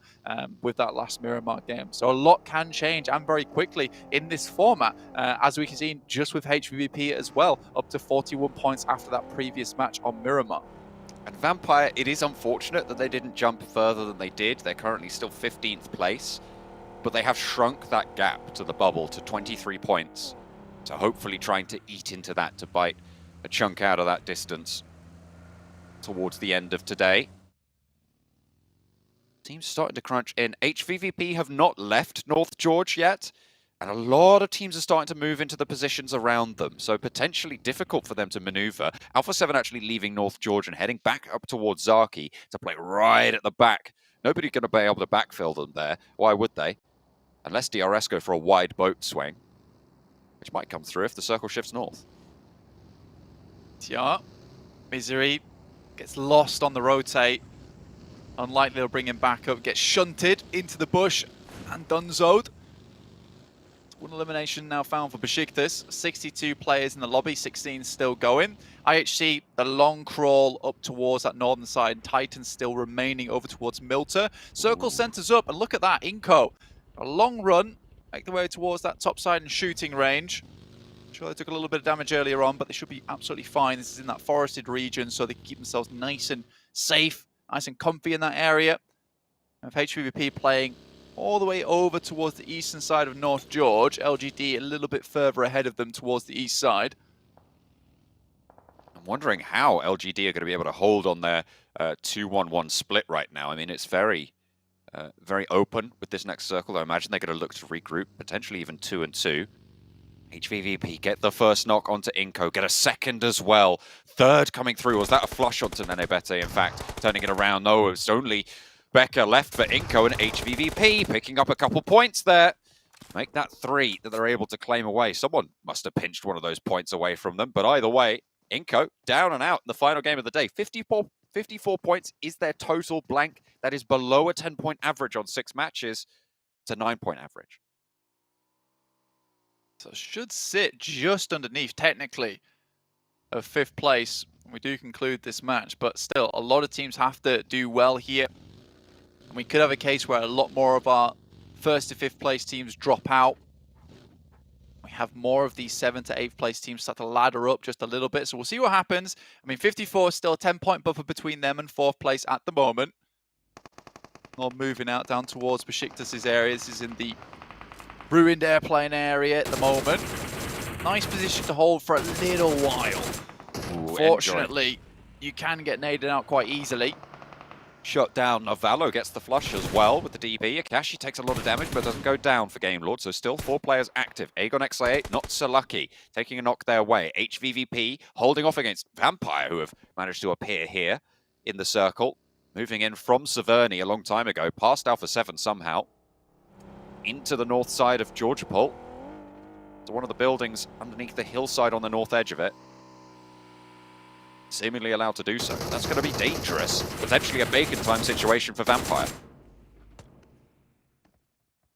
Very close to a lot of these guys. At the moment, HVP continues to hold off both these teams at the same time, getting some knocks through. Sure, if they're stalled by other teams, it's not too bad as long as they provide themselves some space in the area. And with VPE all locked into one building, there is a chance that you can take some good nade tosses over towards that area, maybe find yourself a few eliminations, a few knocks that way. You could diminish the actual power of VPE, that's good. But again, these were our 2 top teams coming into this lobby. Going head-to-head against one another, it's not always as easy as we make it out to be. LGD also similarly a top dog, but haven't really found that power that they were looking for quite a while. Circle centers up towards LGD, VPE, and HVVP. So looks like a lot of these guys towards the top of the tables have now a chance to prove themselves and get some big points on the board and get back in the running towards the top before tomorrow. And look at DRS as well, all the way out on that west side. They're crossing on the West Georgia Pole Bridge to the north edge. I'm wondering if that's going to go detected. Should be just about close enough for VPE, for HVVP to hear those vehicles move. But if they go in on foot, it might catch them unsuspecting if there's a third-party position there from the North George area. But do DRS want to commit to it? Looks like they are actually just going to turn back around. They're not even going to go all the way across just yet. Teams making their way in. Bacon time. Sailing in the hills underneath Alpha 7. Noise gets knocked out, flushed easily. Information gathered short, and a dangerous rotation for Bacon time. Probably necessary, to be honest, to spend the player's life there, to be able to get a little bit of a safer route in, but in they crash, and right towards Vampire they go. They could be sailing right into the Lion's Den. They will do. They send down. They're going to know there's players there, and they have to just keep on going, try and send wider, but Matic's waiting out as well. He'll be able to shoot one, maybe. Out nearly gets a second. Ice getting flushed. Will be able to take a little bit of damage. Crawls back behind cover, and Ormstyle stays alive. If they can get back in, great. But a nade being cooked up, and Meku's flying in as well for the backup. They do not want to allow another team to have a foothold here, and a nade over the top gets the flush. Looking for the next player in as well. Shirty's across the way. Two players active for Bacon time. On the staircases, Tixie goes down first, but they were moving as a pair. HVVP are playing as a team, and they're getting their confidence back. 5 eliminations. Really good refrag there coming through from Meku and Tixie. Also backed up by the fact that Matix remained in that building, so isolating that engagement away from any team that wanted to go for a third party. So VPE still locked down by Matic, able to quickly peek out those windows if he needs to. But HVP in a really good turn of events at the moment. Bumping up their score points, already now in 5th place, laddered up above Damwon. For now. Disaster for Bacon time, though. Last place on the standings, 1 player remaining. The first day, absolutely getting cooked. I'll have to really come into tomorrow swinging, best foot forward, try and turn things around. Titan moving in, having to play with 3 this time around, unfortunately. It is far from ideal, but middle of the pack, if they can just get 6 points on the game, they'd be okay with that. That would give them a chance for tomorrow if they can come back with 4. Titans still in the game at the moment with the 3 players, like you say. I mean, got quite far into the circle. It's a decent position, but with that shift, heading down towards the south side, BTR can't have lucky blessings, but there will be a lot of teams moving over towards that crated area. A lot of positions to hide, a lot of warehouses to move into. Reject immediately making the decision to make that crossing right now. Reiji starting out that movement, dragging the rest of the team behind as well. Playing 1-2-1, forward 1 scout, 2 in the Dacia. Trying to make it across, will be able to do so. Bigatron actually spotted, taking a knock as well, allowing Reject probably to get past into a position that otherwise they probably wouldn't have been able to get to. Yeah, you're 100% sure that if that happened, BTR would have loved to have taken shots down that way, but it's actually HVP that takes shots over towards Reject. Find at least one of them. They're on the open broadside from the windows. Really good stuff. Again, they still have to be worried about VPE. They're on that north side. Eventually, we'll have to cross downwards. Good shots coming through from down 1, but that's Ravenclaw actually taking a knock. Great moment there for HVP to keep VPE locked down on that northern side. Really good high ground in those buildings for HVVP. Game Lord, down 1, both fighting it out. And this, again, is good news for HVVP. One of those teams around them, either way, is going to take a little bit of punishment on the northeast side. Heating up very, very quickly. But guess who's still alive for Game Lord Blank? That's right, it's Narvalo. Has that DP in hand. A signature weapon, seemingly, for this guy. And he needs it. When you're left alone so frequently, you're going to need the number of bullets that you can put in the magazine there. Narvalo, though, spotted by Down 1 and right on the edge, unlikely to survive much further. Yeah, it's going to be so difficult for him to make his way in. Does have a vehicle, though, so could just full send it. It's a little bit further forward, spots the player, looks to take shots as he's rotating away. Game Lord knowing they need a few more points, but it looks like Dan One's just setting back up further to try and finish off this final member from Game Lord. So close to them in terms of the rankings as well. Finishing out the final member right now, knowing that how far Game Lord can get into the game with just a solo player as well. You know, those placement points could be the big difference maker. Titans swimming it through at the moment. A tough spot to be in underneath the bridge, but a very survivable one too. As long as you can hold it down.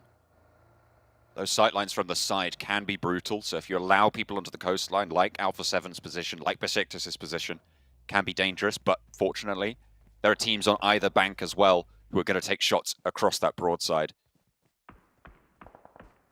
It is a very isolated position, but Titan are going to try and hold off under the bridge with 6. The way that this landscape pans out, there is huge amount of low ground here, a lot of buildings to play around with, so no one's really safe. If you sat in these crates or you sat in these compounds on this side, everyone can take clear shots back at one another, so you're going to see a lot of these long-range engagements unfolding as the game goes forward. You already saw HVVP all the way in North George taking shots down towards rejecting crates, so long shots available. Of how good these players are, it is not unreasonable to think that they would hit these shots either. And DMR's also being buffed recently, gives them really good opportunity to hit some headshots, plink off some helmets, even get a couple of knocks on their side. Next circle, south or north, straight middle. Oh, awful. It keeps the HVVP position in there, but do they commit to staying there, or is it going to be more valuable to move out and try and take the position away from Aegon XIA, or even try and just get across the river if they can? I mean, it's very, very difficult choices to make.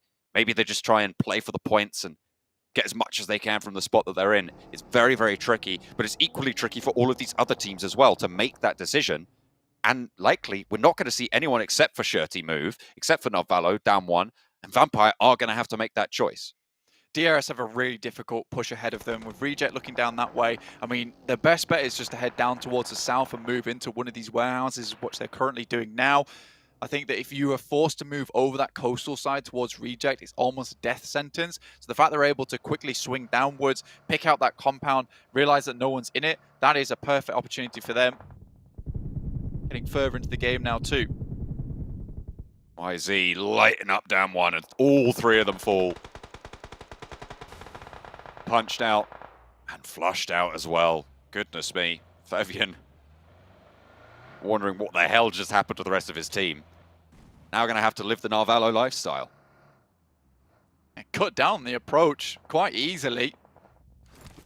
Very, very sharp reaping blade coming through from the guys of LGD. Instantly shut that down. Narvalo's even looking for a little bit more, maybe hoping to pick up Fabian. That is a dangerous position to be in. 6 takes some shots. Doesn't quite hit it, and Fabian finds the mark he was looking for to get towards the water. Drops out maybe a little bit too short, though. With the vehicle there, if he can fall back and explode it safely, that's some really solid cover. The difficulty obviously will be nades coming in from LGD and from Titan. LGD actually taking shots over towards Aegon XI8, who have pushed up to North George. Oh, no, wait, hang on a minute. That's Vampire. It's similar color, different team. But down 1 do finally go down. 44 points. Hello. Before the game, 3 eliminations. Narvalo joins Aegon XI8 in their compound, but there's plenty of nades being put through the windows now. 2 players are there to fight off against, and they shouldn't be able to find a nade angle at the moment for Aegon XI8. He's playing right at the back in the room. It'll be super, super difficult without pushing straight on in for them to find that. Unless he missteps. Does take a bit of damage there. Just smokes out the entire building, though, and makes it really hard to go for those nade angles. Very exposed at the moment. A lot of utility been sent through from Aegon. Try and get this member down from Game Lord. Moves a little bit further up. This is a dangerous push. 6 grenades, though. More than enough to maybe make this happen. It's right up towards the window. It's too close. There it is. UZM finds it. Able to get the nade right on the money. It was a dangerous push, as he said, but didn't really have too many choices to make. Even Narvalo can only go so far. IHC against Enigma Galaxy in the crates on the south side. Next circle just about to pop as well. So this fight needs to conclude, and they'll make the decision what to do after it. And Modi with the lineup, playing off Freak on Enigma Galaxy. IHC have the high and low ground. A risky drop in, but it's good for Icy. What a way to find a Modi there. Knows that there's another player waiting around as well with the knock. Freak is there, looks for a hop up, looks for a shot, but hang on a minute, it's Bigatron looking to light up IHC in the meantime. They're taking shots out that way, but Freak might just step a little bit too bold forwards. Godless spotted, and he will be taken down. That's Freak close by to a nade from Bigatron, who are taking a lot away a lot of these points from the teams. The circle does shunt, but it keeps that northern side in it. Aegon XI8's compound now priority for the teams on the north. Need to make their way on over with Aegon XI8 a little bit under the weather. 3 players, definitely doable to go for this crash. LGD looking to do that themselves. Liquid down, a good nade to start that one off, and Zuxi, no choice but to back off here. Jem Foster has a great spot on the high ground, time being. Now VPE realise that they have to push through HVVP if they want to get in. Ravenclaw on the side, great move out from Matic. Opening up onto Vampire, Ravenclaw down first. Matic down on the ground, the only player from HVVP there. Has Tixie on the backup, who might just fall out the front to try and get a challenge here. Fluke has a nade cooking. Another! Schwepp is there. Another knock over to Stoned, and Matic is going big right now, but finally he's dismounted. There is cover on the hop out from Tixie, though, on this high ground position, but the blue zone is pushing. Matic is pretty much done for here. The rest of HVVP are going to be shut down, and Fluke moves on up to the top and will be able to get the shots down with the DBS. Kitsune now left last man standing, and HVVP take a tumble. 6 eliminations on the game. They will go down in 10th. It's probably going to be all right for them into tomorrow. They'll have that platform to play from with all of the teams right in front of them going down early as well. Blank, that pack doesn't close fully. They even managed to get one from the grave. 7 eliminations. VPE now tried to step out, but it's Aegon XI8 in the way. Goes to find Schweppes. That's a really long grenade, and UZM sees it coming. Has to just back off that position. It's a really strong spot coming through from I8. And it was a difficult push for HVV to hit up with 2 teams fully loaded in both of these compounds. Making that crossing would have been very difficult. I think even for VPE, like, it was lights out as soon as that shifted away. They didn't really have much choice after that fact, just to hope the circle moved their way. Look, Zuxi on his own. Inside the crate, I think Icy knows, though. Oh, they definitely know. Oh, they definitely know that he's up there. In the meantime, LGD bearing down upon Aegon XI, who've been holding out strong for so long, but Ghost finally taken down by a nade from MVM. Suki on the outside, YZ goes up to join him, a nade out the door, might prove troublesome, but UZM trapped in the kitchen there, under the fire, will go for a spray, and it's 1 and it's 2. Last player standing for Aegon XI, it's a 1v1. Suki up to challenge, a lot of damage pouring both ways through the window, and UZM takes the brunt of it, goes out wide, and he shut it down. LGD wrest control back in a hairy little fight on the northern side, but there's no one for a third party, and everybody in the south is still going hell for leather. That could have been very bad there. I felt like I8 had that in those final moments. It was a really aggressive push out. I respected it, to say the least, but just one of those bullets flew straight, did not hit him. He's able to close that one out. Now LGD back up to a 4-man strength alongside them and IHC. Currently right in the zone themselves.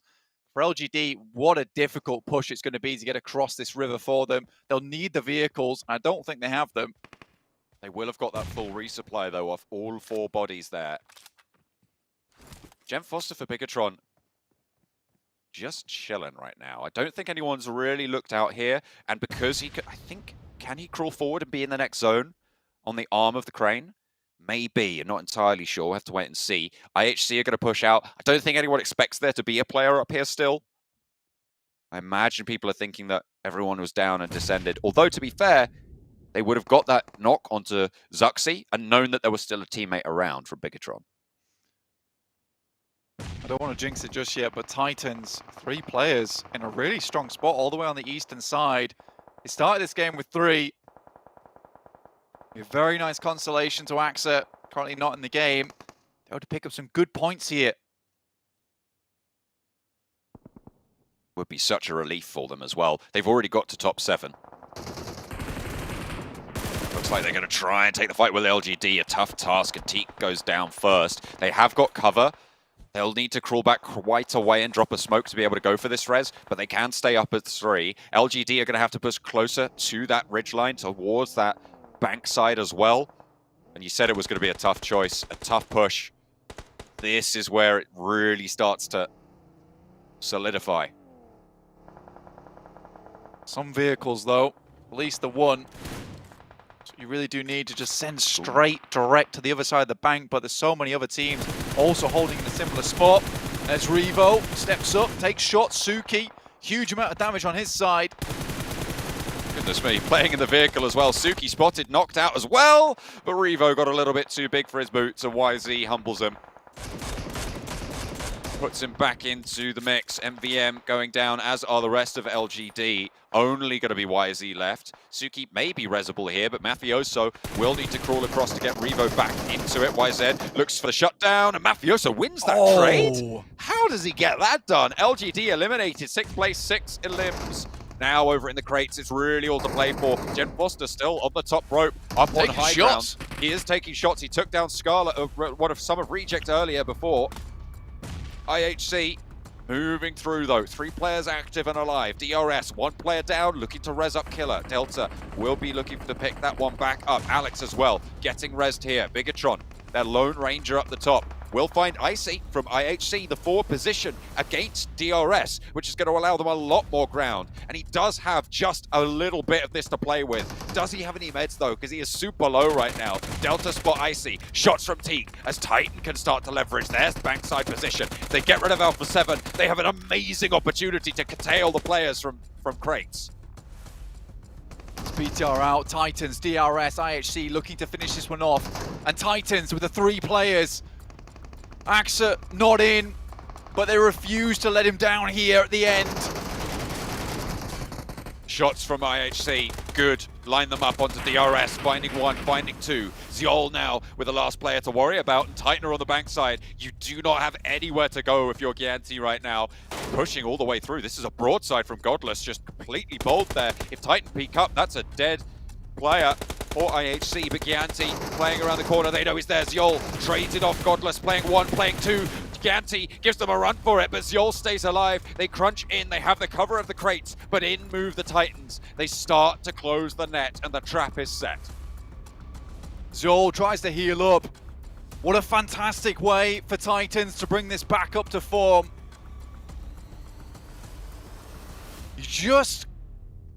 You can't write things like this, John. From IH jump up into this one, to Axa having to leave the lobby for 1 game, but the Titans wanting to keep this up for him. Doing him proud. 4 eliminations, looking to put 6 on the board, and they will be able to close it out. That is how you do it. And what a relief as well for them coming into tomorrow. I'm sure they were absolutely dreading dropping in with 3. But Axa's going to be happy with that. They've absolutely shone the light and done phenomenally well. 3 players. Throw it up. Be proud. Honestly, Axa probably one of the most smiley guys in PUBG Mobile. I think he'd be glad to see this right now. The rest of his team smiling with him. Happy days here. A good amount of points sees him with a striking chance into tomorrow. Love Hearts coming through too. Happy days. You know, I couldn't be more pleased with this result either. But yeah, a lot of teams able to get some good points. BTR as well. Jen Foster right on top of that grade. Just kind of poking the bears underneath him, getting them to fight one another. I am very happy with how Last Chance has gone so far, John. We've had some really cool storylines, really cool games. But yeah, all down to tomorrow now. HVVP getting quite a few points as well on the game from eliminations. Not too many on the placement though, going down in 10th place. But it is going to be so exciting to see what's going to happen tomorrow because it is still so close. It's all to play for.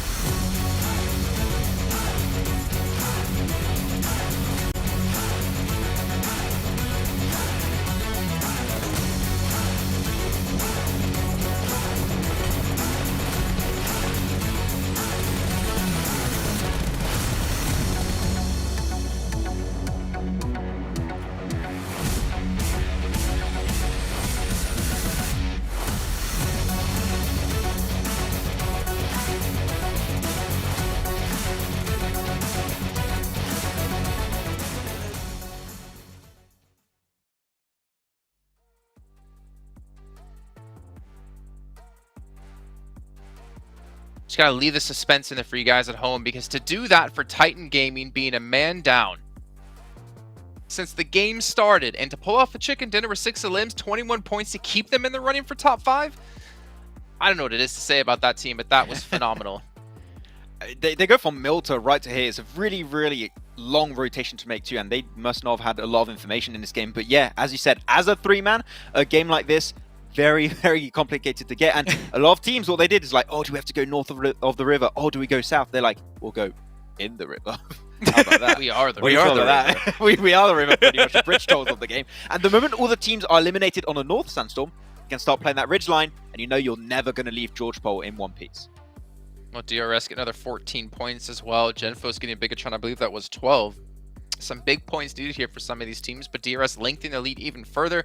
But taking a look at a quick recap of the day, Matic, 15 limbs, leading the charge here. Kind of surprised by that, to be honest, considering HVVP only really had one good match. Yeah, considering the fact that when we started today's games, they started off in 12th place, 8th, 13th, and then in that 5th game, getting those 14 elims was absolutely massive for them. And then once again, having the zone coming in your favor towards that northern western side for Georgia Pool definitely helped out HVVP. And in the rankings, they are still 7th. 5 points between them. Yeah, actually 2 points between them and getting to that top 5. But Titan, jeez. How do you predict? I don't know! I don't know! I am a little bit shocked by it. This is completely off to what I initially expected going into this, but DRS in first place. We said it, the change of playstyle has been working great for them, Jason, and I want to see if they can keep it up heading into tomorrow, because I think a lot of changes are going to be made by these teams on the second page of the rankings. Problem is that 5th place is so close to so many other people. Like there's 2 like 2 or 3 teams behind them, 2 points away. Going even into 9th place is 47. Like there's not many points separating them between a lot of different teams. So going into tomorrow, like that is the scariest place to be. And I need to see Titan do it yet again, though. I hope they do, call Axer right away. Be like, bro, we won. What's happening? Get out of here more often. We'll play as 3. Just fantastic to see, but no one should really feel safe. Even DRS towards the top. If they can put on a performance like this tomorrow, obviously they're going to be through and looking like a phenomenal team. But the problem with DRS is, I think for me, is a level of kind of consistency of them playing at this level for more than just a couple matches. And I think that's going to be one of my main focuses going into tomorrow. Well, these guys have been performing insanely well in today's games, and you want to see consistency, they definitely showed it to you today. Not one game have they been placed lower than 7th. Not one game. They had 2 7th place finishes, and then the other 4 games they had, it was top 4, top 5 every single time. So this is exactly the kind of change that you wanted to see coming into this stage of the tournament, and it is phenomenal to see for these guys. And now we can see the fans being very, very happy for them. We saw how many times they were voted for in the group stage, so definitely a happy community and a happy crowd for DRS. I think that DRS and iNCO are my 2 teams that stood out the most throughout today, because I think they brought something to the table we have not seen these 2 teams do, if it's in their group stage or if it is especially in the survival stage. So I'm stoked to see these changes happen. It's paying off really, really well, and I'm stoked to see if it can work out also tomorrow. Well, you know what? DRS, they're leading the charge. They're going to be on the stage with Flavor for a quick interview to talk about the matches today. Ladies and gentlemen, welcome back. We're currently here at the PUBG Mobile Global Championship, the last chance that's actually happening right here today, day number 1 itself. We have just concluded all the matches we have today. Amazing 6 matches right here. And of course, I'm joining in together with a representative from Team DRS. How are you feeling right now, placing first? I'm feeling great, and it's an honor to be here. And yeah, we are feeling really great and having a good time today. Right. And of course, how are you feeling now that your team takes first place in a ranking in such a competitive race right now, since everybody is looking forward to being top 5 out of 16 teams? Yeah, the game is really tough, and all the competitors are equally good, and we are also one of them, and we are feeling great, and we are feeling little bit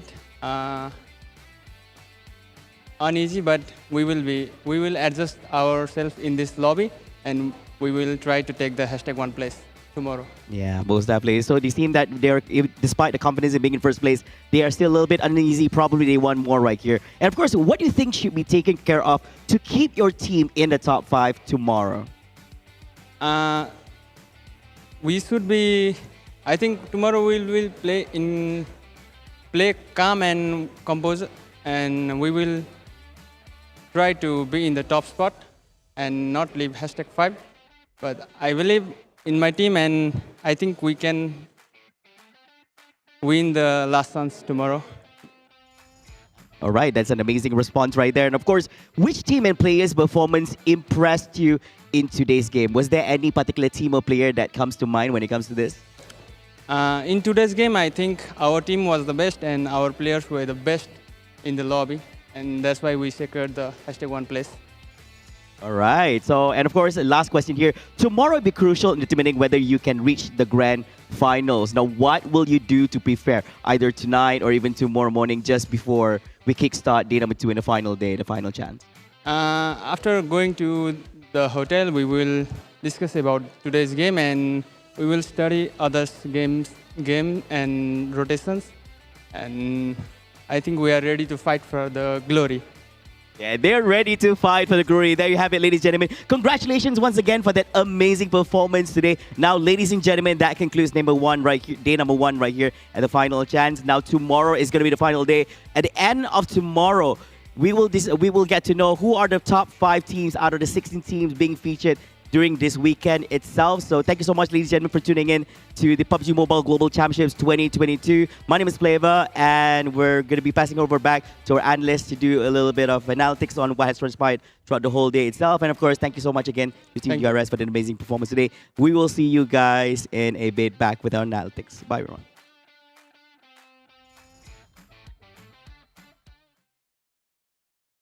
All right, so DRS have a little bit of confidence, realizing they're played the best today, which obviously within the settings they definitely have been able to do so. But can they do it yet again tomorrow?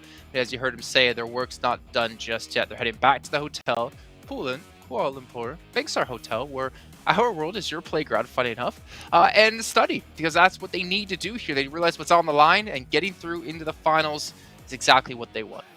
I didn't like that he said we're going to try and play calm tomorrow. Don't play calm, play aggressive. This is great what you guys did today, okay? Don't relax too much. You know you're going to a pretty cool based hotel, I'm not going to lie. But yeah, I hope we can still see these eliminations coming through because they looked impressive today. I want to see if they can keep it up. They really did. Absolutely massive change from them. And other teams definitely did step up. I mean, even IHC with their performance right now, they're in 3rd place. Pretty secure for themselves, but just the fact that we're having 5th place so close to even 10th and 11th, just that small margin, it's so close that any one game can change it up. And again, because we didn't have 1 or 2 teams, let's say, completely dominating today's games, how close it is, it just makes the end that much spicier. And I absolutely love this PMGC. And you know, I'm on the hype train. This is the best PMGC ever, and I love it. Well, the hype train will continue tomorrow. We'll find out which 5 teams will be joining the rest to head over into the PMGC Grand Finals, kicking off in Jakarta over in the month of January, just a few weeks away. Hope you guys have a great night, but you better be back tomorrow to find out which teams make it through. We'll see you guys then.